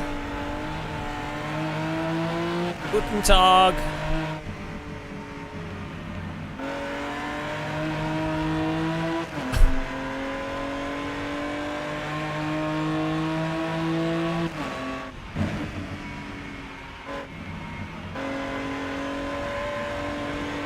Ah, I thought that was good. 5 minutes left. What do you mean 1 minute left?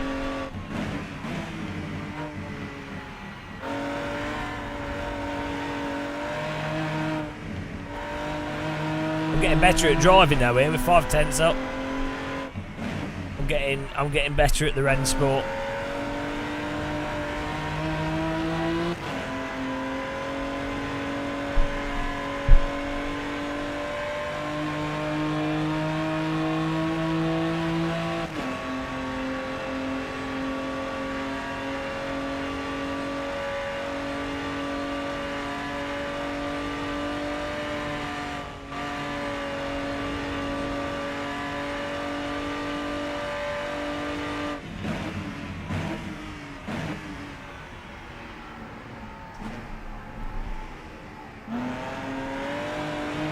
Okay, mess that up.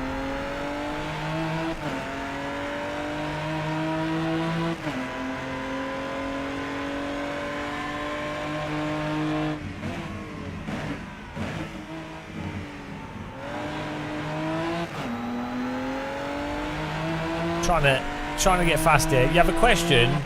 Would I recommend the R5 bundle for a beginner? Yeah, it's probably all right. There's I would probably try and save up and buy a better wheel, like a slightly stronger one. But R5 bundle for a beginner is probably fine, or CSL DD, you know, that sort of thing. Can't really go wrong. I have an affiliate link you can use if you're buying. So that's good. That's the main thing.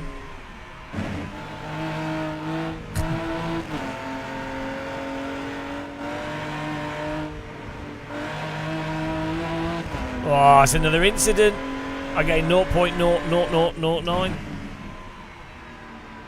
Yeah, I like the Moser wheel rims are good value for money. So if you wanted to get wheel rims in the future, and their quick release is good. The R5's a little bit weak. I think Fanatec will still support stuff in the future. Like, all that will happen with Fanatec, or the most likely thing, is that they're just different owners take control of it, or the previous owners get funding. But there's no reason that it'd be weird for them to just disappear. It doesn't make any sense, because they have customers and they're selling stuff. They're not the full owners. I think they own the intellectual property rights for the brand or something. I don't know. A bit weird. It's all very weird.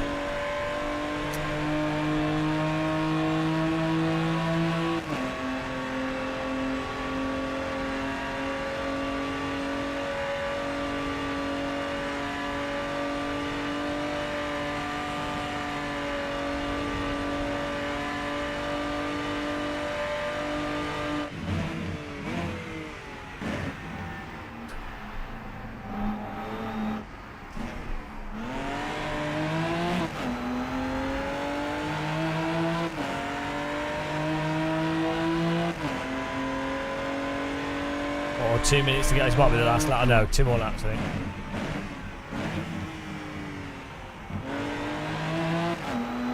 I find the Moser alright. I've been using it for a long time.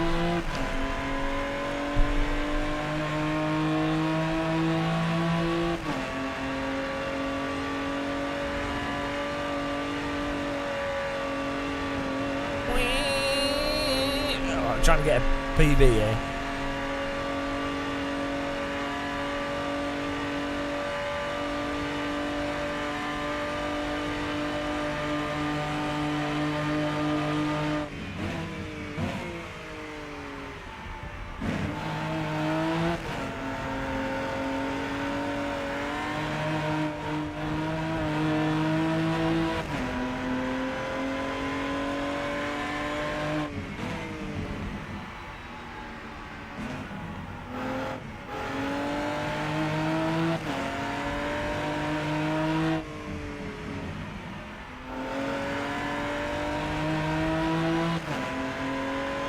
I don't know, character bait.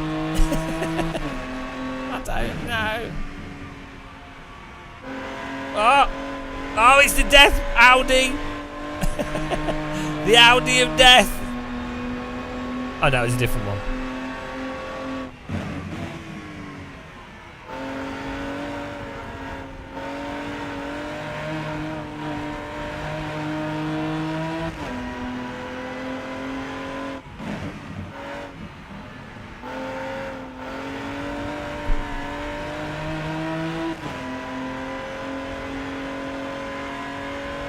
Well, seems like we're being a bit spread out here, but I guess no one's really got ranks yet, so there won't be any splits until people have separated themselves out by getting a rating. I know, I'm not very good at shilling. I make a lot of money doing reviews. Terrible at my life.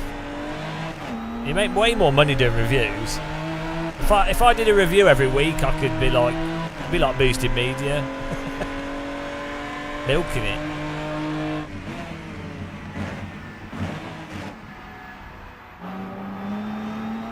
Oh, what's he doing? Here we go, final lap.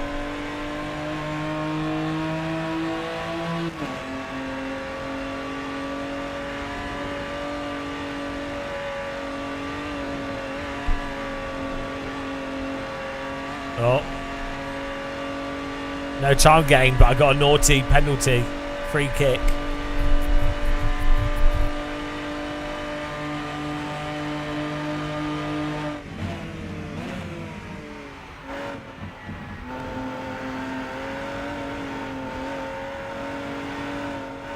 This has been a nice cruise, I think.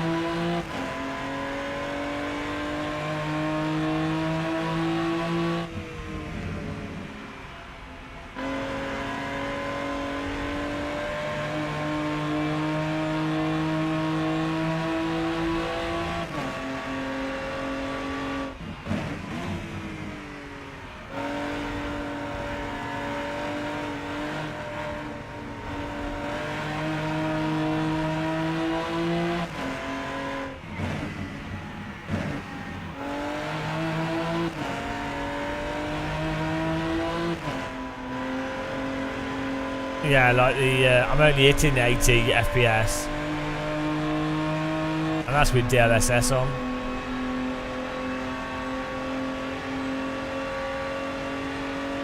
Yeah, I'm running 4K, but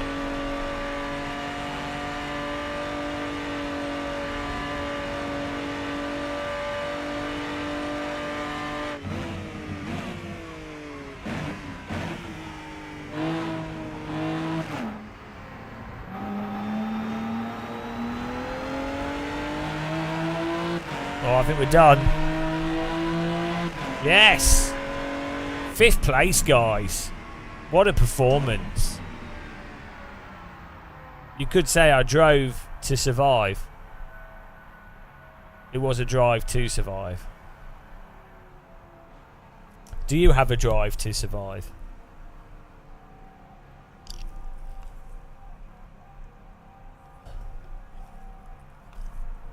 I definitely put in the results for North Korea there.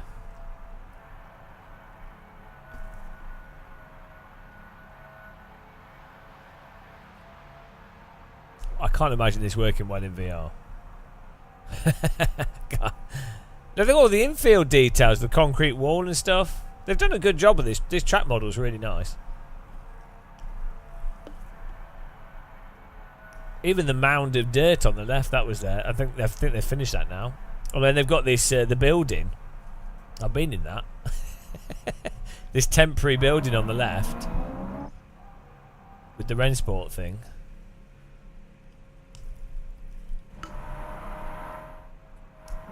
This is like the 2022, maybe.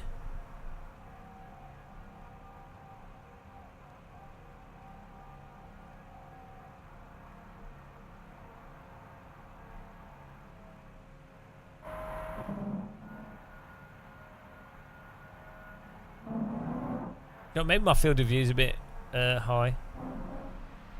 Oh Jesus, I thought he was good. Oh, he's a crazy guy. I thought he was going to kill me. Right, hang on. Do we just go back to... How does this finish? How do we quit?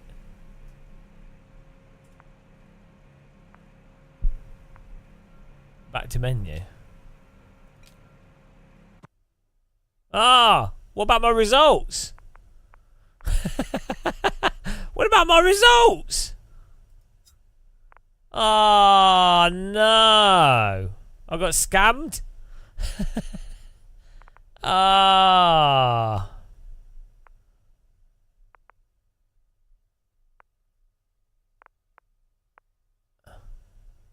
Oh no! Surely it saves it.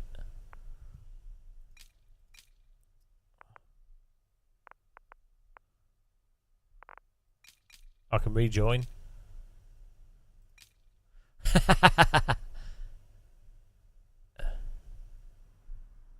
Genius. Oh, I think we broke it, guys. Ah! No, it's...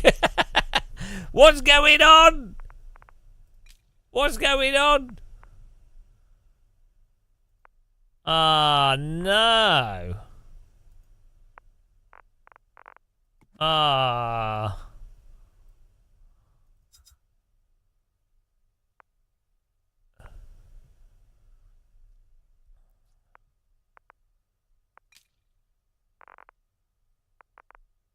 Oh no, it saved it. It just didn't display it. Maybe it'll update if that was level 5. Let's get some music on here. Absolutely scammed. I wanted the animation. I was denied. Denied the animation. Right.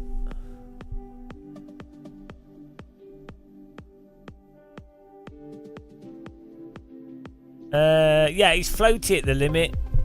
Like the cars, as soon as you get to the limit, the cars are like slide around. But the force feedback's all right, but it doesn't. There's no real force feedback once you get to the limit. So it's yeah.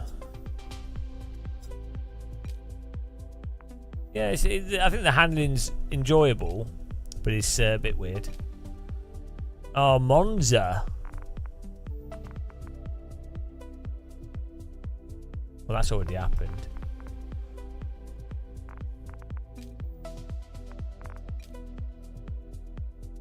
Nobody's joining this.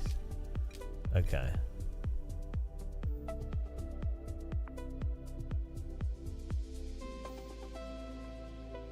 Yeah, I don't know. We should have a look at some graphic settings.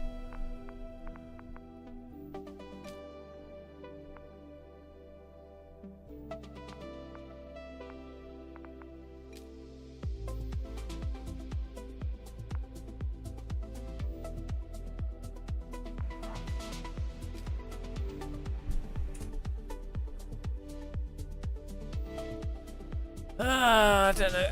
Like.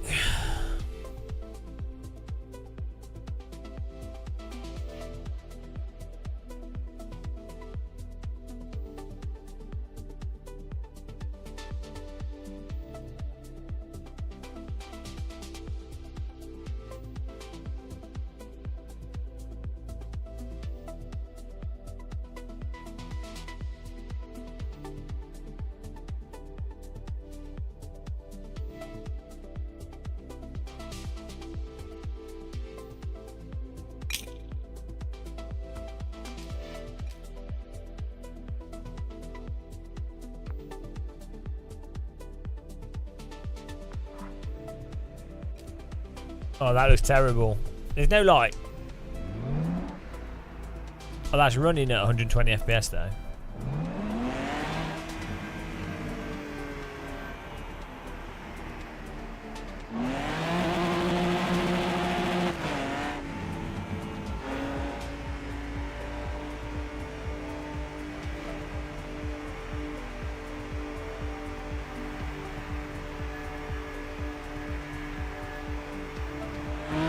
The road texture looks terrible.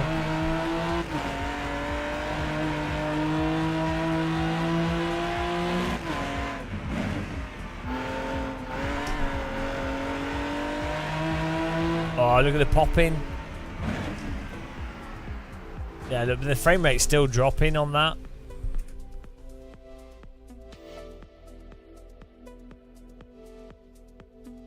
That's on low. You kind of want textures on high. What's this? What does that say? View? I can't even bloody see it. My preview might. What does that say? Because I can't see it on my screen. View something. View distance.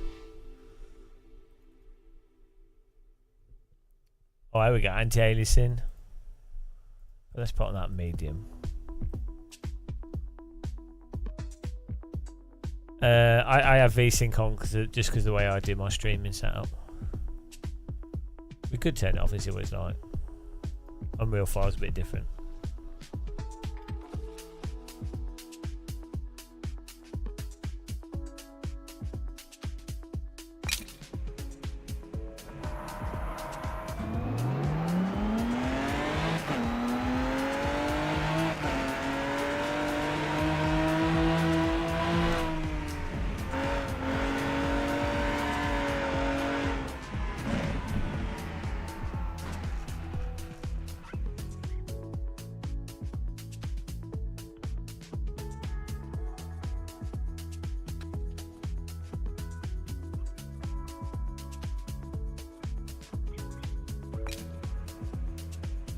The anti-aliasing doesn't really work. Well, that'll be the shaders, or it'll be the there's no shadows at the moment.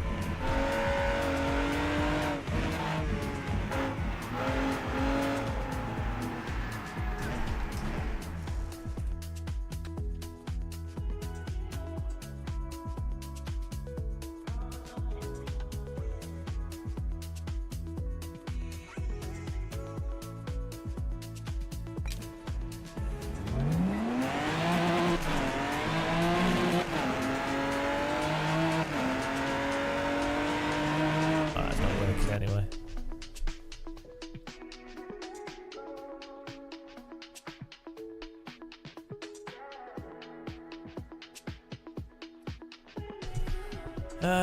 Shadows. Oh, let's try this. Let's see what that does. Oh, we kind of have to quit and go back. Otherwise, it doesn't do the settings. It's Unreal 5, yeah.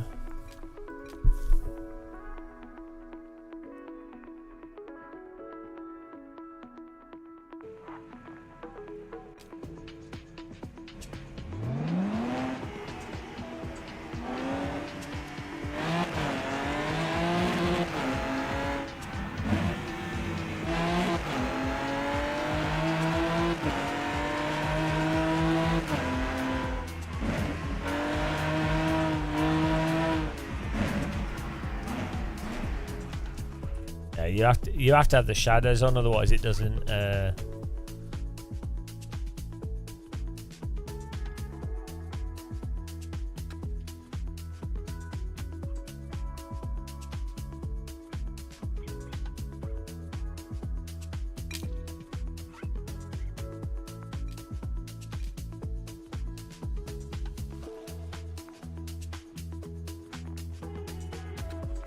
It's amazing how quickly it loads. Well, it does a much better job than Unreal 4 at loading textures and stuff as well, which is actually quite nice. Like, you know, when you first load in, the texture streaming and stuff is a lot better. The shimmer you get... Okay, so with the shadows on, we're getting 80 FPS. This is basically like no AA. That's the weird thing with this.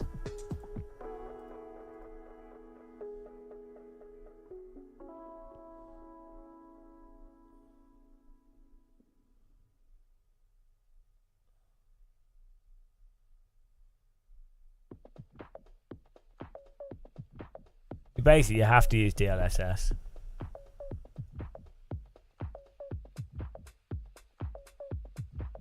Oh, where's that?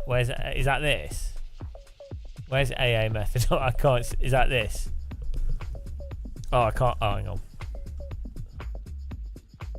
Oh, there you go.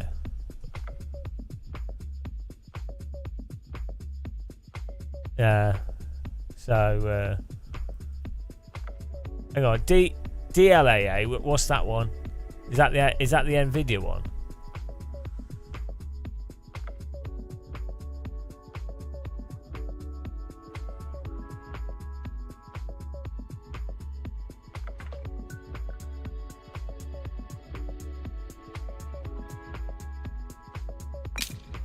Okay, there we go. Is that still blurry? Now getting 73 FPS. That's the problem with well,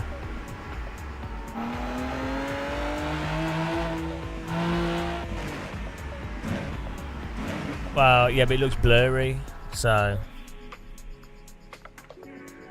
you're probably thinking they paid for it. I don't think so, no. It was me. It was all me.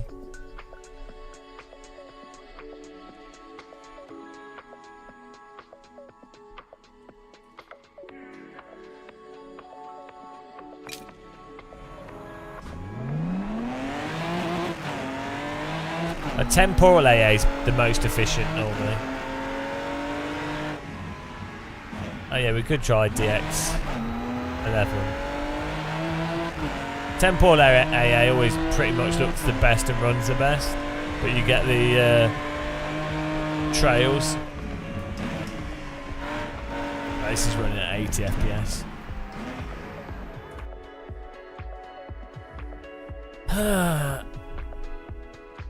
We can turn this down maybe. I'll put this on medium.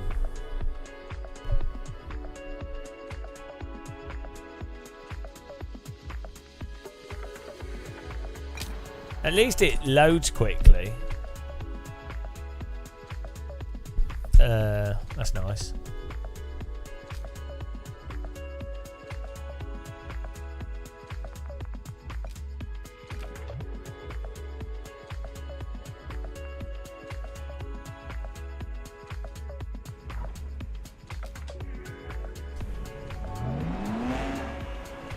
Right, this is running at 70. 75 FPS.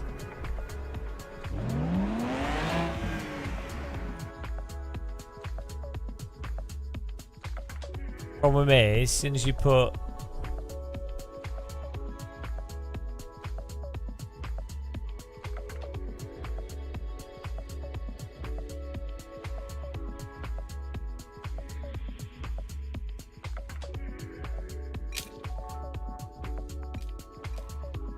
hello, Purple. We're messing around with settings.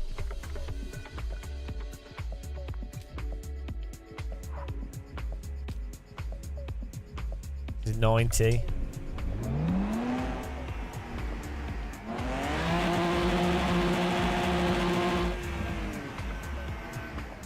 FPS.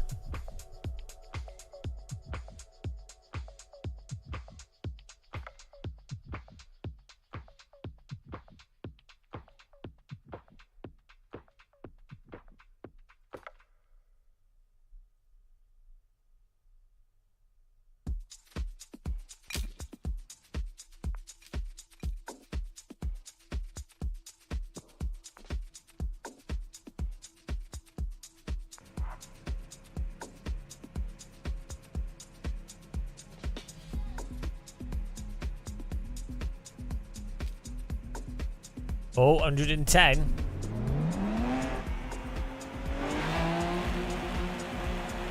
Hello, Vodafone.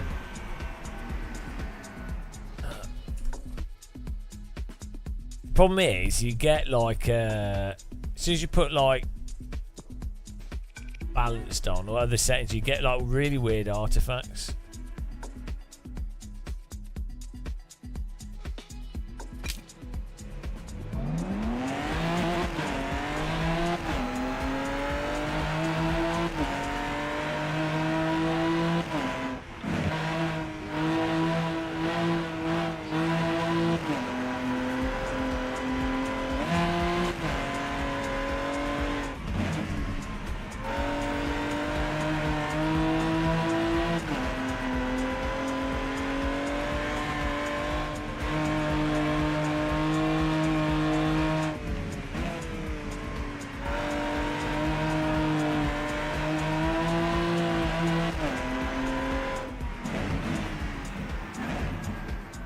Maybe that is better though. You get aliasing track shimmering from the track details.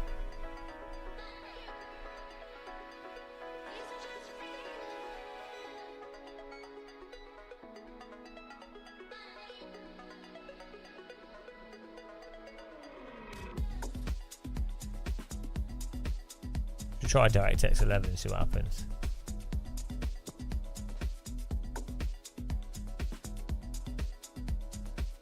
This is with the shadows off.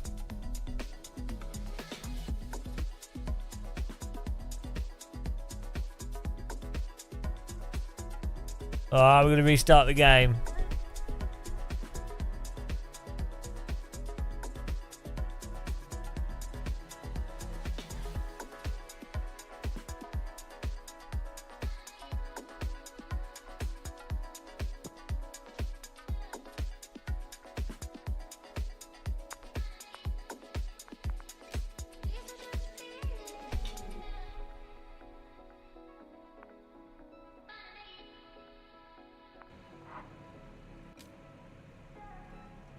Oh, this is running better.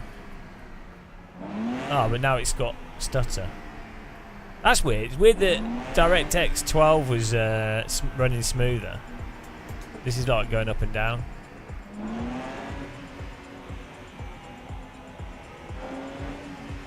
Well, that's well weird. So DirectX 11, the frame rate's going up and down lots more, but DirectX 12 is way smoother. The frame timing is better.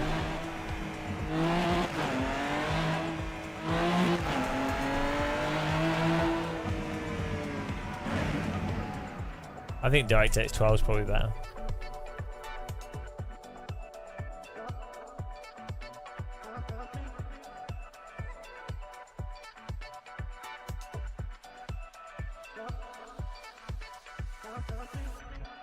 Yeah, but the behaviour of the frame rate in DirectX. Oh, hello. Thank you very much, Dan Fishy. Dan Piscini. Dan Fishy. Dan Fishy. Dan Piscini. Thank you very much. Really appreciate that. 6 months of despair. Thanks for supporting us. Yeah, no, DirectX. Let's do a lap. DirectX 12 was working so much better for frame timing. It's really weird.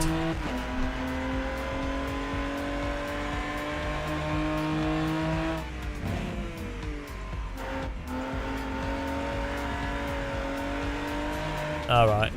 Yeah, like you could just tell the frame pacing is much better in DirectX 12. DirectX 12 doesn't DX12 allow the graphics card to communicate with the processor better and the memory? Like it allows the computer to use. It allows the CPU, memory, and GPU to operate closer. Oh man, this is like really stuttering. Could be loading shaders, but. That's interesting, because that means if Hell Let Loose went to DirectX 12,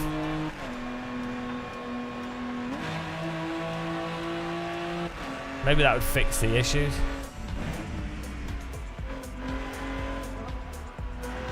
Yeah, well, I would definitely recommend not using DirectX 11. Maybe for an older computer.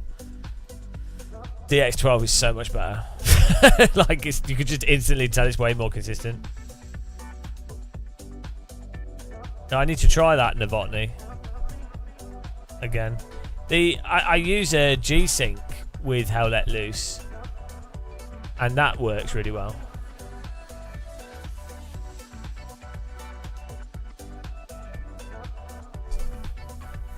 I mean, Unreal Engine, right? It doesn't do what it's supposed to do.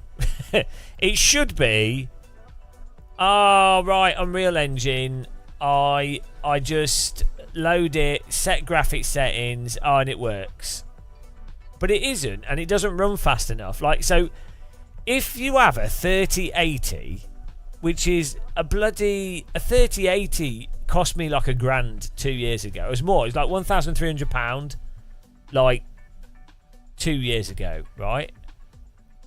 If you spend that much on a graphics card, you should be able to run pretty much anything at like 120 FPS 4K and have it look nice. Like it maybe not maximum shadows or maximum, you know what I mean? But it's weird. Like it's where all developers and it's mostly Unreal Engine where it like sort of goes, oh hello, late night raid quirk-sized. Strange American man with a shaved head that lives in what appears to be a basement full of monitors and a sofa. Has he ever seen the light? No. Thanks for the raid. Really appreciate it, man. Welcome along, all the quirk-sized people. Good night. He's off to bed. He's like, he's done. He's finished. I bet when he gets in his bed, he just goes, nee. Windows shutdown sound. Welcome along, guys. We're just we're trying Rensport settings here. So actually, I could get a drill out and start cutting my hands off, and then you'll be like, oh, it's basically the same as a quirk stream. Basically the same thing. Man decapitating themselves. Health and safety. Thanks, Novotny, for giving him a shout out. Hey, everyone knows him. Everyone knows his channel. Come on. Itchy, Rensport's the biggest disappointment. Well, it's free, so... This is the thing that's weird. Like, I don't disagree. There's nothing wrong with you being disappointed. I understand why. I would like it to be bigger because they, you know, they'd put all the money into the events and stuff. Although that's actually done by ESL, not Rensport. But yeah, so I would like it to have more content and whatever. But it's free, so it's like, well, there's like this weird thing that people have online where they're like, oh, it's shit, oh, whatever. It's like, okay, it's fine, but it's free. so I get it. I get someone might want it to be better. Like, I like it to be better. But if something's free, it's like, well, you don't have to, like, it's like, yeah, it's like people complain about LFM for AC or ACC. It's like, you don't have to pay for it. You don't have to use it. So it's not like there's other options. So it's not like iRacing where it's like the only online game with people on it, so it's active. So you don't have any other choices. If you want to do ranked racing at certain times of night, there ain't nothing else to play. So, you know, and you have to pay quite a bit of money to play it. So I think it's totally reasonable to be like, oh, well, this should be better. Same with flight sims. You know, the fact that Microsoft Flight Sim doesn't have career and stuff. There's no other flight sim. I mean, is X-Plane 10 or 11 or whatever? That's it. I mean, you play DCS, but you know what I mean? For, like, civil aviation stuff. So, if something's free, though, it's like, well,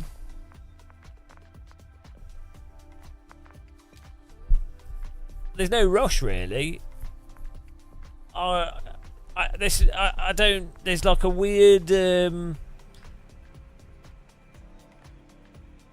there's a weird thing within sim racing towards Rensport, generally speaking. I think it's a specific type of sim racer as well. It's really different to how people... It's the same thing with Race Room. Like, for some reason, there's just like a... There was always like a weird dislike of Race Room, even though it was... Race Room is better than Rensport, you know, but like... It's free to get you in the net. Well, but the net's not really a net, is it? 'Cause it's only £15 for the Nordschleife, but all the stuff that's racing you can access for free. As long as if they have like races with people in it, then I don't really... It looks... But yeah, it's Unreal. Unreal always looks weird. I agree with you. But... It's like Gran Turismo, right? So when GT Sport came out, it was pretty bad because it's a retail game and then it lacked loads of content. But after a while, they got the tracks and stuff in it and they were doing races. It's like, well, actually, it's not. It's all right.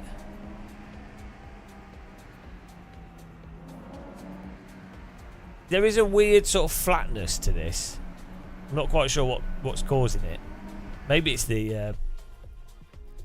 Maybe that's where it does the post-processing thing. Maybe it's the post-processing. Let's see if that...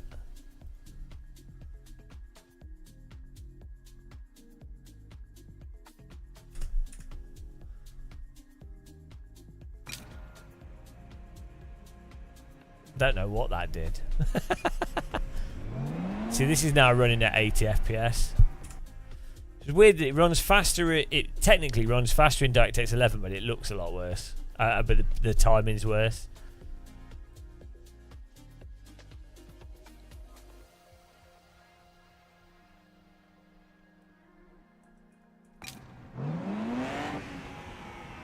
Yes, if you put it on ultra performance, it goes really blurry. These socks are awful. My socks are fine.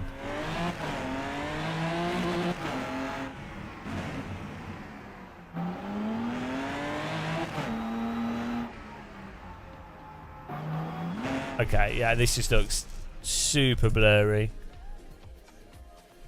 on ultra performance.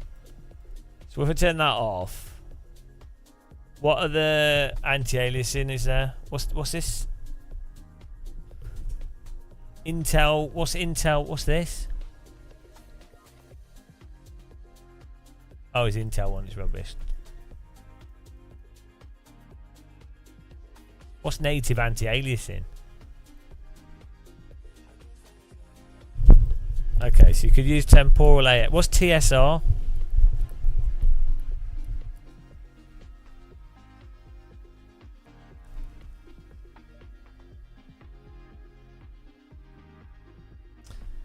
View distance. Oh, see, if you put that on low, it looks. The pace car is out of control. Put this on medium. It didn't seem to make a difference. Thanks for following. Welcome, Diners driver. Thank you. Dinners driver.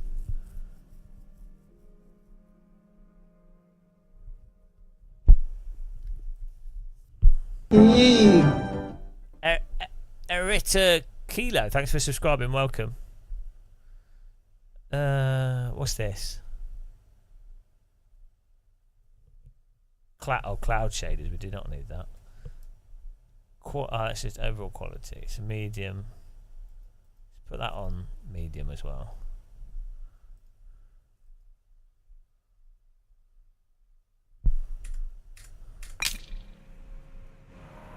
So now we're only getting 60 FPS. Oh no. Oh dear, it's terrible. And the problem is if you put shadows on low, you get the shadow crawling.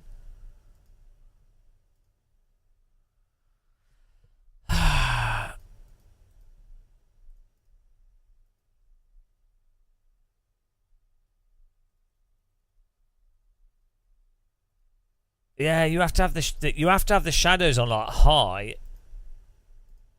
Otherwise, you have shadows crawling all the time. No,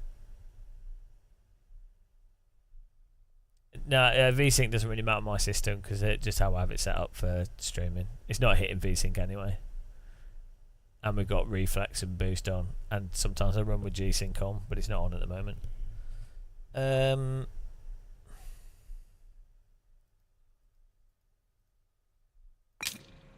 Oh yeah, the Voodoo 2, that's the solution. So that's running at 60. That's half the frame rate that we need. That's with no DLSS. Let's see what this with TAA.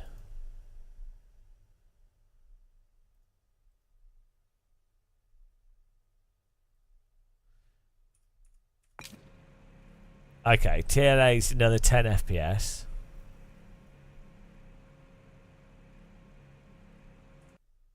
Let's try different. Let's try turning the... Why is my music stopped? Let's try turning the AA quality down to low.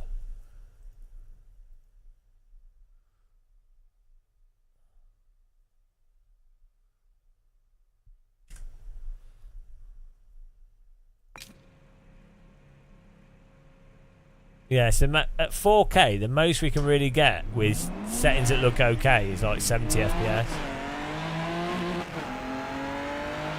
It is a very consistent frame timing though. That's weird.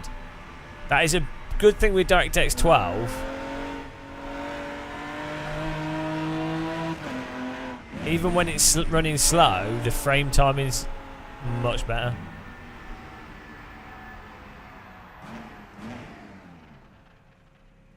So, I mean, I don't know what else you can do to... Because if we can run... We could turn the resolution down. Let's see what happens if we turn the resolution down here. Resolution scale to 50.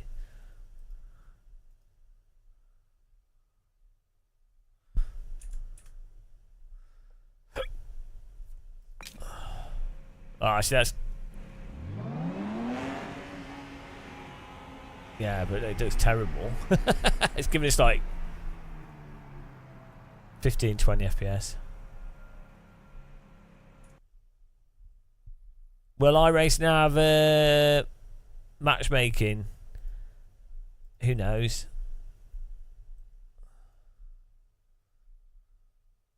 Hang on, so we don't have DLSS on at all.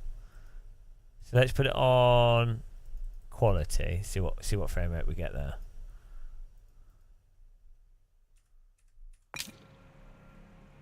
$80.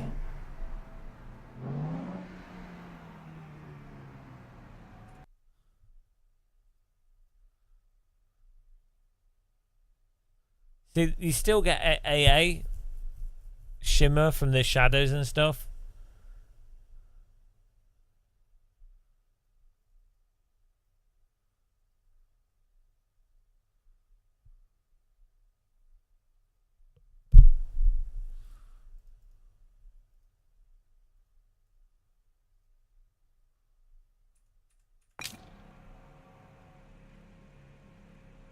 Oh, we're not getting that much of a performance difference from the shadow.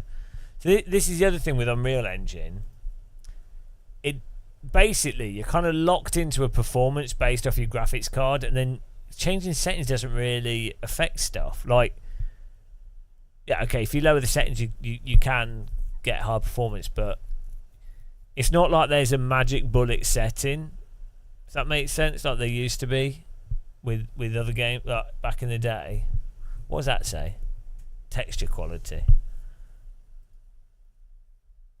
We should be able to put that on Epic.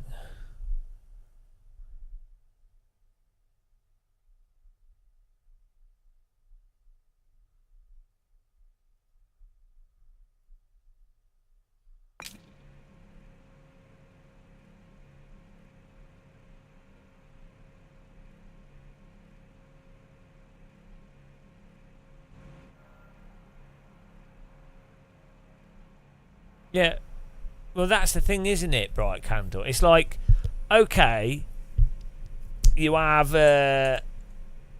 great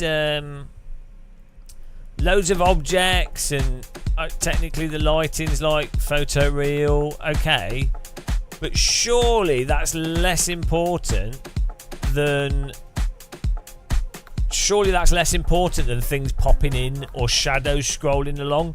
Sure, like, you're going to notice more a wall of shadow than if the overall quality of trees and details is lower. Like, you're going to notice more everything being blurry and artifacting, but than if it's like perfectly sharp with amazing AA. Like, it just doesn't make sense, does it? You can't. Yeah, it's really... Yeah, it's like... It's the right trade-offs for pre-rendered content, cutscenes, or for when gameplay is like... When the camera's pointing down at the player. But it's not the right trade-offs for video games where you're looking into the distance. There's nothing I can do here. There's nothing I can do to... Basically, we just have to put DLSS on Ultra Performance. Or, yeah.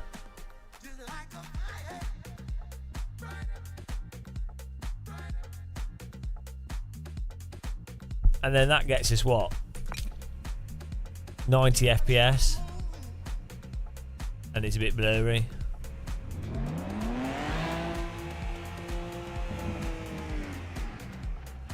So, I mean, view distance we could do. We're just going to have to put up with trees. So we can't have that. We need this on quality. Otherwise it looks terrible. So that's basically 10 FPS lower, so you might as well just do that. And then, I mean, draw distance is a big thing with Unreal Engine games, so we just put view distance down. Where's that? View distance.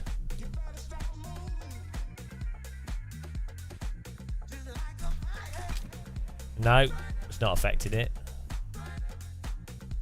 Try post-processing. Let's put that on low.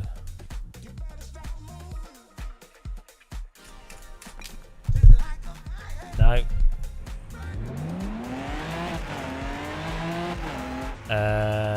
Well, I'm not being paid by them. I have been paid by them in the past, not by rent. Well, so ESL have paid me when I did commentary work with them. I've charged Rensport once for a so I went to an event that they were doing. I normally, if I'm going to something as an influencer, I'm gonna charge for my time. Like, I can't afford to like go to something for free, because if I'm not live streaming or making videos, I'm not making money. So they've not paid me to play the game. I do know people on the dev team, but I know people on the dev team for LMU and other games. So I mean, I know people that work at Moser, Fanatec, loads of companies. Obviously, I mean, that's just how it is. If you work in an industry, yeah, I don't know why everything has to be a conspiracy. It's really weird. like it's a new game, it's just come out, it's free to play, it's in a new engine, it's, you know, it's like whenever I played Race Room or whatever, people are like, oh, you've been paid to play it. It's like, okay. It costs a fortune to pay streamers to play stuff though as well. Like, if they are going to pay you, like, if you're going to do a sponsored live stream, even if it's a small streamer, let's say I was a streamer that typically only got, let's say I got a total of 100 viewers, you'd have to pay like $400 or $500 per live stream. So it's not, it's like, are they going to get that money back in advertising? I don't know. I mean, maybe, but you'd have to keep paying. It's good for visibility. But it doesn't really make sense in the long run. It depends on the type of game. I don't really do sponsor streams though, because normally if you do a sponsor stream, you're going to be contractually unable to be honest. so you get good pay, but you have to be a shill. Like, you can't say on it. You can't be honest. Even if you do like events, a lot of the time, part of the contract will be that you're not allowed to say negative stuff or be critical. So that's why if you ever watch like influencers do certain events or certain things, they can't be honest. They're contractually obliged. They will get sued. Well, they probably wouldn't get sued, but they would not get renewed on their contract. They might get sued, but generally speaking, a company would just say, look, we don't want to work with you anymore because you're being negative. Or they wouldn't even tell you. They would just say, they just wouldn't work with you again. But then if you were really negative, then they would say, right, we want you to stop this, and you need to stop, otherwise we will take legal action. That's how it works. But also, a lot of contracts, if you sign them, a lot of these contracts will say that you're not allowed to say that you're not allowed to be that what it says in the contract. So they can't say, oh guys, I can't be critical because I'm contractually obliged not to be critical, because the contract says they're contractually obliged not to talk about any of the stuff in the contract. Capitalism, it's perfect. But the thing is, I think if someone says this is a sponsored video or this is a sponsored live stream, so you know it's an advert, then it doesn't necessarily matter, because you know that they're not going to be critical because you know it's an advert. So I think that's the thing. That's why you have to be clear about it.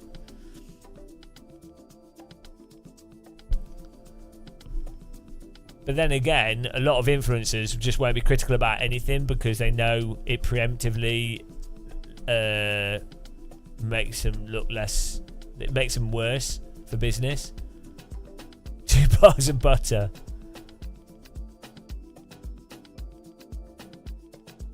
Yeah, but the thing. So this is the other thing, Bright Candle. People don't understand that when just because someone's not sponsored, most people will not say critical or negative things or be direct because there's no financial motivation. And if you have the image of being someone that's always positive, you get paid so much. You get so many opportunities. It's insane. And then people... it's just so dumb. And people don't notice that. So it's like, yeah, they're not even doing sponsored content. But if you are anodyne and non-critical, you get so much money. Like, it's hilarious. Like, it's ridiculous. This is why it winds me up, because I personally have lost a lot or not made a lot of money. I don't mind because I'd rather be honest. I'd rather just be myself. Like, I don't care. You live once, so I guess you could make, I don't know, whatever. But like, what I find annoying is that I don't care that I don't think it's great that I'm honest. Like, it's just a choice, and I'm not judging other people that choose to be positive all the time. It's their choice. I'm not trying to make like a virtue signaling thing out of it. But what annoys me is when people are like ignoring the reality that there is a massive, massive payoff for being positive. And like your average person thinks it's easy to be positive or hard to be positive. Your average person is like, oh, we love this streamer because they're so positive. We love this person. I love this driver or whatever. I love them. Oh, they're so good and they always put nice things. It's like, are you fucking stupid? Do you not realise that it's because that's how you make money? It's not... They might be not being dishonest, and it's their choice. I'm not knocking them for it, to be clear. It's just so dumb, the view that average people have and don't realise how skewed the motivation to be positive is. Like, you might as well get like a knife and be stabbing yourself any time that you're like directly critical. No, Jardy is awesome. I'm not knocking positive streamers, to be clear. I like Jardy. I know him quite well. Well, I know him reasonably well. Whenever I'm at events with him, I tend to hang out with him. But it's just that people should know. They just the way people frame it is so stupid. Cynicism.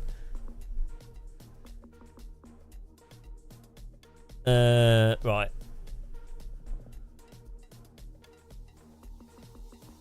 Yeah, I don't mind people being positive. That's up to them. I don't like the fact that most people don't realise how much easier it is to be positive.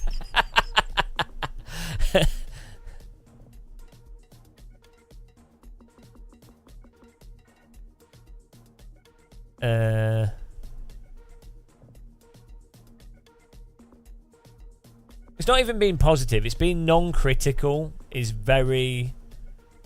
It's easier. Like, why do people not think that that's not easier? Like, if you go through life, even in normal jobs, it's probably pretty... It should be obvious to people, shouldn't it? Oh, thank you. CKTL, thanks for subbing with Twitch Prime. Really appreciate it. Proof of my continued idiocy. Yeah, thank you. Really, really do appreciate it. Let me give you a rocket. Yeah, if you have a normal job, day-to-day life, right? Anything. If you're with a group of people, unless you're like friends with Germans, because for some reason Germans are really cool and they're like being miserable all the time. No, yeah, Jardier is just nice. He's genuinely super nice. He's always been really nice to me. We hang out. He's funny as well. He's way more funny in real life than he is on his streams. Because he's obviously for his streams, he's got a streaming persona. That's just what he does. It's like Matt Malone as well. But they're good at what they do. They're not disingenuous. They've got a vibe. I'm not knocking them at all. That's the thing. absolutely perfect what they do. There's nothing wrong with them. I mean, maybe Jardine murders people in his spare time, I don't know, but he's always genuinely really, like, whenever I hang out with him or been at stuff, it's hilarious. So he's better in real life than he is on his streams. So I'm not knocking that. It's the view that people have.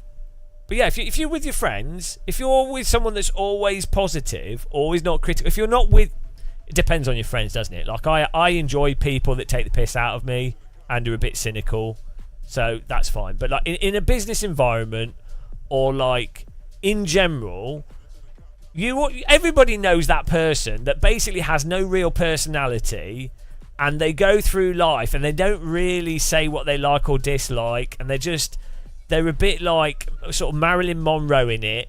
They get a lot of attention from people because they're kind of negging. They kind of use self-negativity to get attention, but then they play it off as them just being a bit miserable. And sometimes they are just a bit miserable. But they're a bit anodyne, a bit, people love that because then everyone throws their own personality on that person. And that makes it easier for that person to fit into stuff. Businesses really like them. And it works, but and I don't think that's like a thing to be applauded. It's talking about you, where you just go through being positive. But the thing is, ironically, a lot of people that are like that, they have mental health issues because they don't. They're unfortunately sometimes everyone's different. Some people are worried what other people will think, or they want to be agreeable because they really don't like conflict, which is totally fine, but they're overly anxious as to how other people will judge what they say, and they don't realise, they're lacking self-confidence. They don't realise that they could say whatever they want to say, and people that like them will like them regardless. So, they will... some people, even if you're anodyne as well, some people won't like you and some people will. It doesn't really matter, does it? But yeah, anyway, in business, being always positive. Like if you hang around people that do a lot of marketing, it's every product, that company that they work with is the best thing ever. It's all so good. They're really passionate. We're proud. We're really proud of this. They never go on stage and go, "Oh, well, actually, guys, yeah, we didn't really work out. It's quite good," but some people do. I really respect businesses that do that. People like to feel, a lot of the time in a superficial way, people like to superficially feel good. So, making other people feel good by just being positive around them and validating them is a really good way to like manipulate them into liking you. And people do that subconsciously. Some people do it consciously. Like narcissistic sociopaths do it consciously. This is why they don't like this. Is a shit idea. Yeah, there's a range. Like, there's people. I think people that are really good at marketing are actually honest, and it's more about fitting a product to the correct customer. Because there normally is a customer for a lot of products. Like a product has to be truly shit to have nobody to sell it to. Like, and normally most products actually do have a market. You just have to find it. But there are like, there's some people that they work in marketing. It's like estate agents that believe what they're doing is good. You could be an estate agent and you could be like, right, this is the house. These are actually the negatives with it. It's got these issues. This is what's going on, or even being positive and going, here's some positives. Here's who it might be good for. Here's who it might be bad for. This might be what you're looking for. Whatever. This is the price. So you can actually have estate agents that are sort of actually okay at the job, but then you have some that are totally brain dead and they think that they're doing some like genius thing, and then they're just hyping everything about a house, and you're just there's a special kind of person that's functionally able, they've done well at school and stuff, but they're actually really dumb, and you get a lot of them in marketing. Yeah,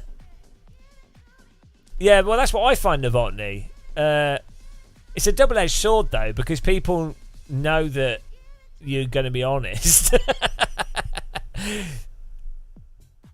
It is bizarre. It's actually really weird how I actually think it's really quite rare in a lot of business situations for people to actually be directly honest, and it does cost businesses a lot of money.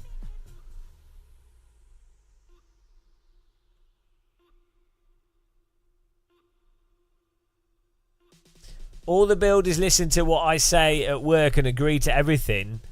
Nothing to do with me paying them. Oh dear. Anyway. Yeah, as I said, the thing that is just really annoying is when people act as if being positive is the hard. Or the... You know... As if you don't get rewarded for being, like, really positive. Especially in streaming. Like, it's obvious, isn't it? If you tune into a stream, like, the thing is, if I'm streaming, I'm actually in a good mood. I'm not in chronic pain, not really tired, and it's then I'm more positive, or I'm having fun or something. It's going to be a more entertaining stream, isn't it? So that's, you know, someone can do that in a disingenuous way, or someone can do it because that's what they're actually behaving like. But the fact is, obviously, if someone's positive all the time or forces it, most people won't know when it's disingenuous or genuine. They just won't know. They'll just be like, oh, I like the vibe here. And so that's obviously going to get more subscribers, more followers, and grow bigger. I say on the opposite side, if someone's always like massively negative and stirring up shit, then that will get viewers as well, because people are like, oh, it's going to be entertaining because we're really going to see some soul. But if someone's down the middle as possible and like critical or just, you know, direct, it's not good.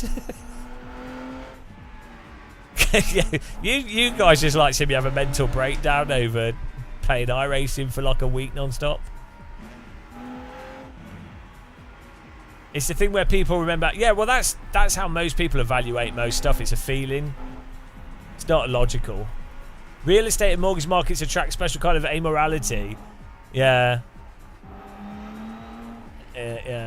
Not nerd. I don't bother with game reviews. I always find the marketing material by the developers.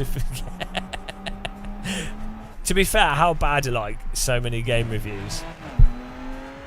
The thing is, though, it doesn't really matter now because you can buy stuff and refund it if you don't like it. That's the only real way to know, especially with how variable stuff is on people's computers. Right, this is just not running fast enough at this setting. So we need to... Let's just put everything on the lowest setting. See what frame rate we get. Hello, Hell Knight. Right, lowest setting here.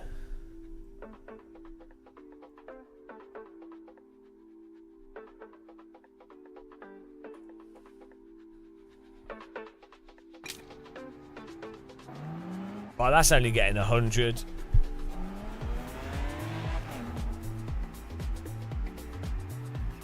You hope... Well, there's nothing to really rant about Keir Starmer because he's just boring, which is good. I think he will probably won't address wealth inequality, but anything's better than Tories, so... That's been quite good with the... Basically, there's like news articles or like news reporting of stuff. And when it's been the Tories, it's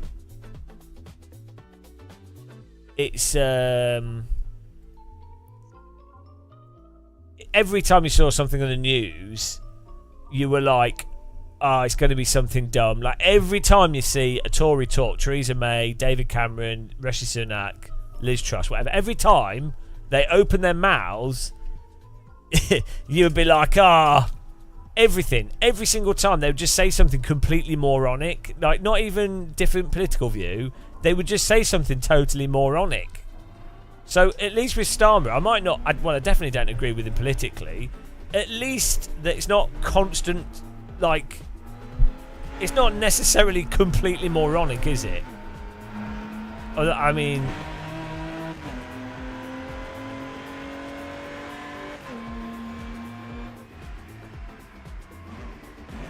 3 hours until I can hide an old milk carton at work. It's up 4 weeks.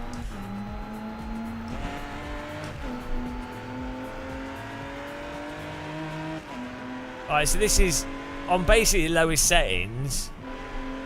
I'm getting 110 FPS. Ah, there's nothing I can do.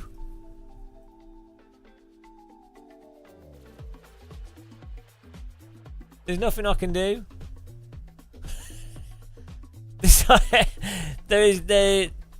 I can't get the 120 FPS on the lowest settings with my graphics card. No, because it looks terrible, Novotny.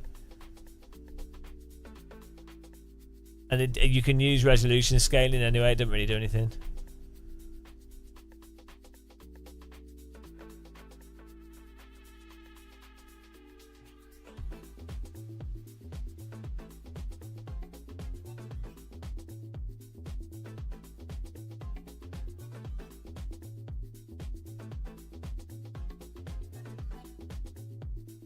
Well, maybe if you are playing it, you can.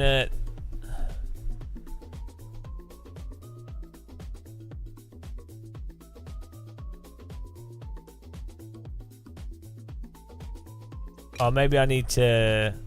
Let's try restarting the game on this settings.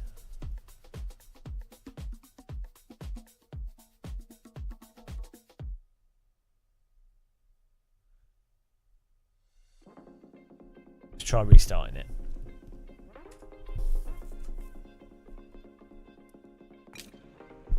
Oh.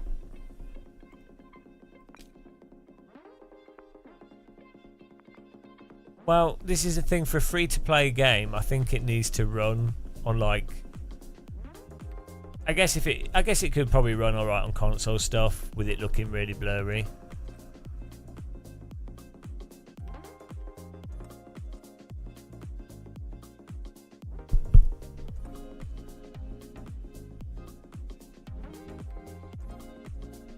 But are you running it at 4K?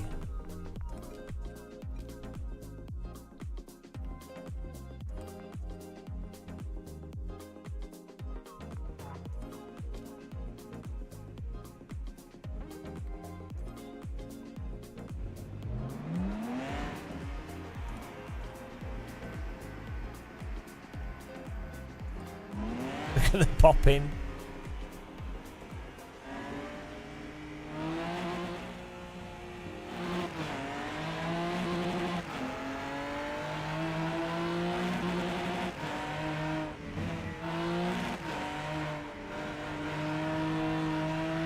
I mean, the frame timing's good though.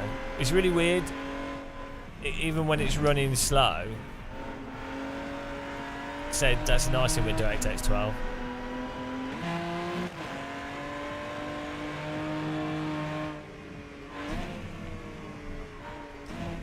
No, I think they plan to release it on console. I probably think.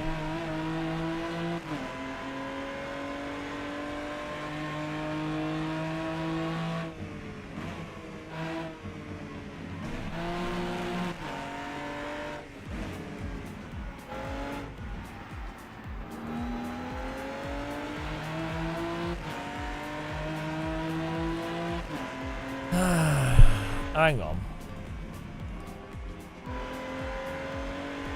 No. I was recording on another computer. Oh, I'm driving too fast.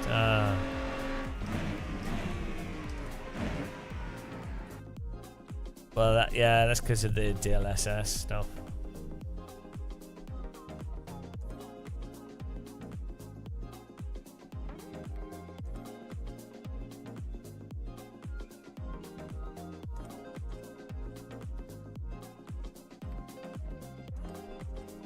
There's not much I can do.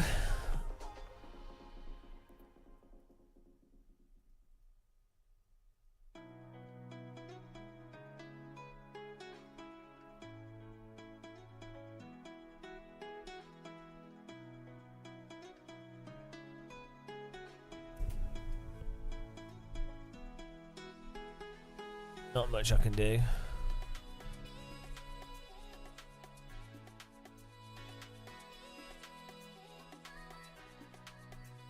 Maybe mirrors we could turn down.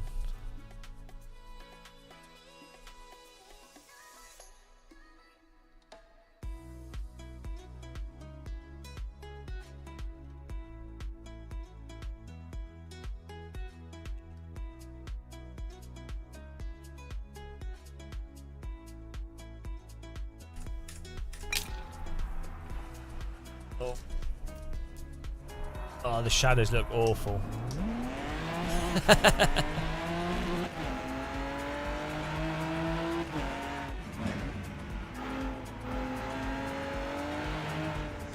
Well, the problem is with games that have a lot of details.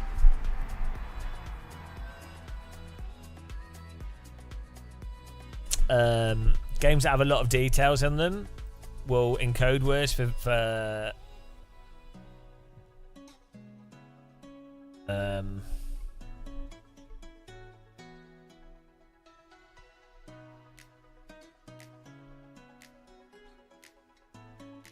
they'll encode worse on OBS and YouTube and stuff. So it's like rally games look terrible on live streams.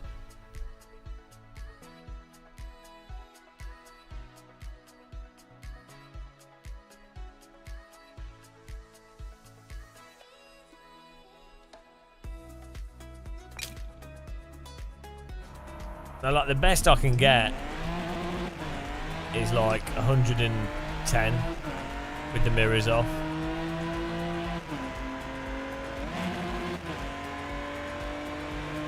So it's weird. It's like the frame rate.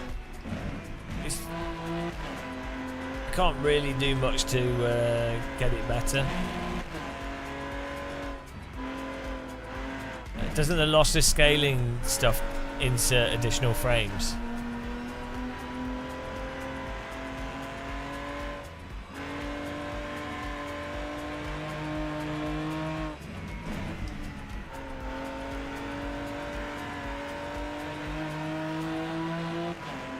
Yeah, it just, yeah, I'll add loads of latency. It just adds. It's the same technology as like that TV. You know, when a TV adds in frames. Yeah, you get weird artifacting as well. Yeah, it will depend on the motion, but you'll also get weird frame timing and artifacting from that. It's basically the magic motion mode that TVs have built into them. Yeah. You really need to do that on the driver level, which NVIDIA. I mean, this is going to have DLSS, I guess. It's got the option there, but you can't use it. Like frame generation. That's what you need to do on the driver level.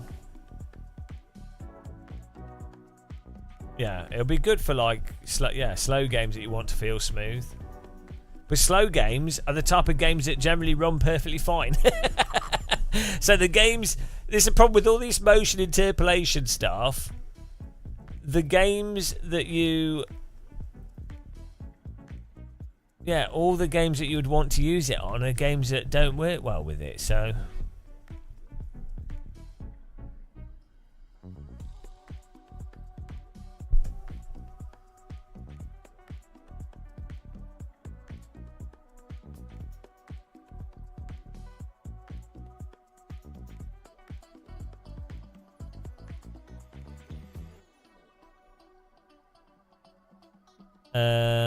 So what NVIDIA Reflex all boost means is that the graphics card is in full power mode, and it also means that the frame timing is linked with the monitor better. So if you're using G-Sync, so I could play this with G-Sync and it'd probably be okay. It wouldn't be too bad.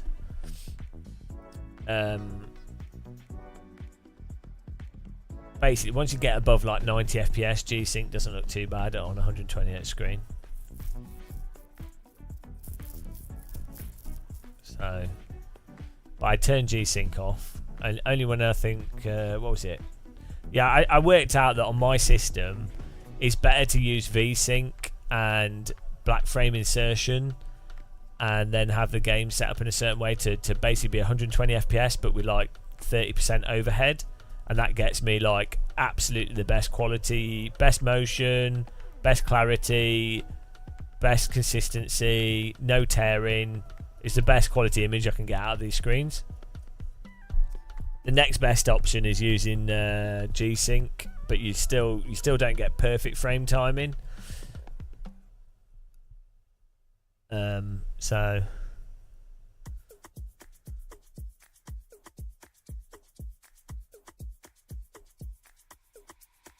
this is the problem with one of the issues with DLSS and frame generation and all these things is you think, oh, it's really good because we get extra performance out of games, but what it's ended up doing is developers have basically gone, oh, it's all right, we don't need to bother about optimization because we will just use DLSS. It's all right, we'll just use it's fine, we can just use all these the game engine will fix it. When really developers should be like, hang on, we really need to make sure that this runs fast, so we really need to be very careful with everything.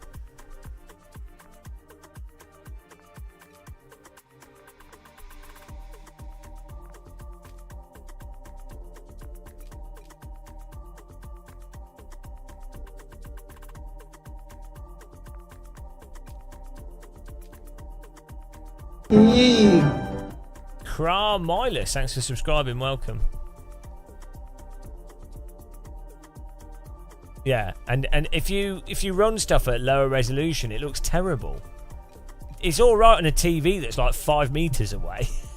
That's the other thing. It's like developers and especially on console, they assume that people are basically playing on a 42 to 50 inch monitor with the screen about 2-3 meters away. So in that scenario, stuff like DLSS and what have you is not too bad, but like people that are playing high quality games are playing on PC, which means that they're sat a meter away from the screen, and then it looks really blurry and terrible. So,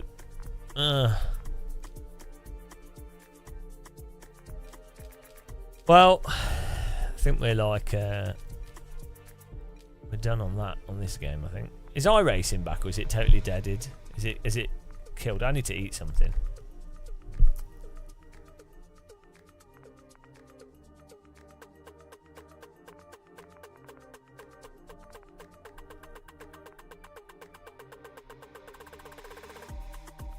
Hello, Kairos. Still down. Okay. I mean that's a fail.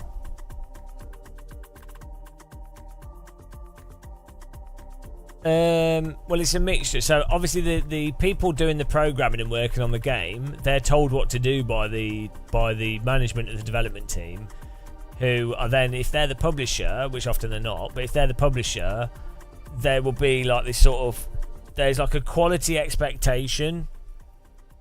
So the publisher will be like, oh, we need it to look as realistic as possible because we know that games that look realistic tend to sell well because the screenshots look good. So, you know, that then becomes a focus. I think I'm Australian now, yeah. Yeah, if you can totally blag a game and have people convinced, like Gran Turismo is a good example of that. The lighting and the artistry in Gran Turismo is really good, don't get me wrong, but when you're actually playing it, you're actually driving it, it looks shit. Like it's got like input delay, V-Sync's at 60 hertz, there's like blurriness to it, it's really pretty bad, right? But when you watch a replay camera, it looks really nice.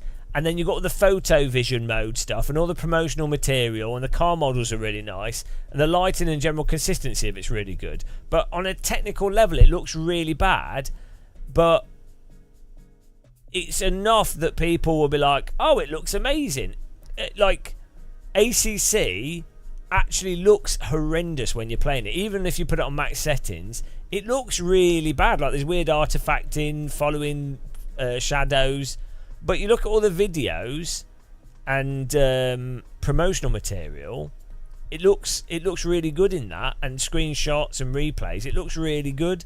So people think they're like, genuinely, AC1 with the shader patch looks better than ACC, especially whilst driving it. It looks a million times better. And yet, most people, if you were to ask them, they would go, "Oh, ACC looks better." So it's more like it's like a psychological thing rather than the actual reality. I've not got VR working on this yet. No, I've not tried yet.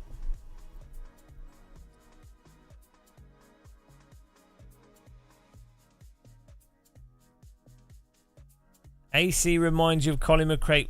Well, you need to replay Colin McRae on the PS2.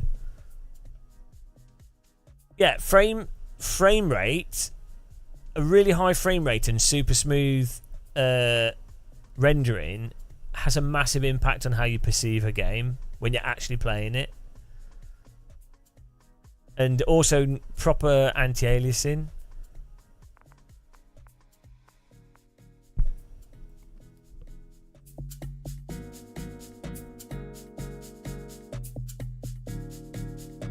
I don't know what we can do now.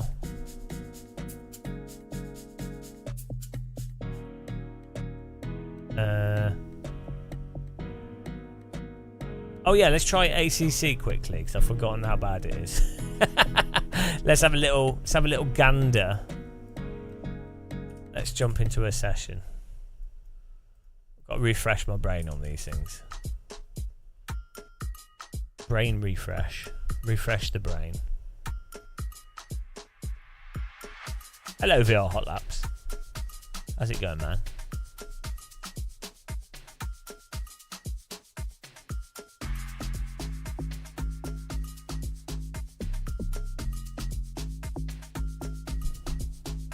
Yeah, but I don't know how you've got your AC set up because it shouldn't look shit.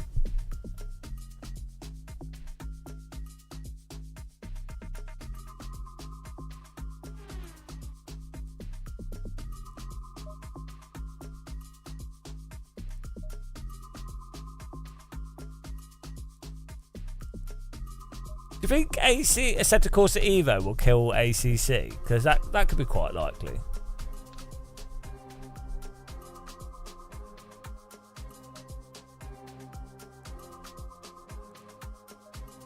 Yeah, well, you would think that the thing with consoles is that console games would mean that a game gets more optimized, so it runs well on console, and then that applies to PC. But I don't think that really actually happens.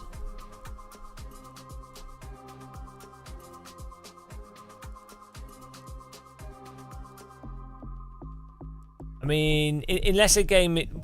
Forza Motorsport looks great on console and runs well on PC. Maybe if it's designed for console first.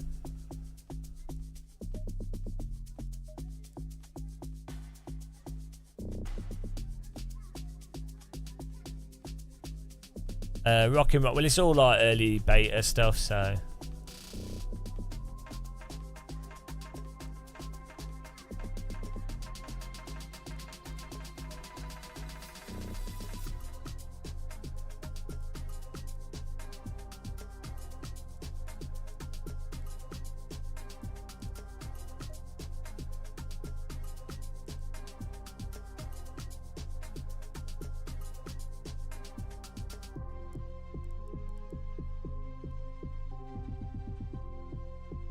Oh, Brands Hatch.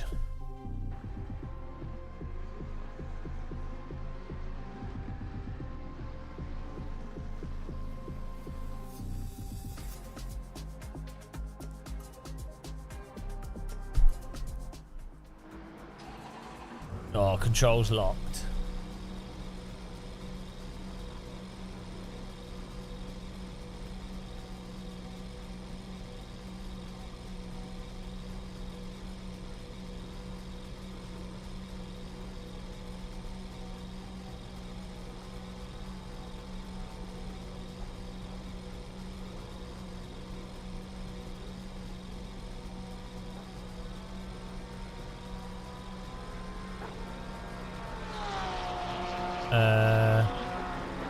Yeah, well, so the thing with Assetto Corsa, I think Kunos were trying to make a Gran Turismo type game.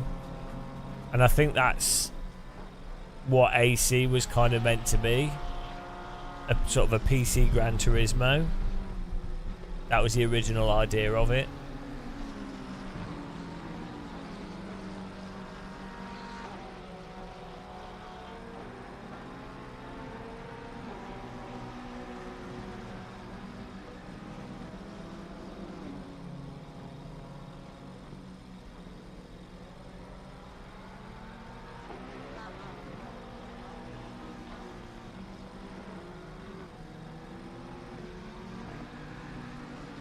I don't know. I don't know what will happen. It'll be interesting to see.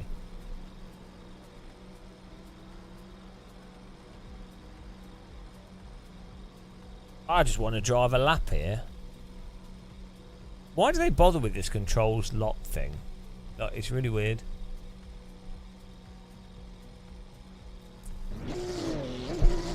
Right. I've played this for ages, so it's be interesting.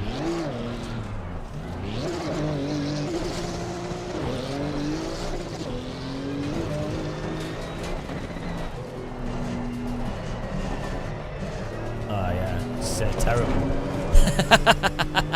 Oh dear, I forgot. No force. I mean, no force feedback for the lip. Oh, it's ridiculous. It's really weird. How is it still the same as it says that game? How do people not notice?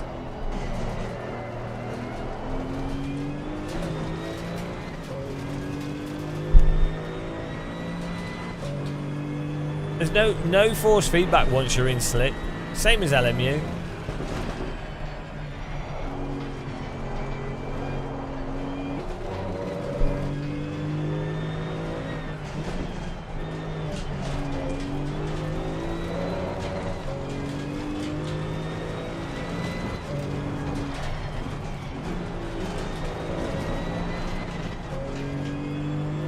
Yeah, AMS one's really good. We play it every now and again.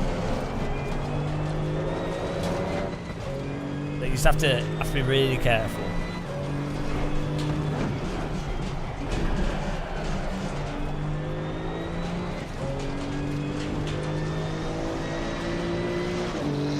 Let's see what laptop we can get.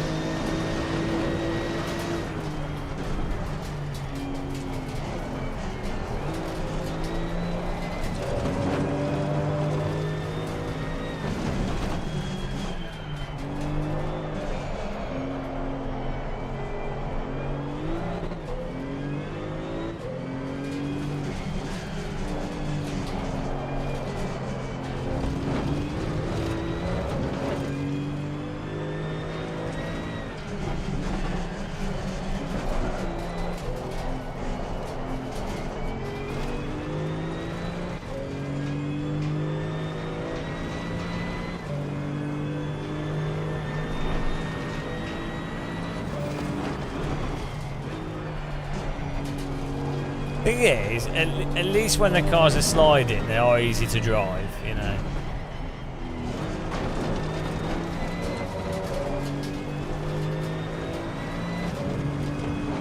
Yeah, I don't know why it's so bright.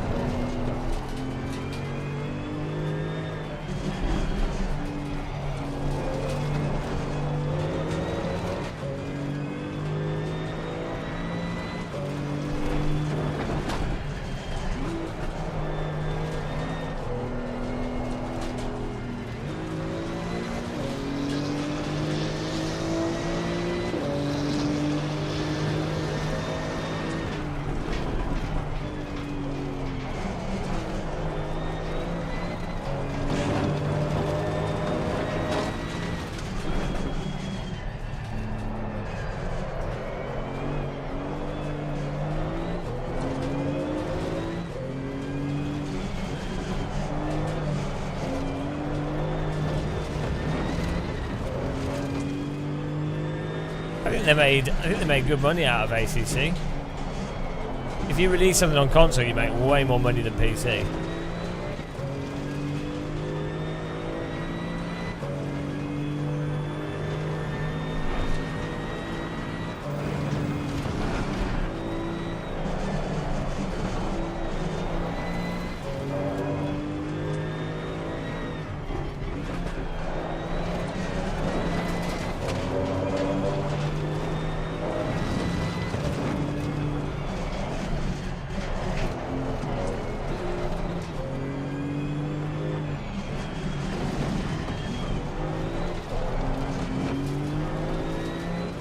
Why is this guy? I'm trying to let him go. What's he doing?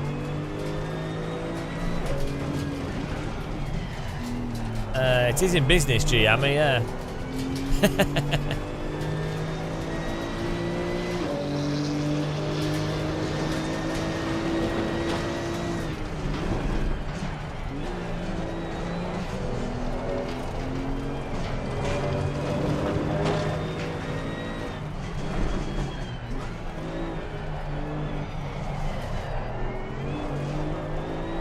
I mean, the thing is, functionally, this is basically the same as LMU. Like, if you don't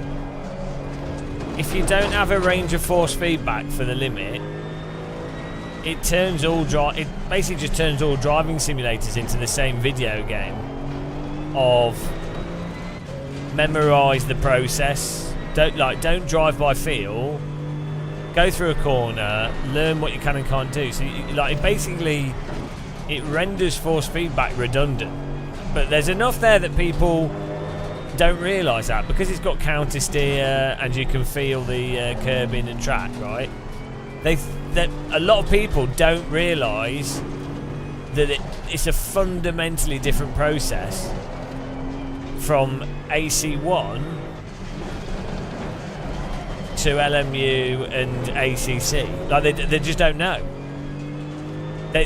All sim players should basically go, yeah, okay, it's a different game. It's a totally different game because you can't feel a range for the limits. You have to drive it in a completely different way. Like, the physics are the same, but like you're not adjusting based off the force feedback. You're driving off the visuals and the delta bar.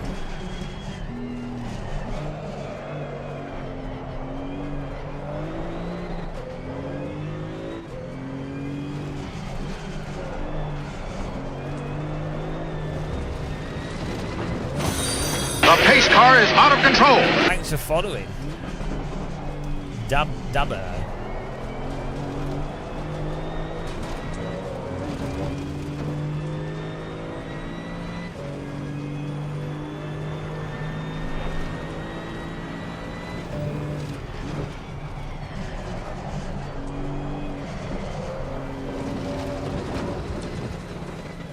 Yeah, LMU is the same as ACC. Although LMU, the cars are more controllable when they're sliding, so...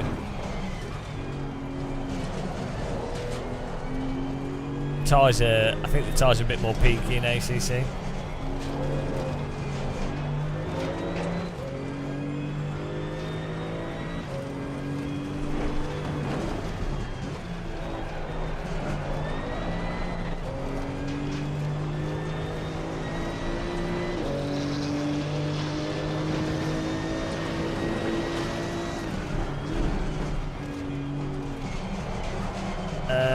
Yeah, well, the car systems and stuff work better in ACC, and curbing works better in ACC than AC. But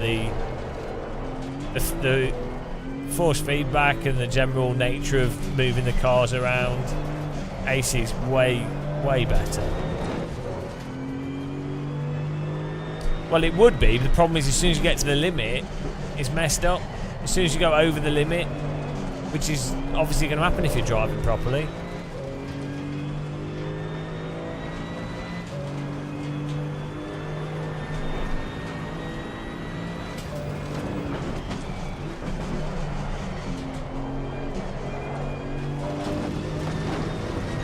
Now Max doesn't know what he's talking about.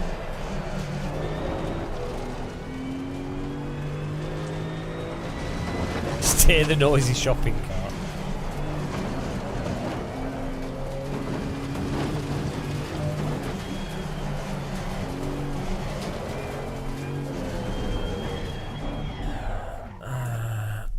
Yeah, you can't listen to Max Verstappen.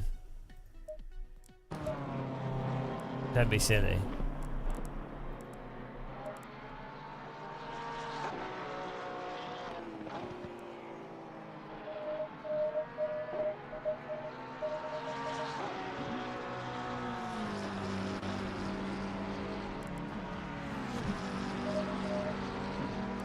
No, F1 drivers can't be trusted.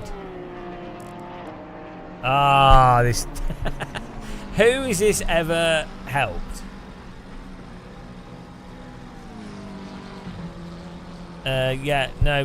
The problem with that view, Navaz, is that they're all. I don't like. They're ACC, all but different. I do like the normalist. But some don't have. So it's probably one of the. It's not about being different. It's that they don't do the basics. Not the best simulation to practice, like even F1 or GT mods. It's really good. So it's not about them being different, or if they're all the same, it'd be boring. The problem is there's a minimum expectation of how a car or physical object moves around. So it's not a case of they're all just different. The problem is that just drive a real car and then see what's missing. I can't go through it. I can't be bothered to have this conversation. Just drive a real car. If you get a chance, if you get a chance, drive like a Radical or something, or even get a passenger lap, and you'll see straight away. Watch. Yeah, just drive a real car. Like win the lottery and drive a real car. You'll see it lines up to AC. Now AC1's surprisingly close. So's AMS1. They should be like the basic level. Like they're 10 plus years old now. AMS1 is using physics that are like 15 years old. So that should be like the benchmark. If you don't have that, like you shouldn't accept simulators that are worse than the Automobilista 1 and AC.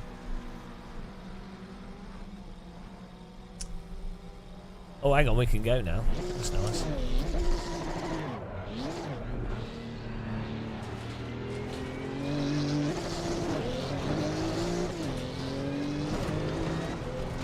That you can feel everything you need to feel to drive a car in the original Assetto Corsa.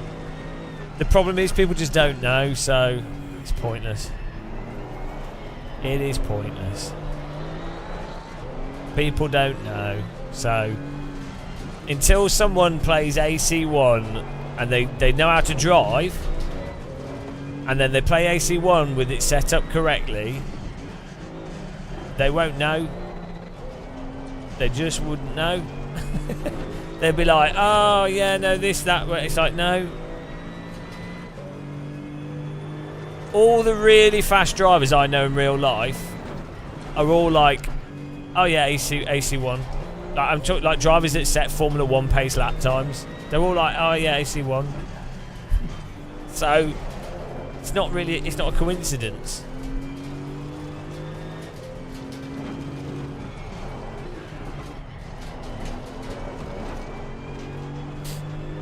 I do think ACC over time though, they did improve the force feedback at least a bit. And the physics a bit.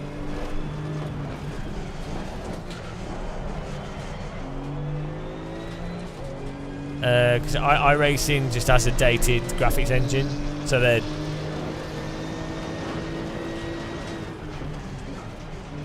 that's all.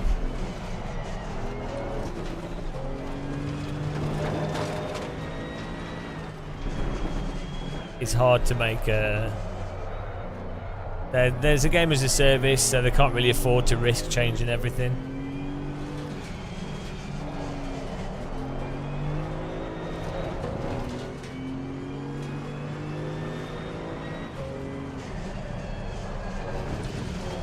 Oh dear.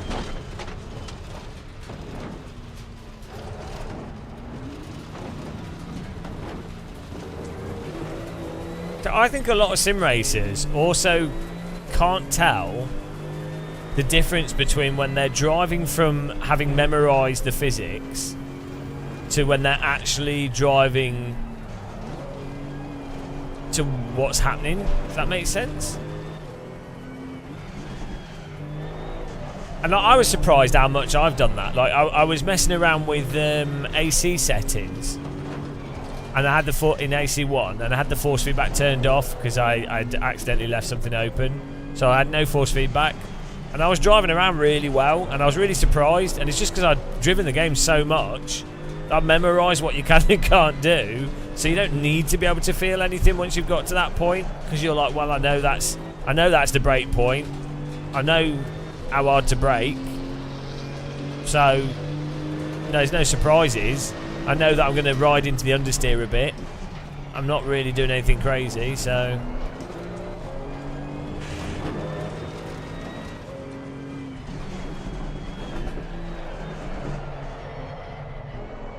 Like that, memorising a certain.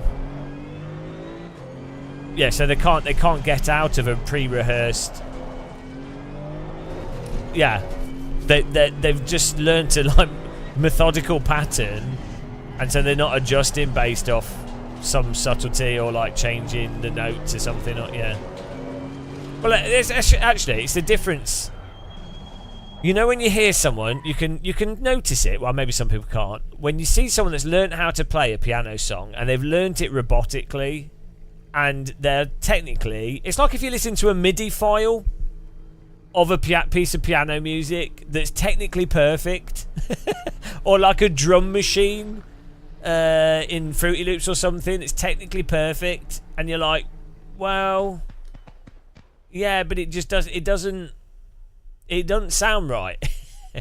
But it's just like going through a methodical robotic process of it misses the kind of nuance of adjusting just a little bit. Alright, let's do it. See how fast we are compared to these people. Where's the graphics?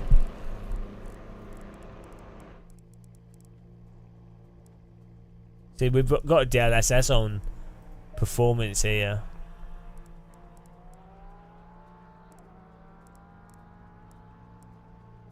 These are the same settings. And even this doesn't run perfectly.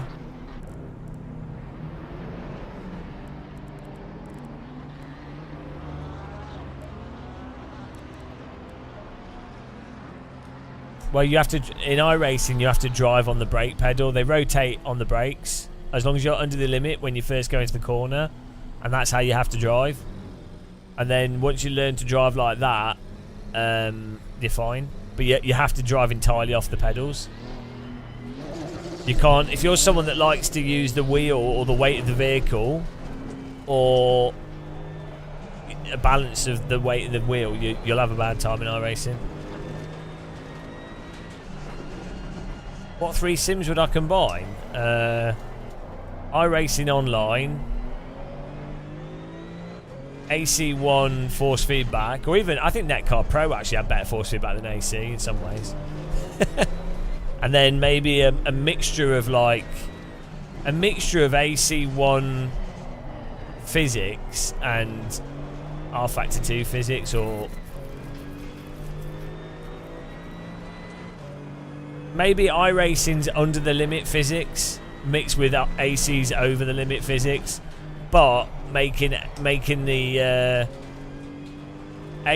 amount of controllable slip a little bit reduced, so more peaky. AC1 tyres, but more peaky, so they're so you don't have as wide a controllable slip, and also the response is faster. So not that exists yet. So maybe like a bit of more of a mixture of AMS1.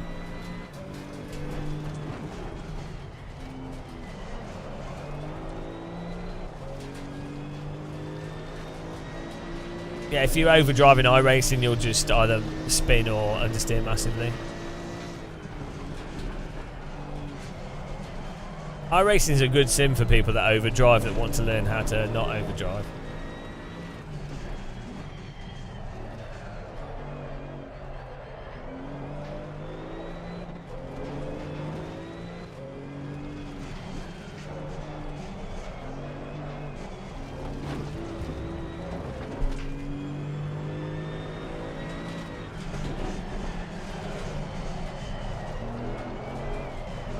There's absolutely zero force feedback for the front tyres in this. It's crazy.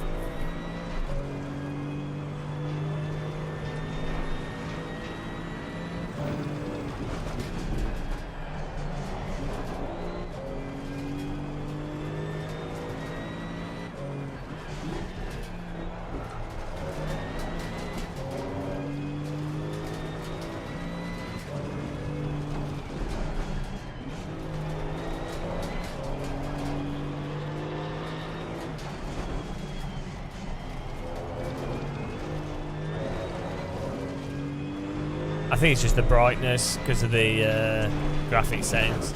Oh no, I might have turned the brightness up because we were racing at night.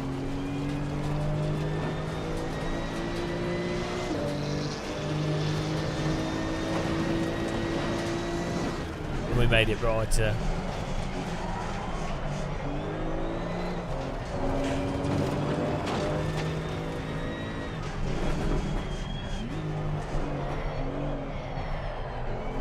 ACC also has this physics thing where the car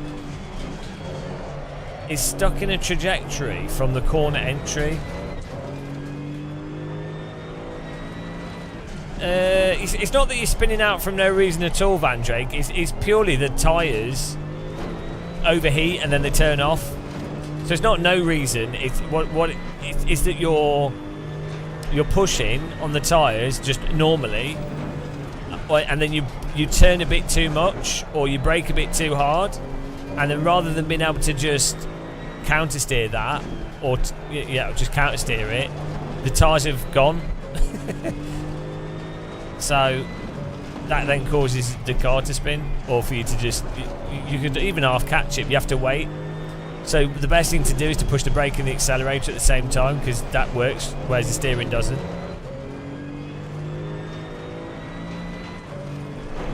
Yeah, as I say, the way you drive iRacing, you have to drive it on the brake pedal.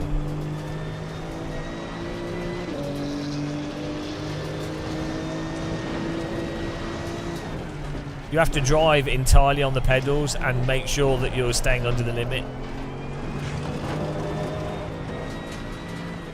It's a good skill to have.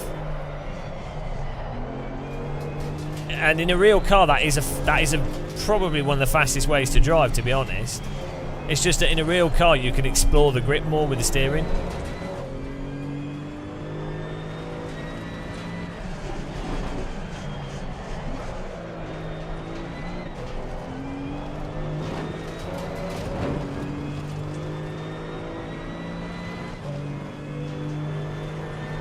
Well, I'll go for 6k. When they're working on fixing the tyres. Once they get the tyres working properly, I'll go for 6k, because I'll enjoy hot lapping once the tyres work like tyres.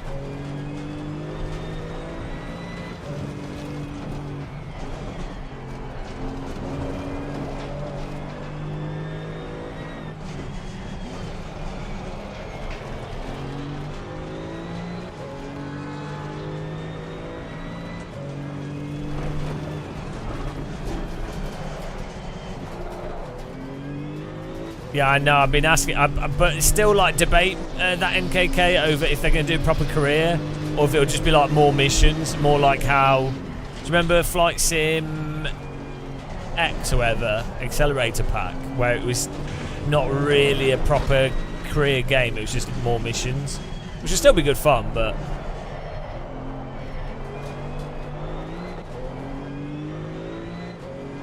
Yeah, see, look, this is what's weird with ACC. And this is just a public server. I am driving like absolute shit. And I'm in 3rd place. So obviously, most people just don't notice. I'm not going to notice differences, are they? Or maybe even care. Like, if you're racing competitively, physics don't really matter that much. You're like, can you drive it quickly?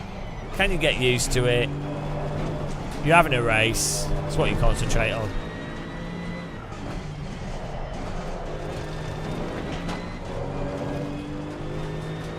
That's the best thing about.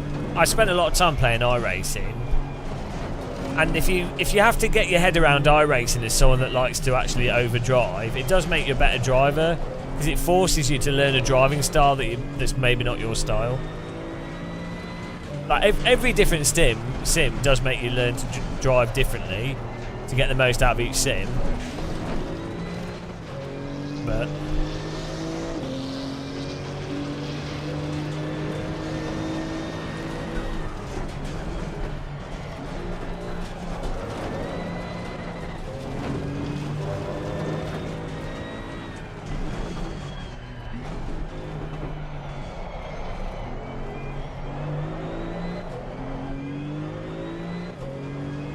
Yeah, this is why I think sim racers actually end up better than a lot of real drivers in many ways. Because the physics are so different from real life and there's so little feel, it forces you to learn physics, or like be very malleable with understanding physics, which you have to do in real life. Not to the same degree. Like in real life, also you don't have the really obvious delta unless you're in like a fancy pants car, so you wouldn't. Do you know what I mean? It's not really obvious what you're doing right or wrong. So, like, if you've ever gone like random go-karting, it can be really hard to tell what the right or wrong thing to do is. Probably playing like 9 Newton meters at the moment. Like last time I went go-karting, I couldn't tell until basically my last lap of the hour-long session we had was the lap I did at pace. So until like it took me an hour to basically get to learn how to drive the go-kart to the point where I was like leaning, because I didn't realise how much you could lean on the tyres into the corner and just push through them, and that would be faster. And there was no delta on the go-kart, so other than just going, oh, okay, that felt like a faster lap. There's no way to know.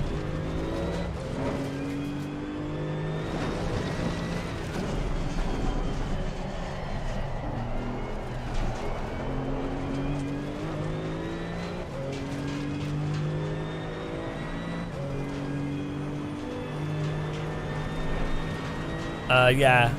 Well, obviously, not everyone can complete AC 100% like me. What you need to do, the best thing to do is to just, you need fast setups. And you can also make the track colder, which helps as well. I mean, it took me like a day of hot lapping to do the BMW Imola. Was it like 2 days? I think we spent like 9 hours hot lapping.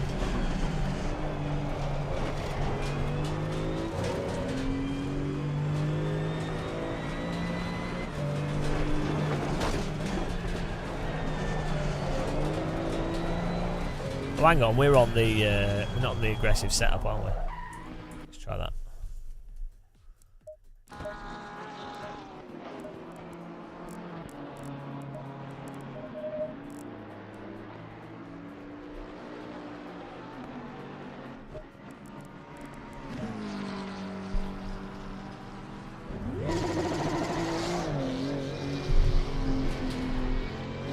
I mean, lower TC. Can you imagine if AC Evo is actually good? Like, I'll be so good. It's been how many years? Like 5 years, 6 years since like basically all the Sims since 2020 have been pretty bad. Yeah, but I think they'll keep working on Ren Sport. I think if it comes out on console, we've quite actively played. Look at this slider. There's no force feedback for the grip. Just the cold tire sliding it around.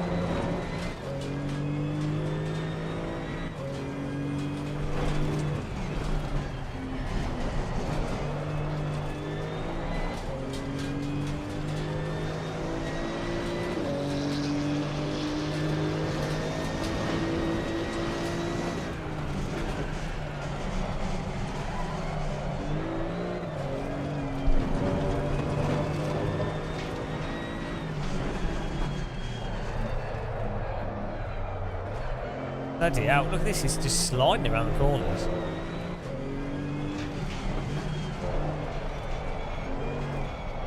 What is going on? Is the tyres cold or something? So the thing is, ACC, this is super easy to drive, which is good. And I think that's why people don't realise that the force feedback is so messed up. Oh wow. Oh wow.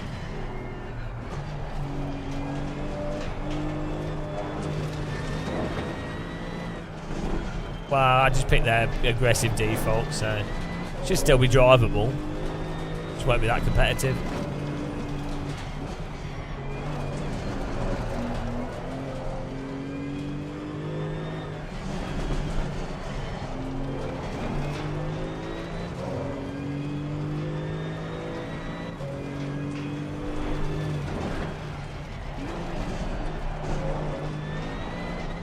Right. Oh, will I get to finish this lap? The next lap?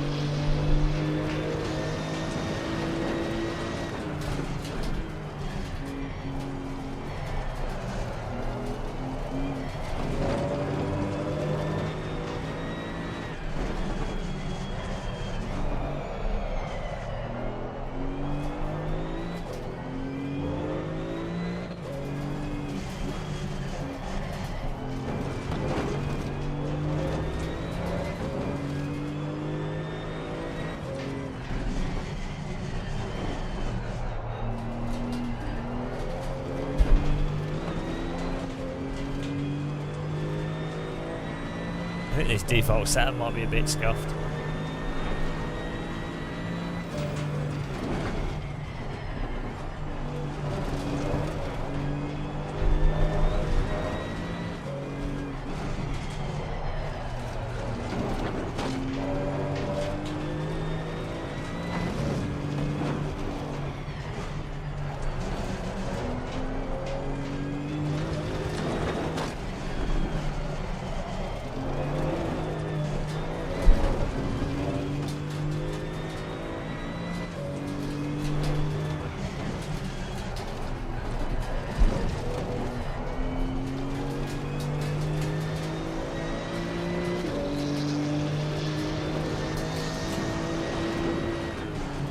Oh, we're 2 seconds off the pace.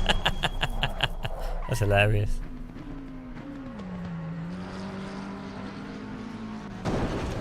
Oh, good driving.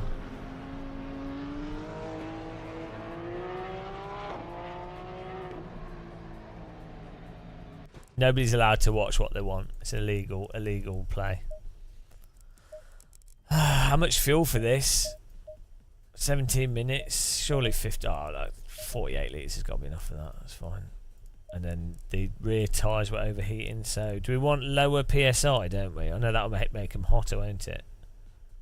How do you... Higher PSI is colder, right? I don't know with these cars.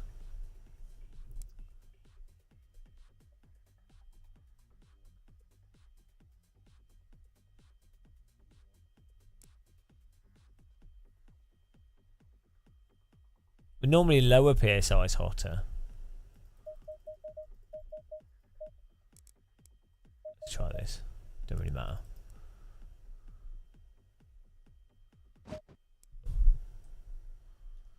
Here we go. Bit of ACC. Beautiful.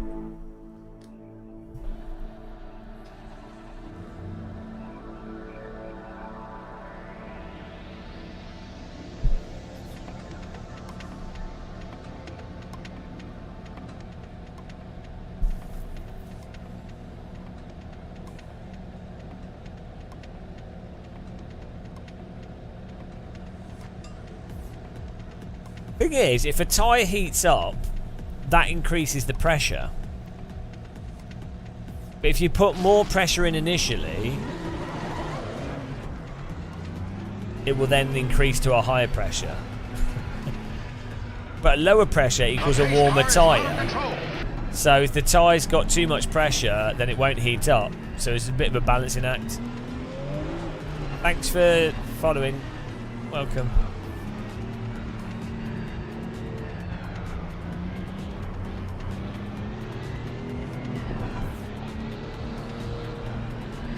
Go.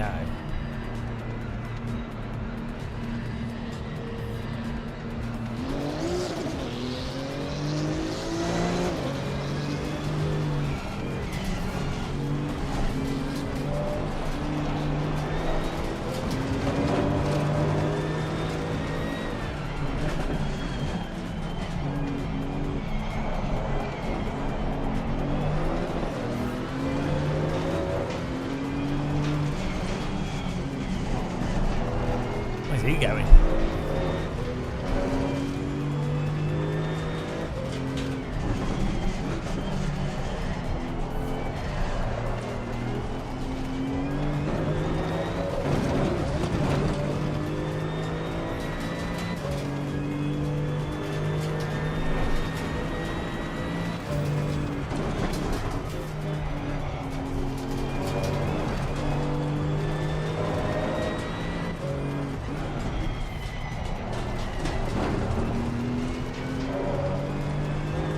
Got to beat the Moya.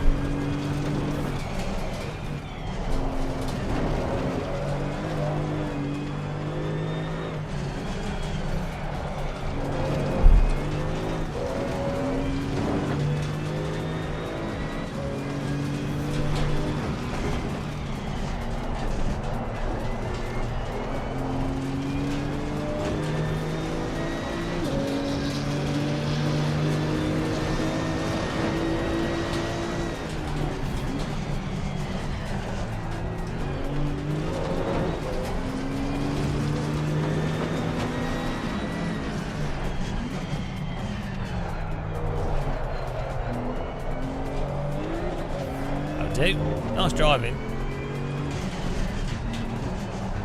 Oh, jeez. Almost punted me there. Close.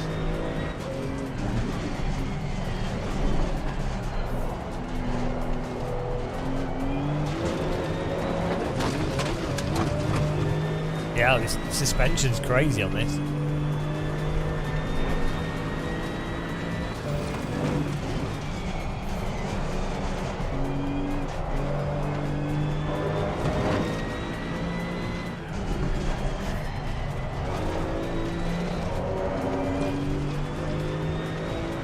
Feels like this car could do with more downforce.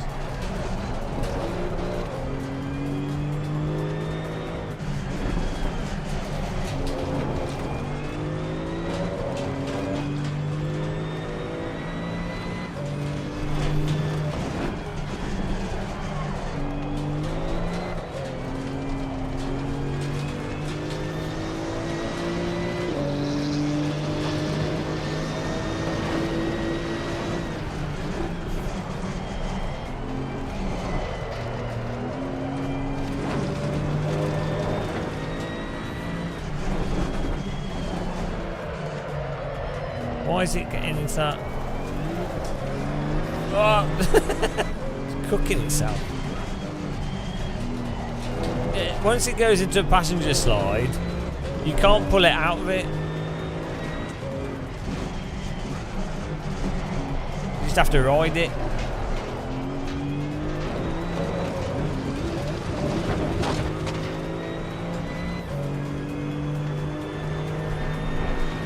Oh yeah, it was overheating because we just drifted that corner. We drifted that corner because it wouldn't come out of the slide in the first place.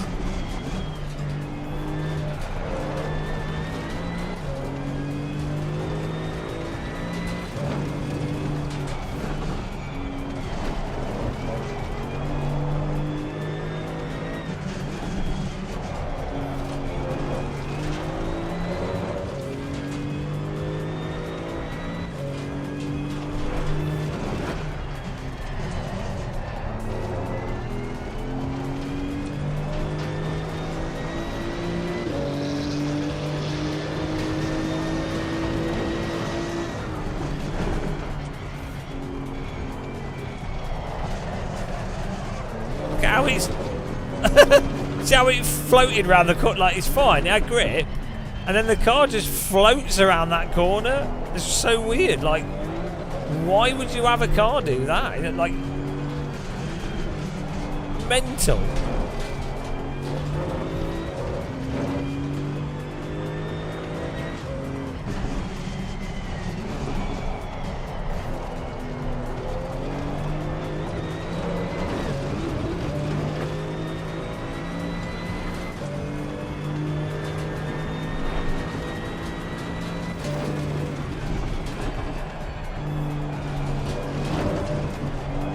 The suspension is crazy as well. Like,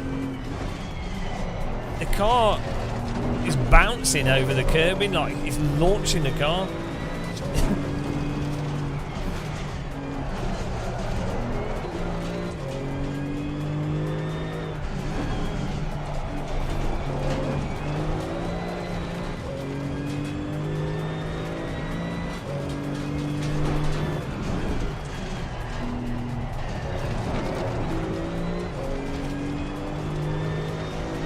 Like driving a trampoline.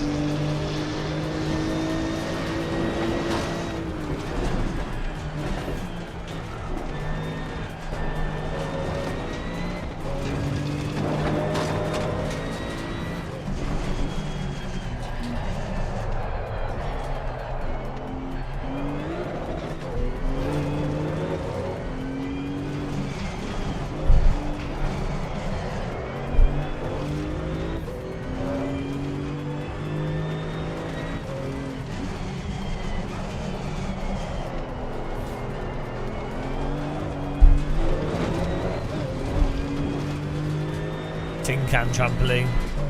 Best kind of trampoline.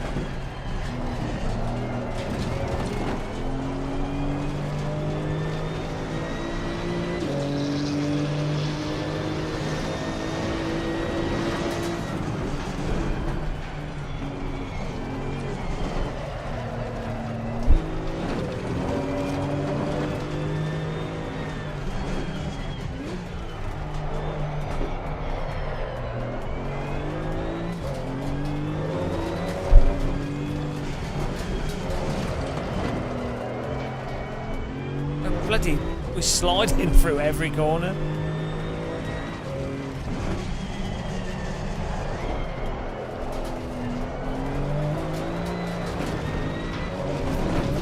What is going on? Oh, TC's up. Does this car have TC? Hang on a minute.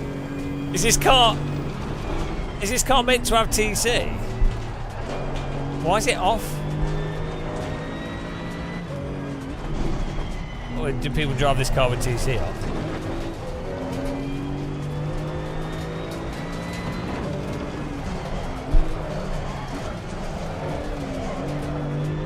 Right, everything's drifting.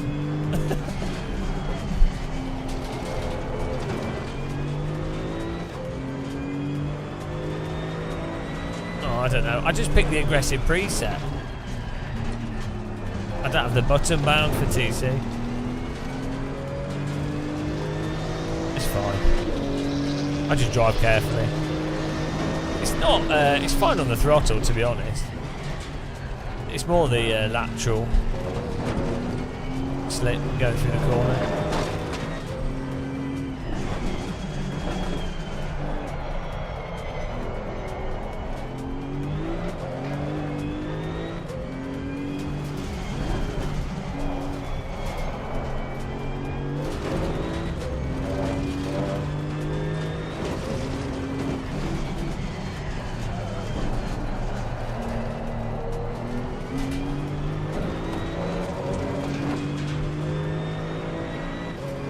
Yeah, this is ACC.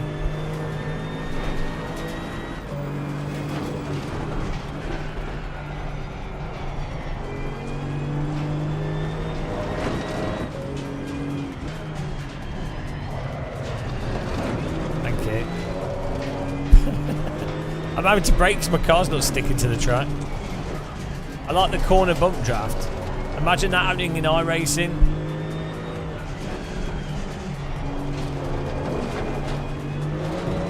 Oh, thank you. Keep driving into me, it's fine.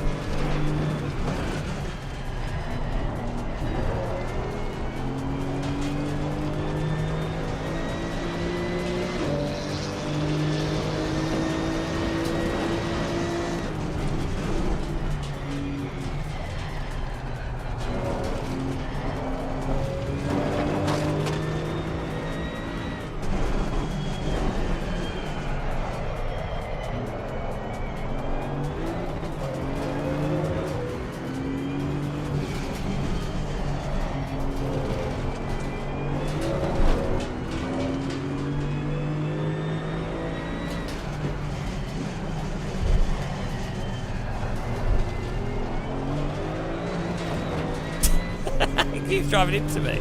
Does he not understand that I have to brake more if I'm on the inside line?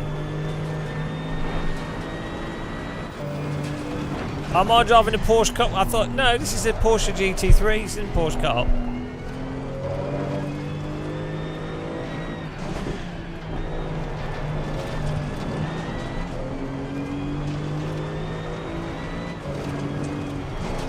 Unless it picked it for the server and I didn't notice.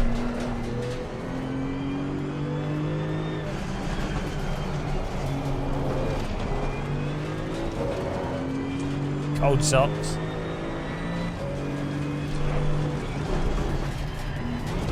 What? Why did he just drive into me? I'm not having that. Just punted me off the corner. I'm not having that. Mate.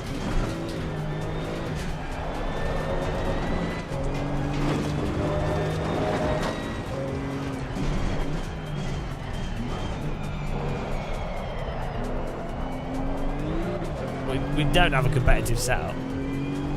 No reactive blocking. I'm driving well consistent. My tyres are dead.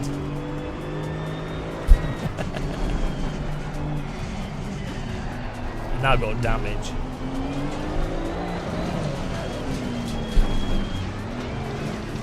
That went well. Thought better to just let go of the wheel there. Crazy. Rip. Yeah, I mean this setup's not ideal, I don't think.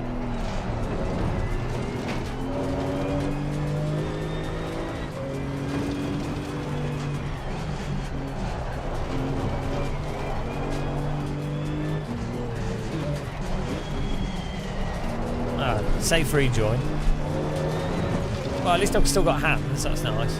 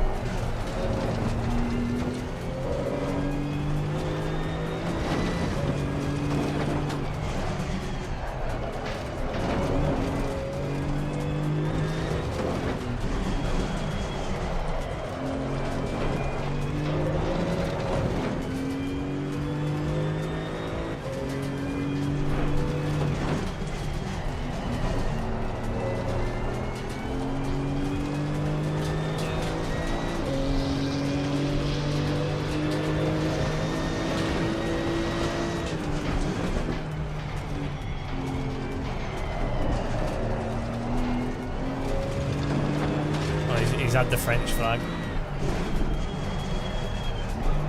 What? Murder.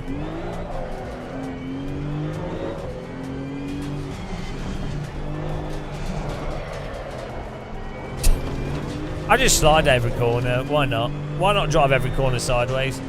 Boring. Boring driving normally.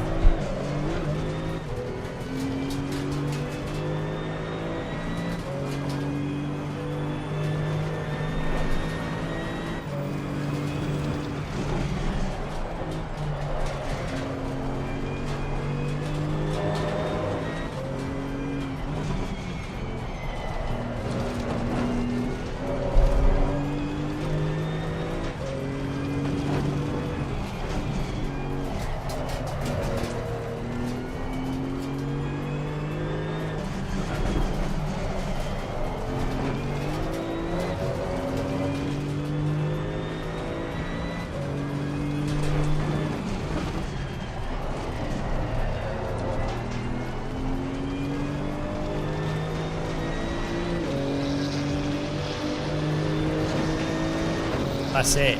Well, who doesn't want me driving their car sideways into a wall?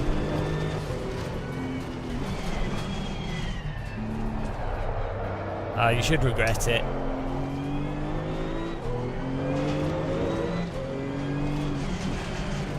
I expect tears. Fears for tears.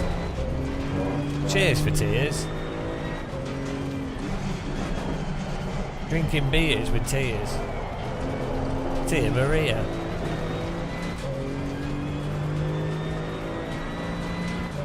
Tears of despair.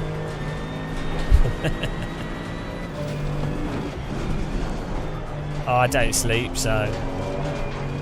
Hang on, is this the guy that murdered me? Whoops. Whoops. Accident. Whoops. I didn't hit him hard enough. Whoops. Didn't see the brake point. We're still in front.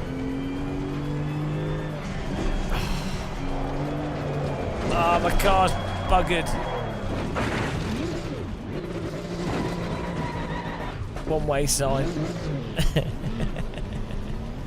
Ah, dear. Netcode.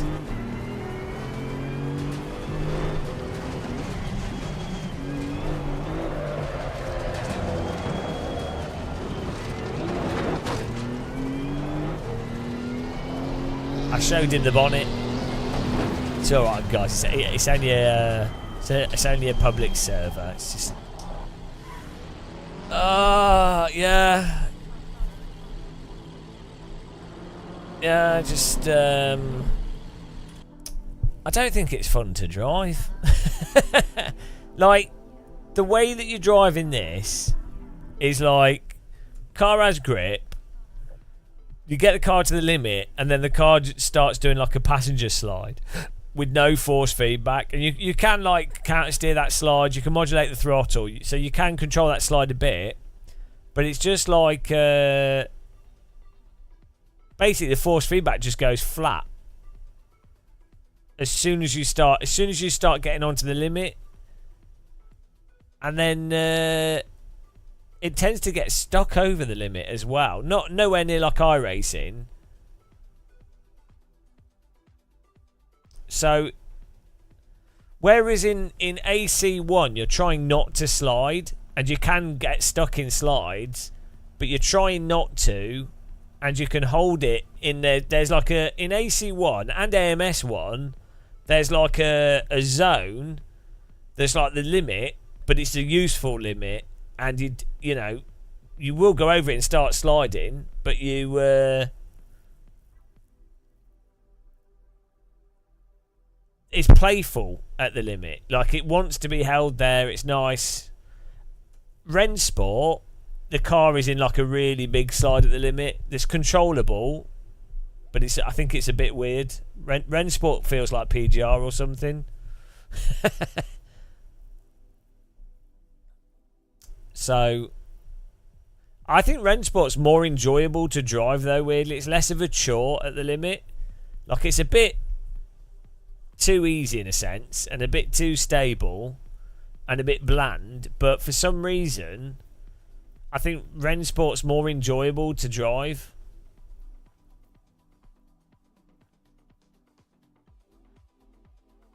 Even though I think ACC is more realistic. If I was gonna put it down to realism, because I think you could maybe fix ACC if it had better force feedback. I think that could maybe help it a lot. I think ACC's problem could be force feedback as much as it is rather than physics. If that makes sense. And then iRacing, you just have to drive under the limit all the time. So that AC and AMS1 are just on another level for like the balance being spot on. Do you know what I mean? Like, they're joyful to drive at the limit, which is what cars should be like. That's why people spend so much money on driving, because it's fun to hold a car at the limit. Race car, drifting, whatever. I think ACC turns into like a robotic process. So does iRacing actually, but see if I've got AMS1 installed here. Has it got GT3 cars? Automobilist has a habit of causing my computer to catch on fire, so let's see what happens.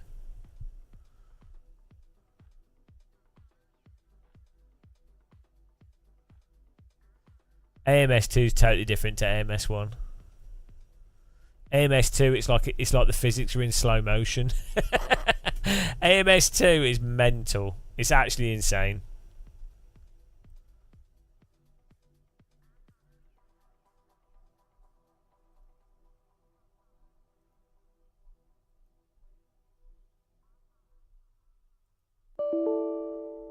Oh, well that didn't work.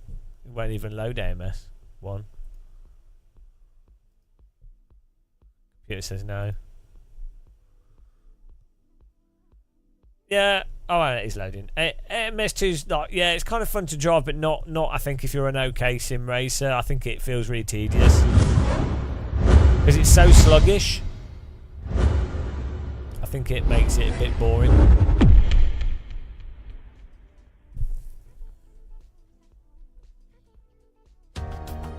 Oh.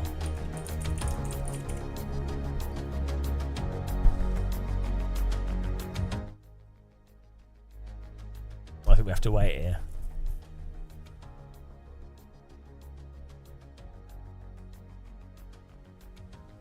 Oh, it's broken. We'll just wait. Welcome to AMS1. Oh, here we go. Hardcore. Don't know why I just forgot all our settings.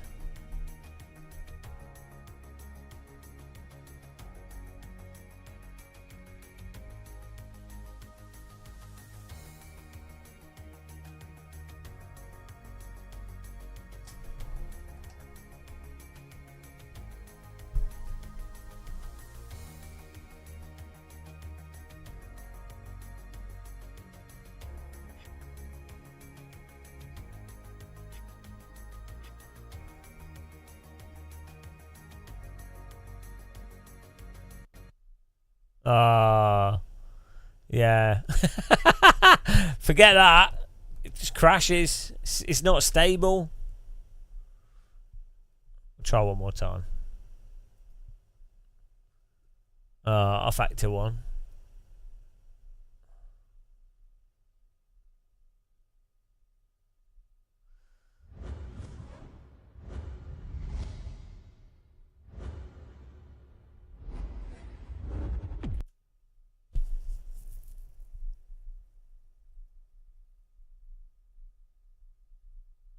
What's going on here? Oh, we're back. We're back in the menu.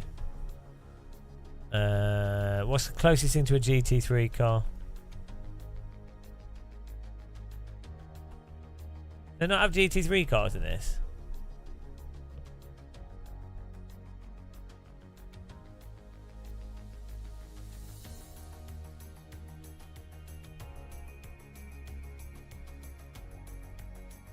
What's the closest? Let's drive a Caterham. This game is messed up. Oh no, is that selected? Okay. Here we go.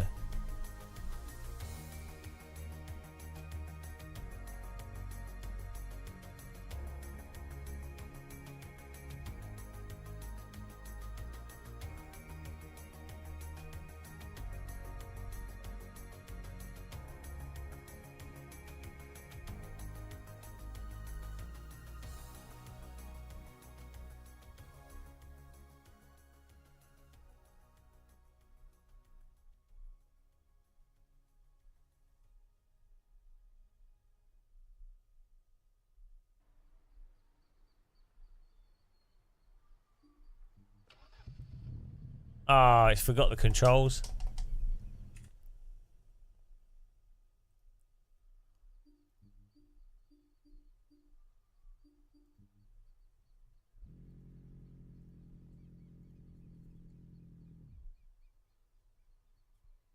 No, hang on. Why is it? Oh, there we go. That was weird.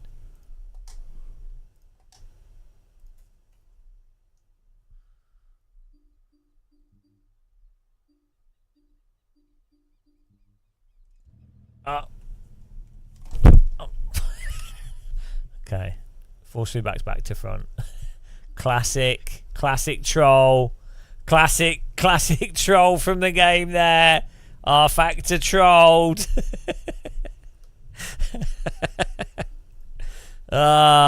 Tricky R-Factor. That's how it gets you.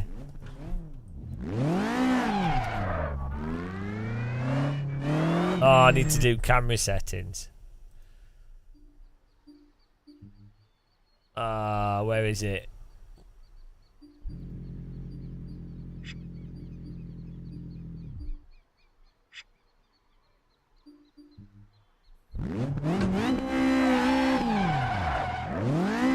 Oops.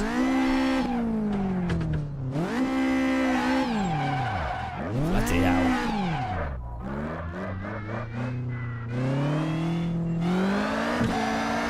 Right, how much better is this than MS2? It's so hooked up. Like hooked up straight away like a real car.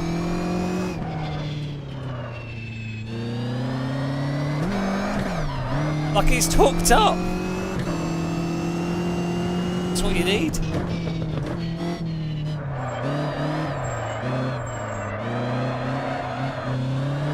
Like, it just makes sense.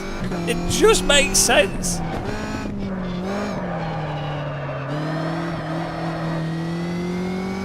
Instant, you know, it's...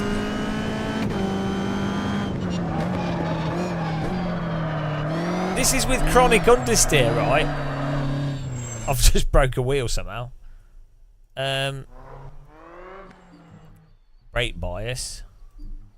Where's brake bias? The sound as well is good.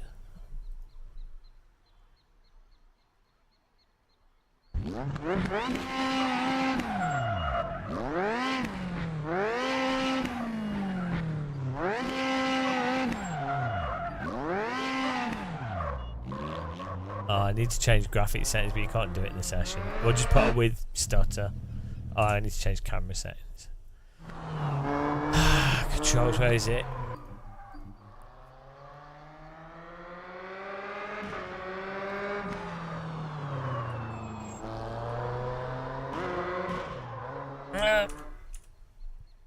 Oh dear.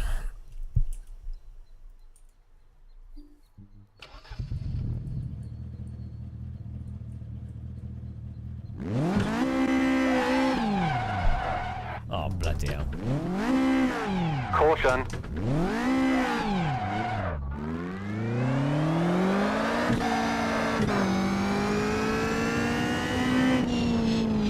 All clear.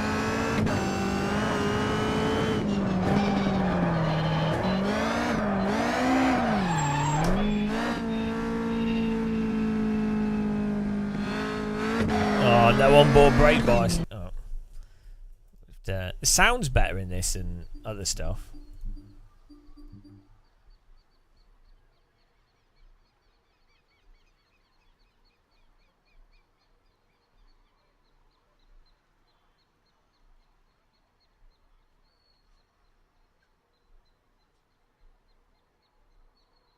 No more settings. Ah, fixed. That's locked. Okay, that's fine.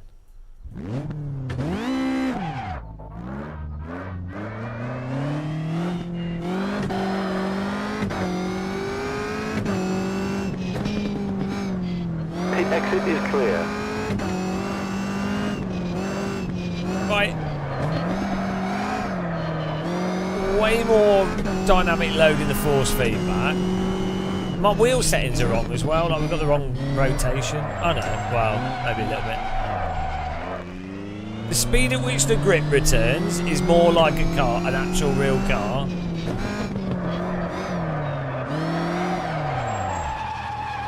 Yellow flag. This tyre skid sound is really good. Right, I need to fix the frame rate because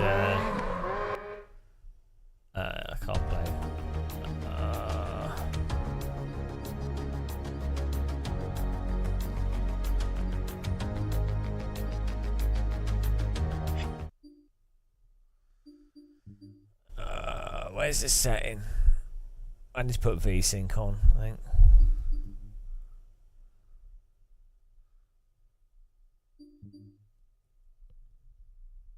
I might have to force it.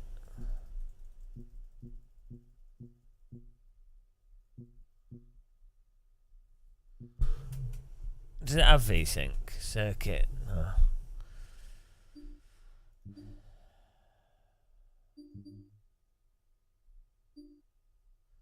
Okay, let's just. I'm gonna have to force it in Windows.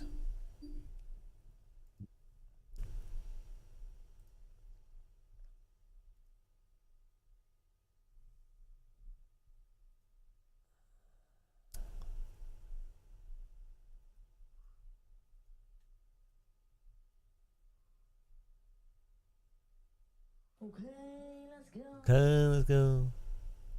Right, let's try that.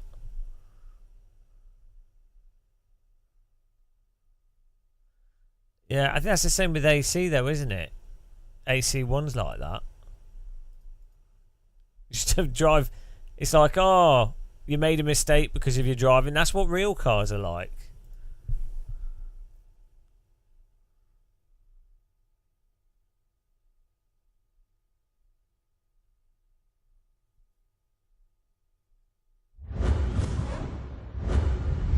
I don't think that's worked. We're about to find out.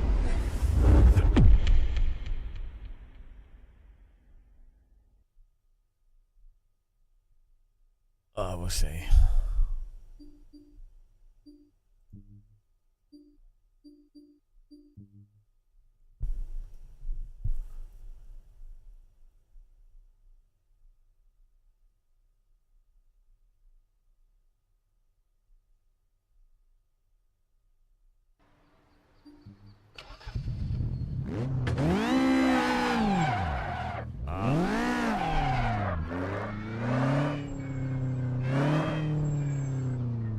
Why did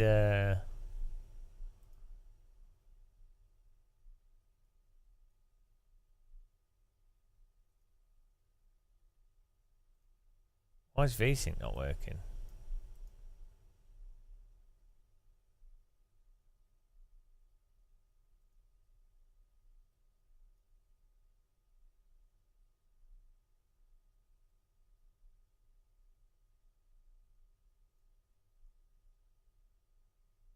Let's try this.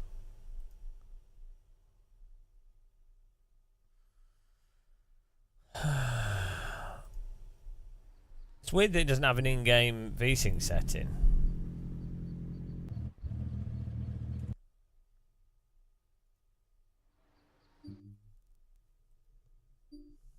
So I think this graphics are done through the launcher, aren't they?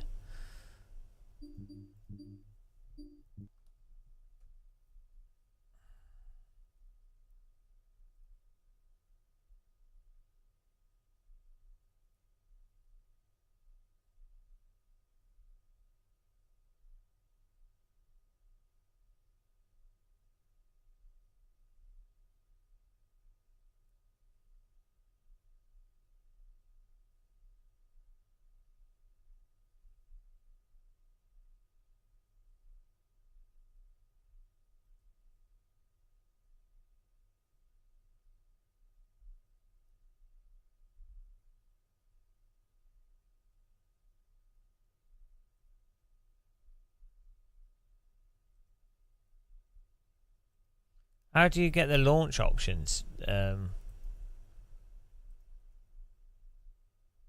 display?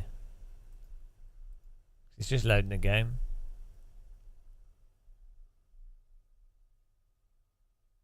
I know Motorcycle Racer. It would make sense, wouldn't it? You'd have thought that's what Race Room would be. Like, G-Motor 1, like, the thing is, the graphics engine is dated. It doesn't fully take advantage of stuff, but the game doesn't actually have to look that good, regardless. So you just have it so it's like bog standard daylight, bog standard details, and then you load the game up and it's like, okay, there you go, there's a ranked race, and you pay a monthly fee, £5 a month, and there's always a race, or it's free to play like Rensport type solution, free to play, but you can buy classes of car or something. I don't know. It's just weird. Yeah, I don't know. It's like the physics are completely fine in AC1 and AMS1. like it's totally drivable. It's better than iRacing, better than ACC. So why does it like just that with ranked multiplayer? Why?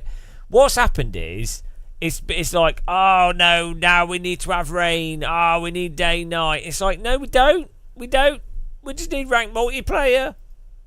Or maybe even good AI for single player, which the game actually already has.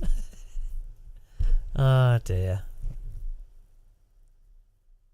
You don't even need tyre wear. You don't need any of those things. For most people are doing sprint races. That's what most people can cope with. Well, I don't know what to do. I'm trying to force the...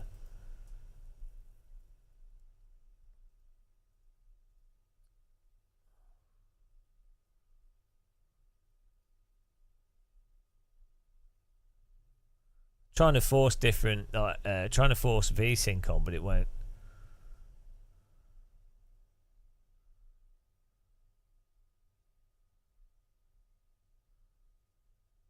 And my possum, yeah, we normally do quite long live streams, because why not?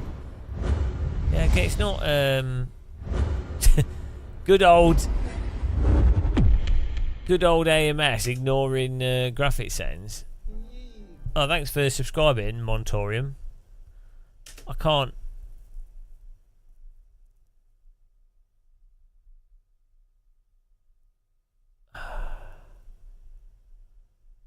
This is so weird. It won't... I'm literally forcing it. Oh no, hang on. Here we go. This might have picked it up this time.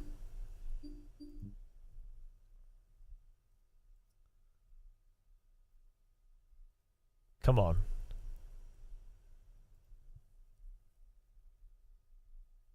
Well, you don't have to, Frank. I do appreciate it, but you don't have to. Come on. Come on, VSync.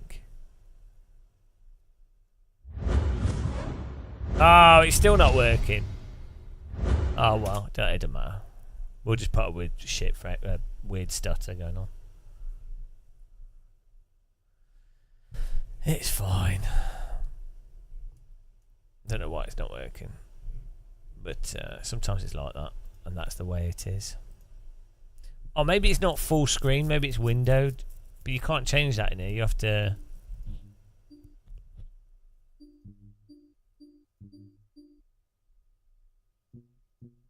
Oh no.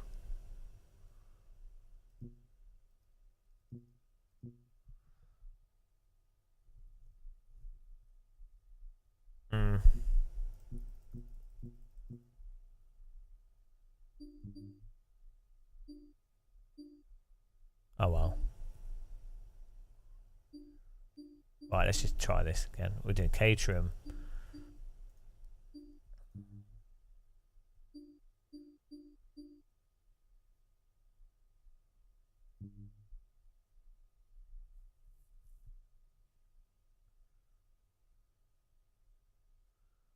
Entertainment or misery? Oh, you must be like another one of those weird masochists.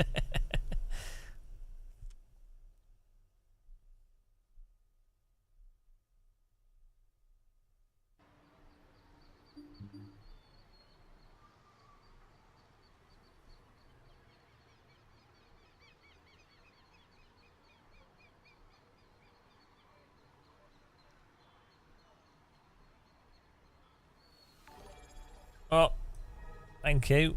Hi, it's Frank. Thank you very much.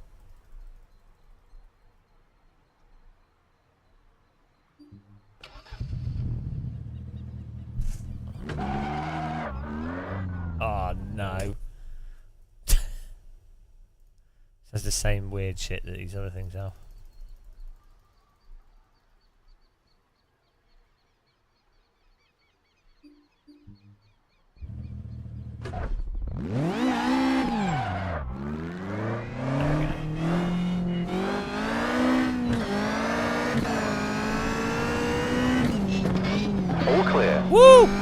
See how it like lifted off the ground there?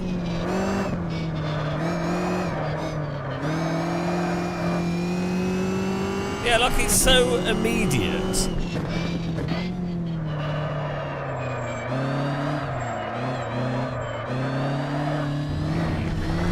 And like the force feedback is so responsive to exactly what's going on. Really nice and tight. Rumble strip feels good, although it's probably just an effect we played.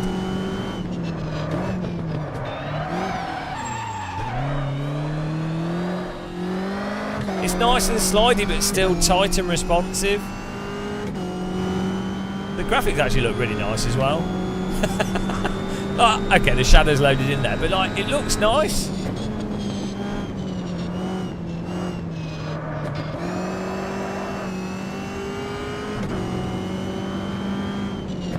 This car also has the behaviour, when you get on the throttle, the front lifts off the ground, it makes a steering light, which is exactly what these, I've driven an Aerial Atom in real life, and that is a really noticeable aspect of it. When you get on the accelerator, the front lifts off crazy. And so the steering feels quite vague when you get on the accelerator.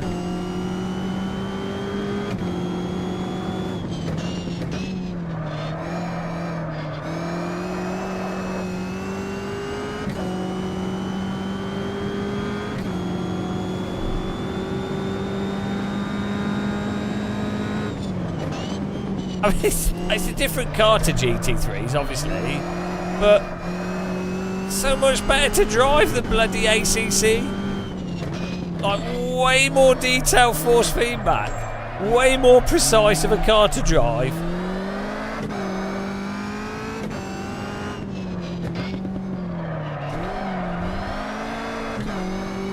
Tyre skid sounds really good.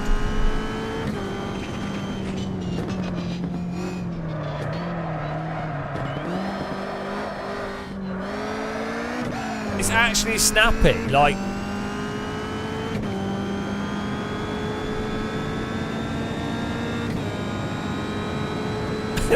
compare this to AMS2. It's hilarious. It's like 1 billion times better than AMS2.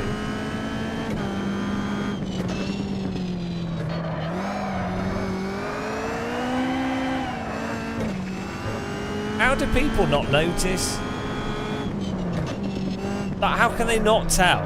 Whoa, seagull! Animated seagull attack as well. Get that in many sims, do you? Well, tell we're in the UK. He's just took my chips off my car. I had some chips in my hand.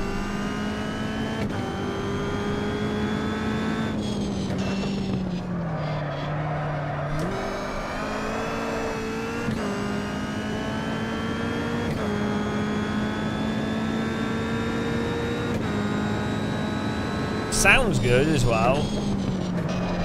This is why I'm a little bit depressive about modern sims, because AC1 and AMS1 are like 20 years old. And everyone's like, oh, golden age of sim racing now, and it's like no. Things have bloody got stuck because developers have got distracted with like rain, day, night, and stuff that has no effect for the vast majority of people, and actual driving, like, well, it does have an effect, but like, you need to be able to beat these physics before you do day, night, rain and everything else. You need to be able to beat AC1 and AMS1 physics. There's no point having day, night and rain and all this other shit if you can't beat this. Like, there's no point having rain, but your tyres, like iRacing, the cars don't drive at the limit at all properly. So why have rain? Yellow flag. What's the point? It doesn't make any sense. You have to do this first. It's like having a horse, and you got a horse that's like normal. It's not that fast, but it does the job of a horse, right? You can ride it. It's great. And then someone goes, "Wow, I've got a gold-plated horse, but it's not got any legs. We've removed them. We've removed the legs, but it's gold-plated." And what, you sat there on your gold-plated horse that can't move, and you're like, well, yeah, the shiny got the gold plating. It looks nice. but I can't ride it because it's not moving. It's the horse analogy. You guys probably might not have heard that. It's a classic analogy. Didn't just make that up. The golden horse analogy. Oh, it's so stupid the way that sim racing's gone, guys. It's so dumb. It's unbelievably dumb because presumably, if you're playing a driving simulator, you're playing it to drive cars and you want cars to handle like cars, right? That's presumably why you're playing a driving sim. I mean, so surely the handling needs to be good. As a basic, surely that matters. Surely. Why is it that this game that's from bloody ages ago, and AC1, which is from like 2014, they're just on another level to anything. They're way better than Rennsport, way better than ACC, way better than LMU, way better than R Factor 2 as well, really. Like, bloody hell. Bloody hell, guys. Honestly.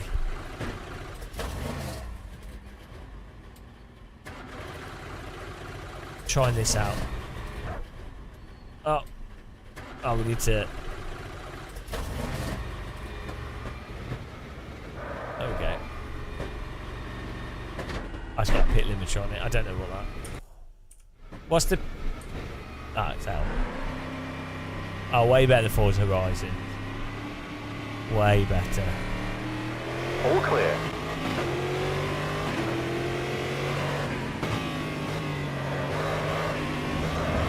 Right, it's so direct, and that's the experience of real cars. They feel direct. They don't feel like dislocated. They feel responsive. That's why they're so fun.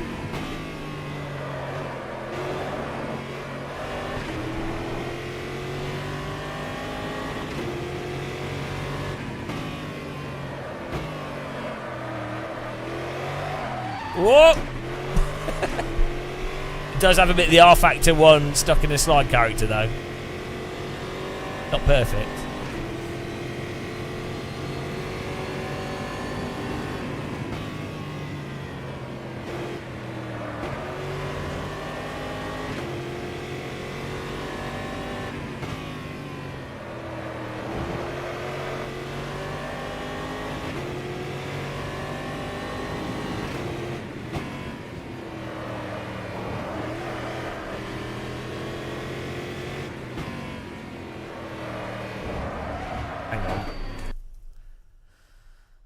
My steering rotation is different on every car. I forgot about this.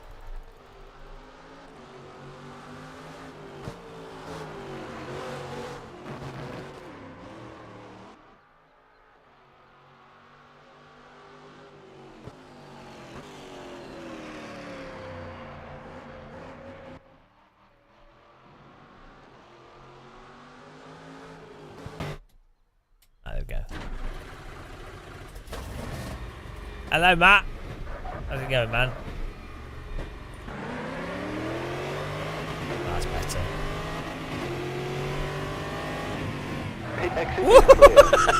This has way better suspension than ACC as well. You see, going over that huge bump, see how quickly the car collects itself from the suspension.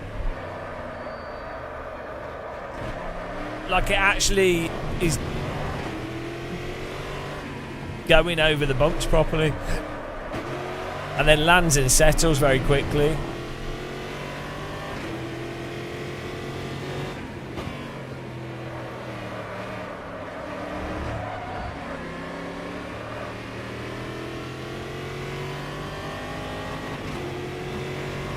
What do you mean no audio? That's you. That's you. You with no audio. Hello, JK.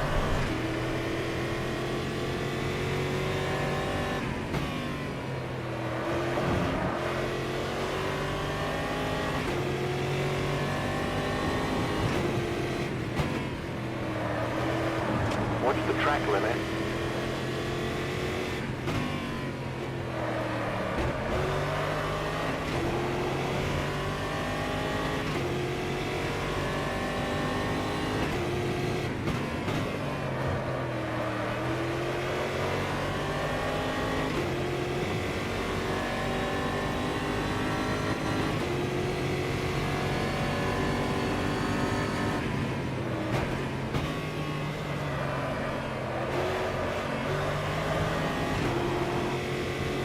I'm alright, yeah.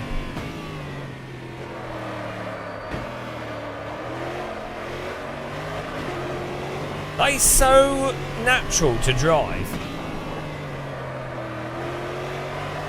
And instantly responds to the throttle. And then you can also instantly respond to the steering. And his balance between the throttle and the... It's so dumb how bad Sims have got, guys. It's so dumb. It's unbelievable. Really, it's unbelievable.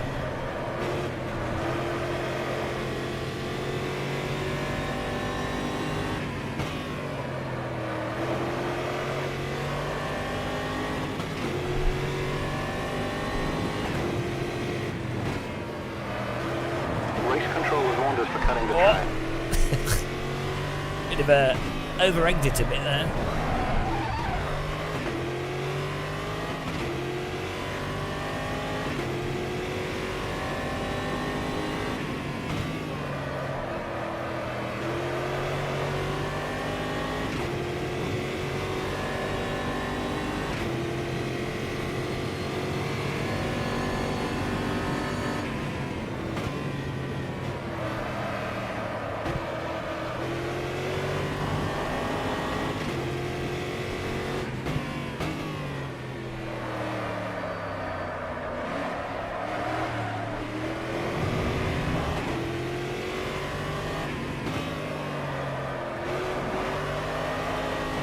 This rewards you, so you can really overdrive, but then this rewards you for being smoother and then more subtle on the throttle and steering.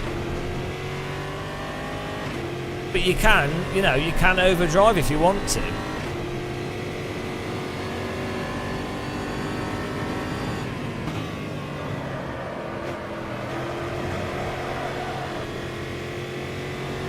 Whoa! Okay, bit too low on the field of view there. Jesus Christ! How much field of view do you want? Ah, 0. Okay.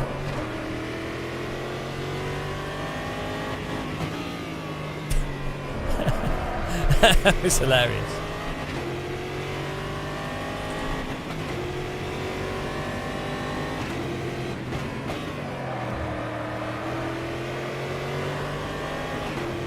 I like no field of view.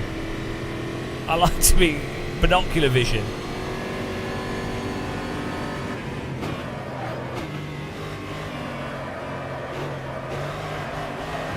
But I've done nothing with the force feedback here. We've just loaded into the game and we just selected the wheel at 80%. And this, like, you can drive perfectly fine. I just loaded into the game and this is all default settings. The sound, the audio level for the skidding, the audio level for the engine, the force feedback, the default setup. It's fine.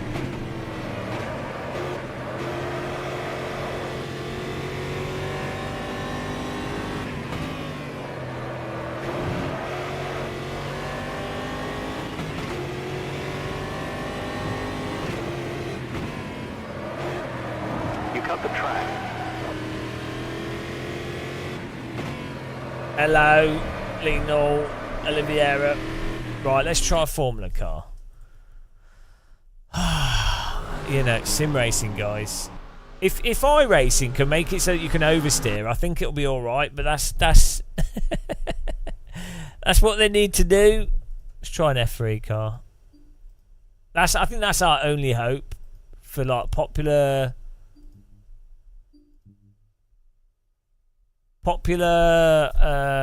sim. We need iRacing to fix their time. How could anyone drive this and then drive iRacing and then be like, oh yeah, oh yes, this seems reasonable. Like he's so not even in the same like league. Like, what is going on in people's heads, guys? Really? Like, I feel like sometimes I'm like, oh, it must be me being mental. And then I load up like AMS1 after AC after not playing it, or AMS1. I'm just like you can't deny it. There's like, you might not like it. More detail in the force feedback, more responsive, more immediate. Like, is there's objective qualities to it. Okay, don't have day night. Okay, don't have rain, but the cars drive like cars.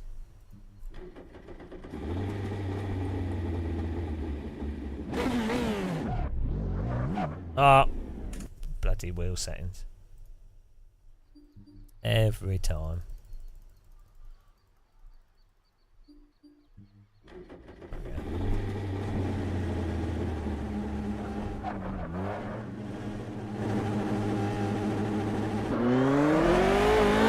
The audio's fantastic.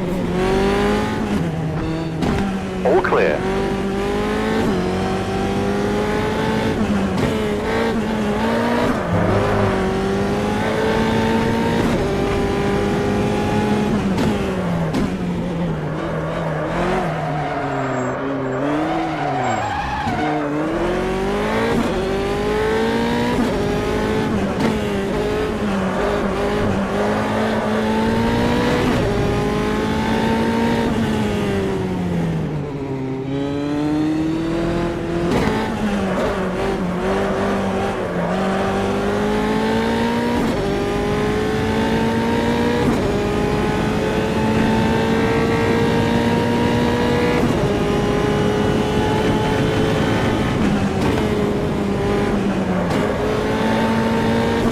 This is an old F3, it's really slow.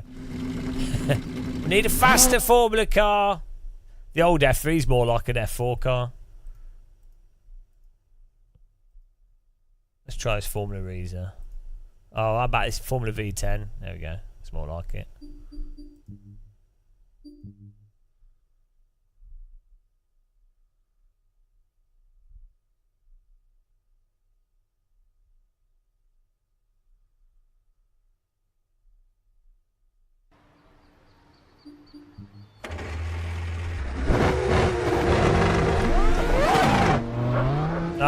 Wheel settings. Every car, every time.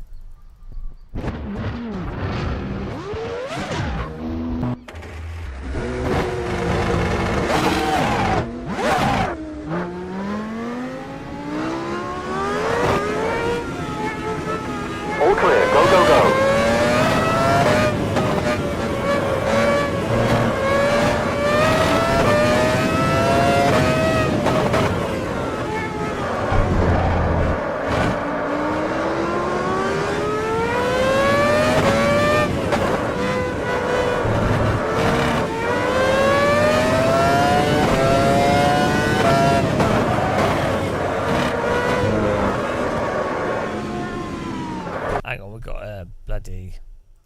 Assists have gone on for some reason.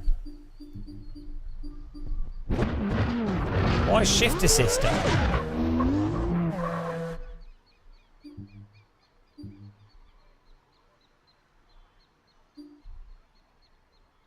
Where's auto? Why is it auto shifting?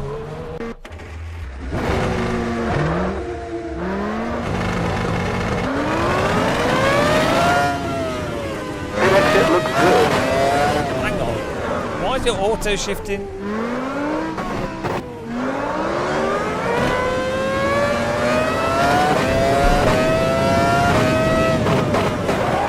I'll just change gear to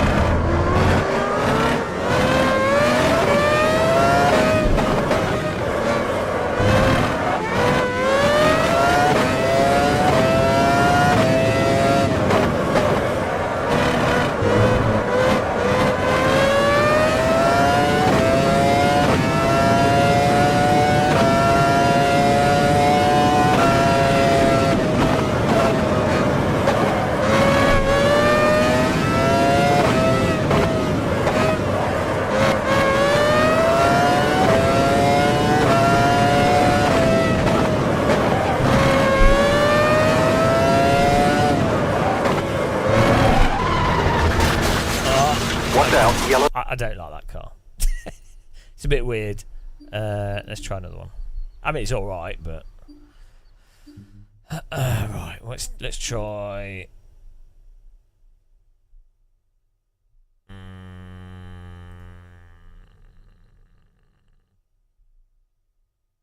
It's not fast. It's easy. It's just too many systems on it.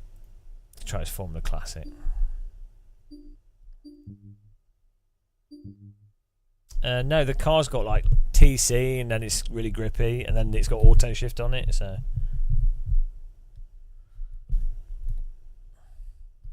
also need a more oversteery setup, I think. Wheel settings.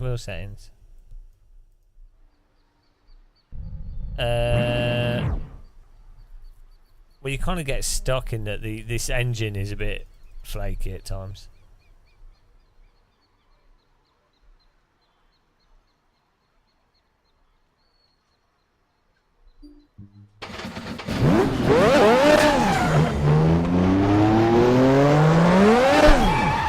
That's more like it. Let's get going.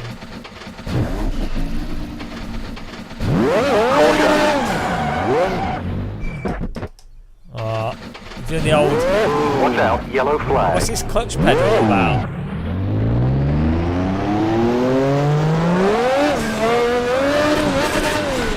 Pit exit is clear.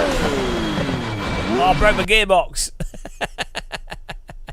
I broke the gearbox. That'll be 300,000. Fragile car, this.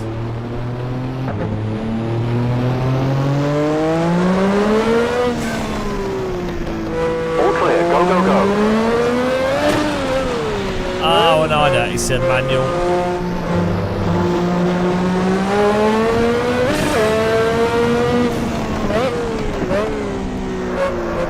Got a heel and toe.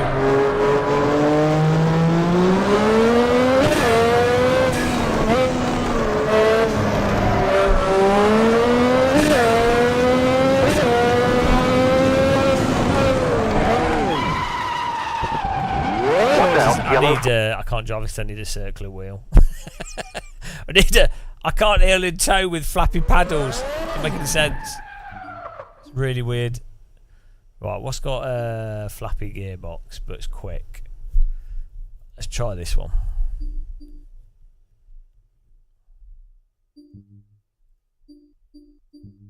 That's well weird. Try heel and toe in with a Formula rim.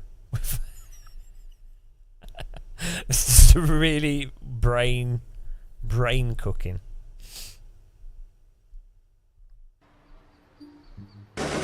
Wheel. The old wheel hobby. Every time.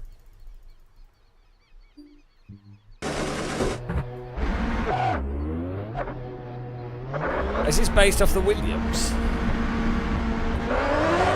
All clear, go, go, go.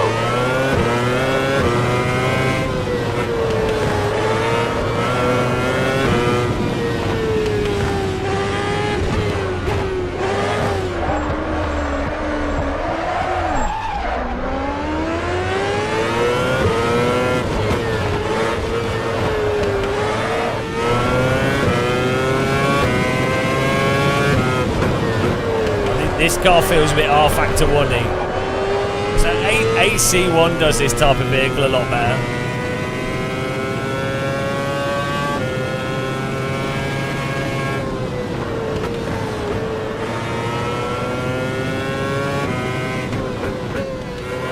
For some reason, R-Factor 1, like, you had to have really specific Formula cars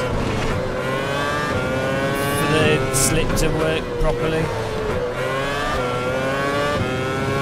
Like when you got downforce.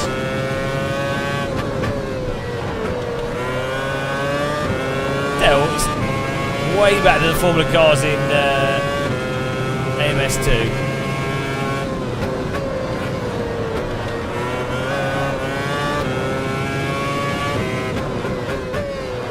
Sounds good as well. What? Watch out, yellow flag.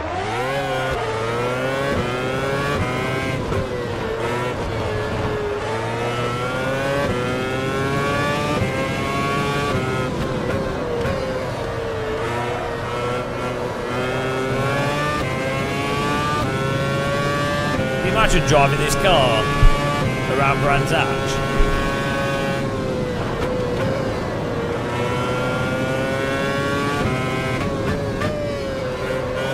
The gear shifting sounds really good.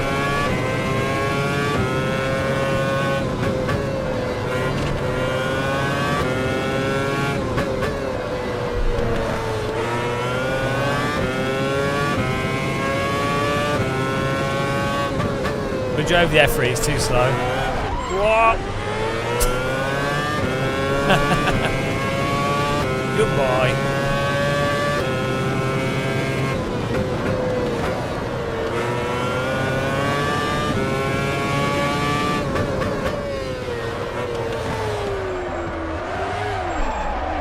Yeah, so this car has the R Factor 1 issue with the Formula cars, where at low speed the handling goes a bit mental. That's what AC1 like really fixed.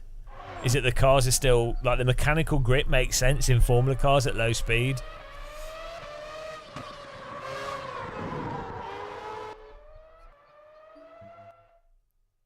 But with this, the like the Caterham and the like the MCRs, all those kind of things are really good.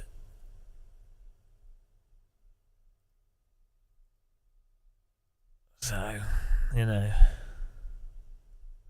Also, actually, if you tweak the setup, makes them a lot better as well. But yeah, I mean, this is R Factor 1 basically, which is 2007. Well, it's before that. It's like 2006. The underlying physics in AMS1 at its core is R Factor 1.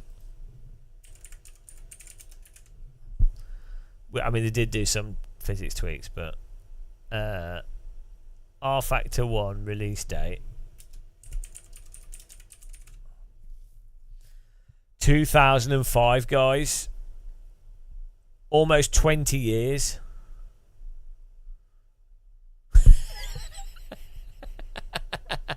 "20 years and things have not got better." 20 years. And you could definitely say, you could really argue that the Caterham, for example, and the MCR, you could argue is like basically as good as Assetto Corsa 1. Basically, like the difference between AMS1 and AC is far closer than those and anything else. So for 20 years, we haven't had an improvement, really, on the grand scheme of things. We've had rain, we've had, like, day-night and other stuff, but in terms of car handling, matching real-world car handling and being responsive, like the actual gameplay of driving, it's been the same for 20 years. And then, like, LMU, Rennsport, they drive worse than AMS1, really. So, you're like, hang on.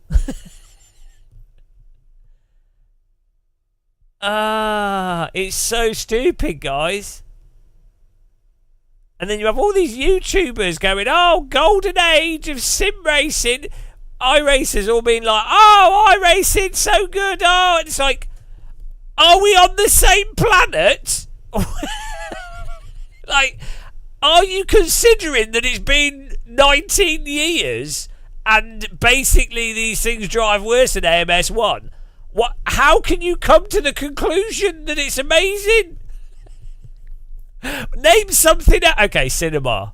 Cinema has got worse over the last 19 years. To be fair, the environment's got worse. My hairline has got to... I had hair back 19 years ago. I had a full head of hair. It's all gone downhill. Richard Burns Rally came out in 2004. The fact that I know that is bloody sad. I think it was 2004. If I got this right, I'm a loser. I'm really sad. Yeah, 2004. Oh dear. I shouldn't know stuff like that. That's just depressing.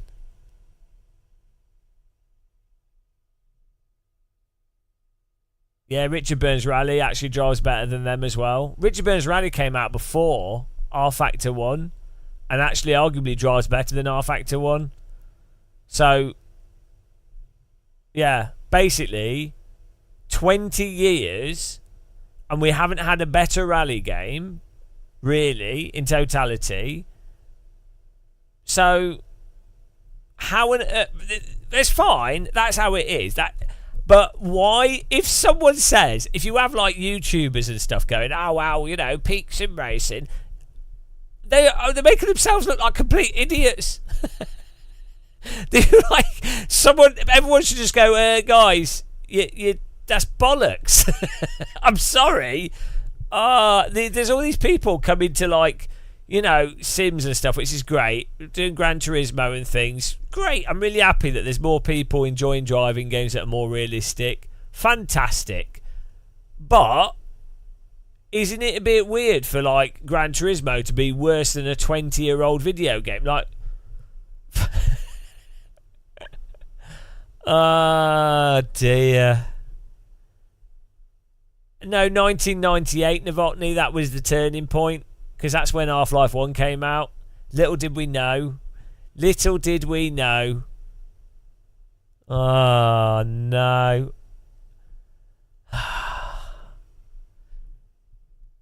What can you do? Watkins Glen can you do? I mean, you just got to enjoy what there is. It is what it is. Oh, you meant generally? No, it wasn't particularly good for some locations though, was it? 1995. I mean, the 90s weren't particularly good in Croatia. So, I mean, there is that. Right, I'm going to have a rest, guys. I'm going to have some food and have a rest. And then you guys can think about the state of things. You can all go and consider the state. The state of things. What a state. United States of things. Thanks everyone that's subbed today and all that lark. Appreciate it.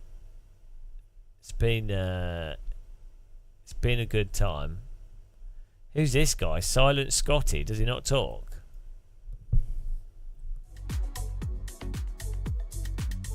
I realize I need you for moral support, man. He's talking. He's well American. Confidence. Should I send you to this America? I don't think we've ever seen him. This place had so many trailers, man.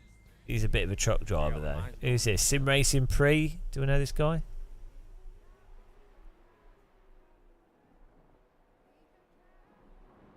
Oh, here we go. Let's raid this guy. Don't know him. Okay, guys. Thanks for watching and taking part. Appreciate it. Bro, why was I fucking nervous though? Like, I don't understand. I don't understand why the nervousness was there. Oh, he's talking in English as well. Perfect. Maybe, I don't know, maybe the track. Right. Thanks, guys. See you soon. It's good fun. It's a fun stream. I rate this stream. I review this stream. I mean, to be honest, the presenter's a bit annoying. Complains a bit too much. He's stuck in the past. I think I give this stream about a 7 out of 10 because we did have they did play a few different games on this live stream, and they did get some subscribers and new members. Did complain about physics and force feedback. Did go ACC without having a meltdown. So yeah, it's about a 7 out of 10 this stream. Really, not bad. Not a bad effort. 7 out of 10 live stream. That's my review of this live stream. Pretty good. I think you can all agree on that. 6.5 out of 10. Yeah, could have been better. It was it's the wrong time of day. 6.5 out of 10. We'll try and get a 7. Try and do a 7 live stream next live stream, guys. Actually, at the end of the live stream, you guys should say how many out of 10 you think the live stream was. Give it a review score, guys. Cat Debate's giving it 6.5 out of 10. And we can aim, and then we can aim for like higher live streams. We can try and do. We can have a review score on the screen of the current review score of the live stream, and we can update it in real time. Right, go in this guy's chat, give him some love, spam some tea time, give him some follows. Take care, guys. Have a good day. Bye. Bye, everyone.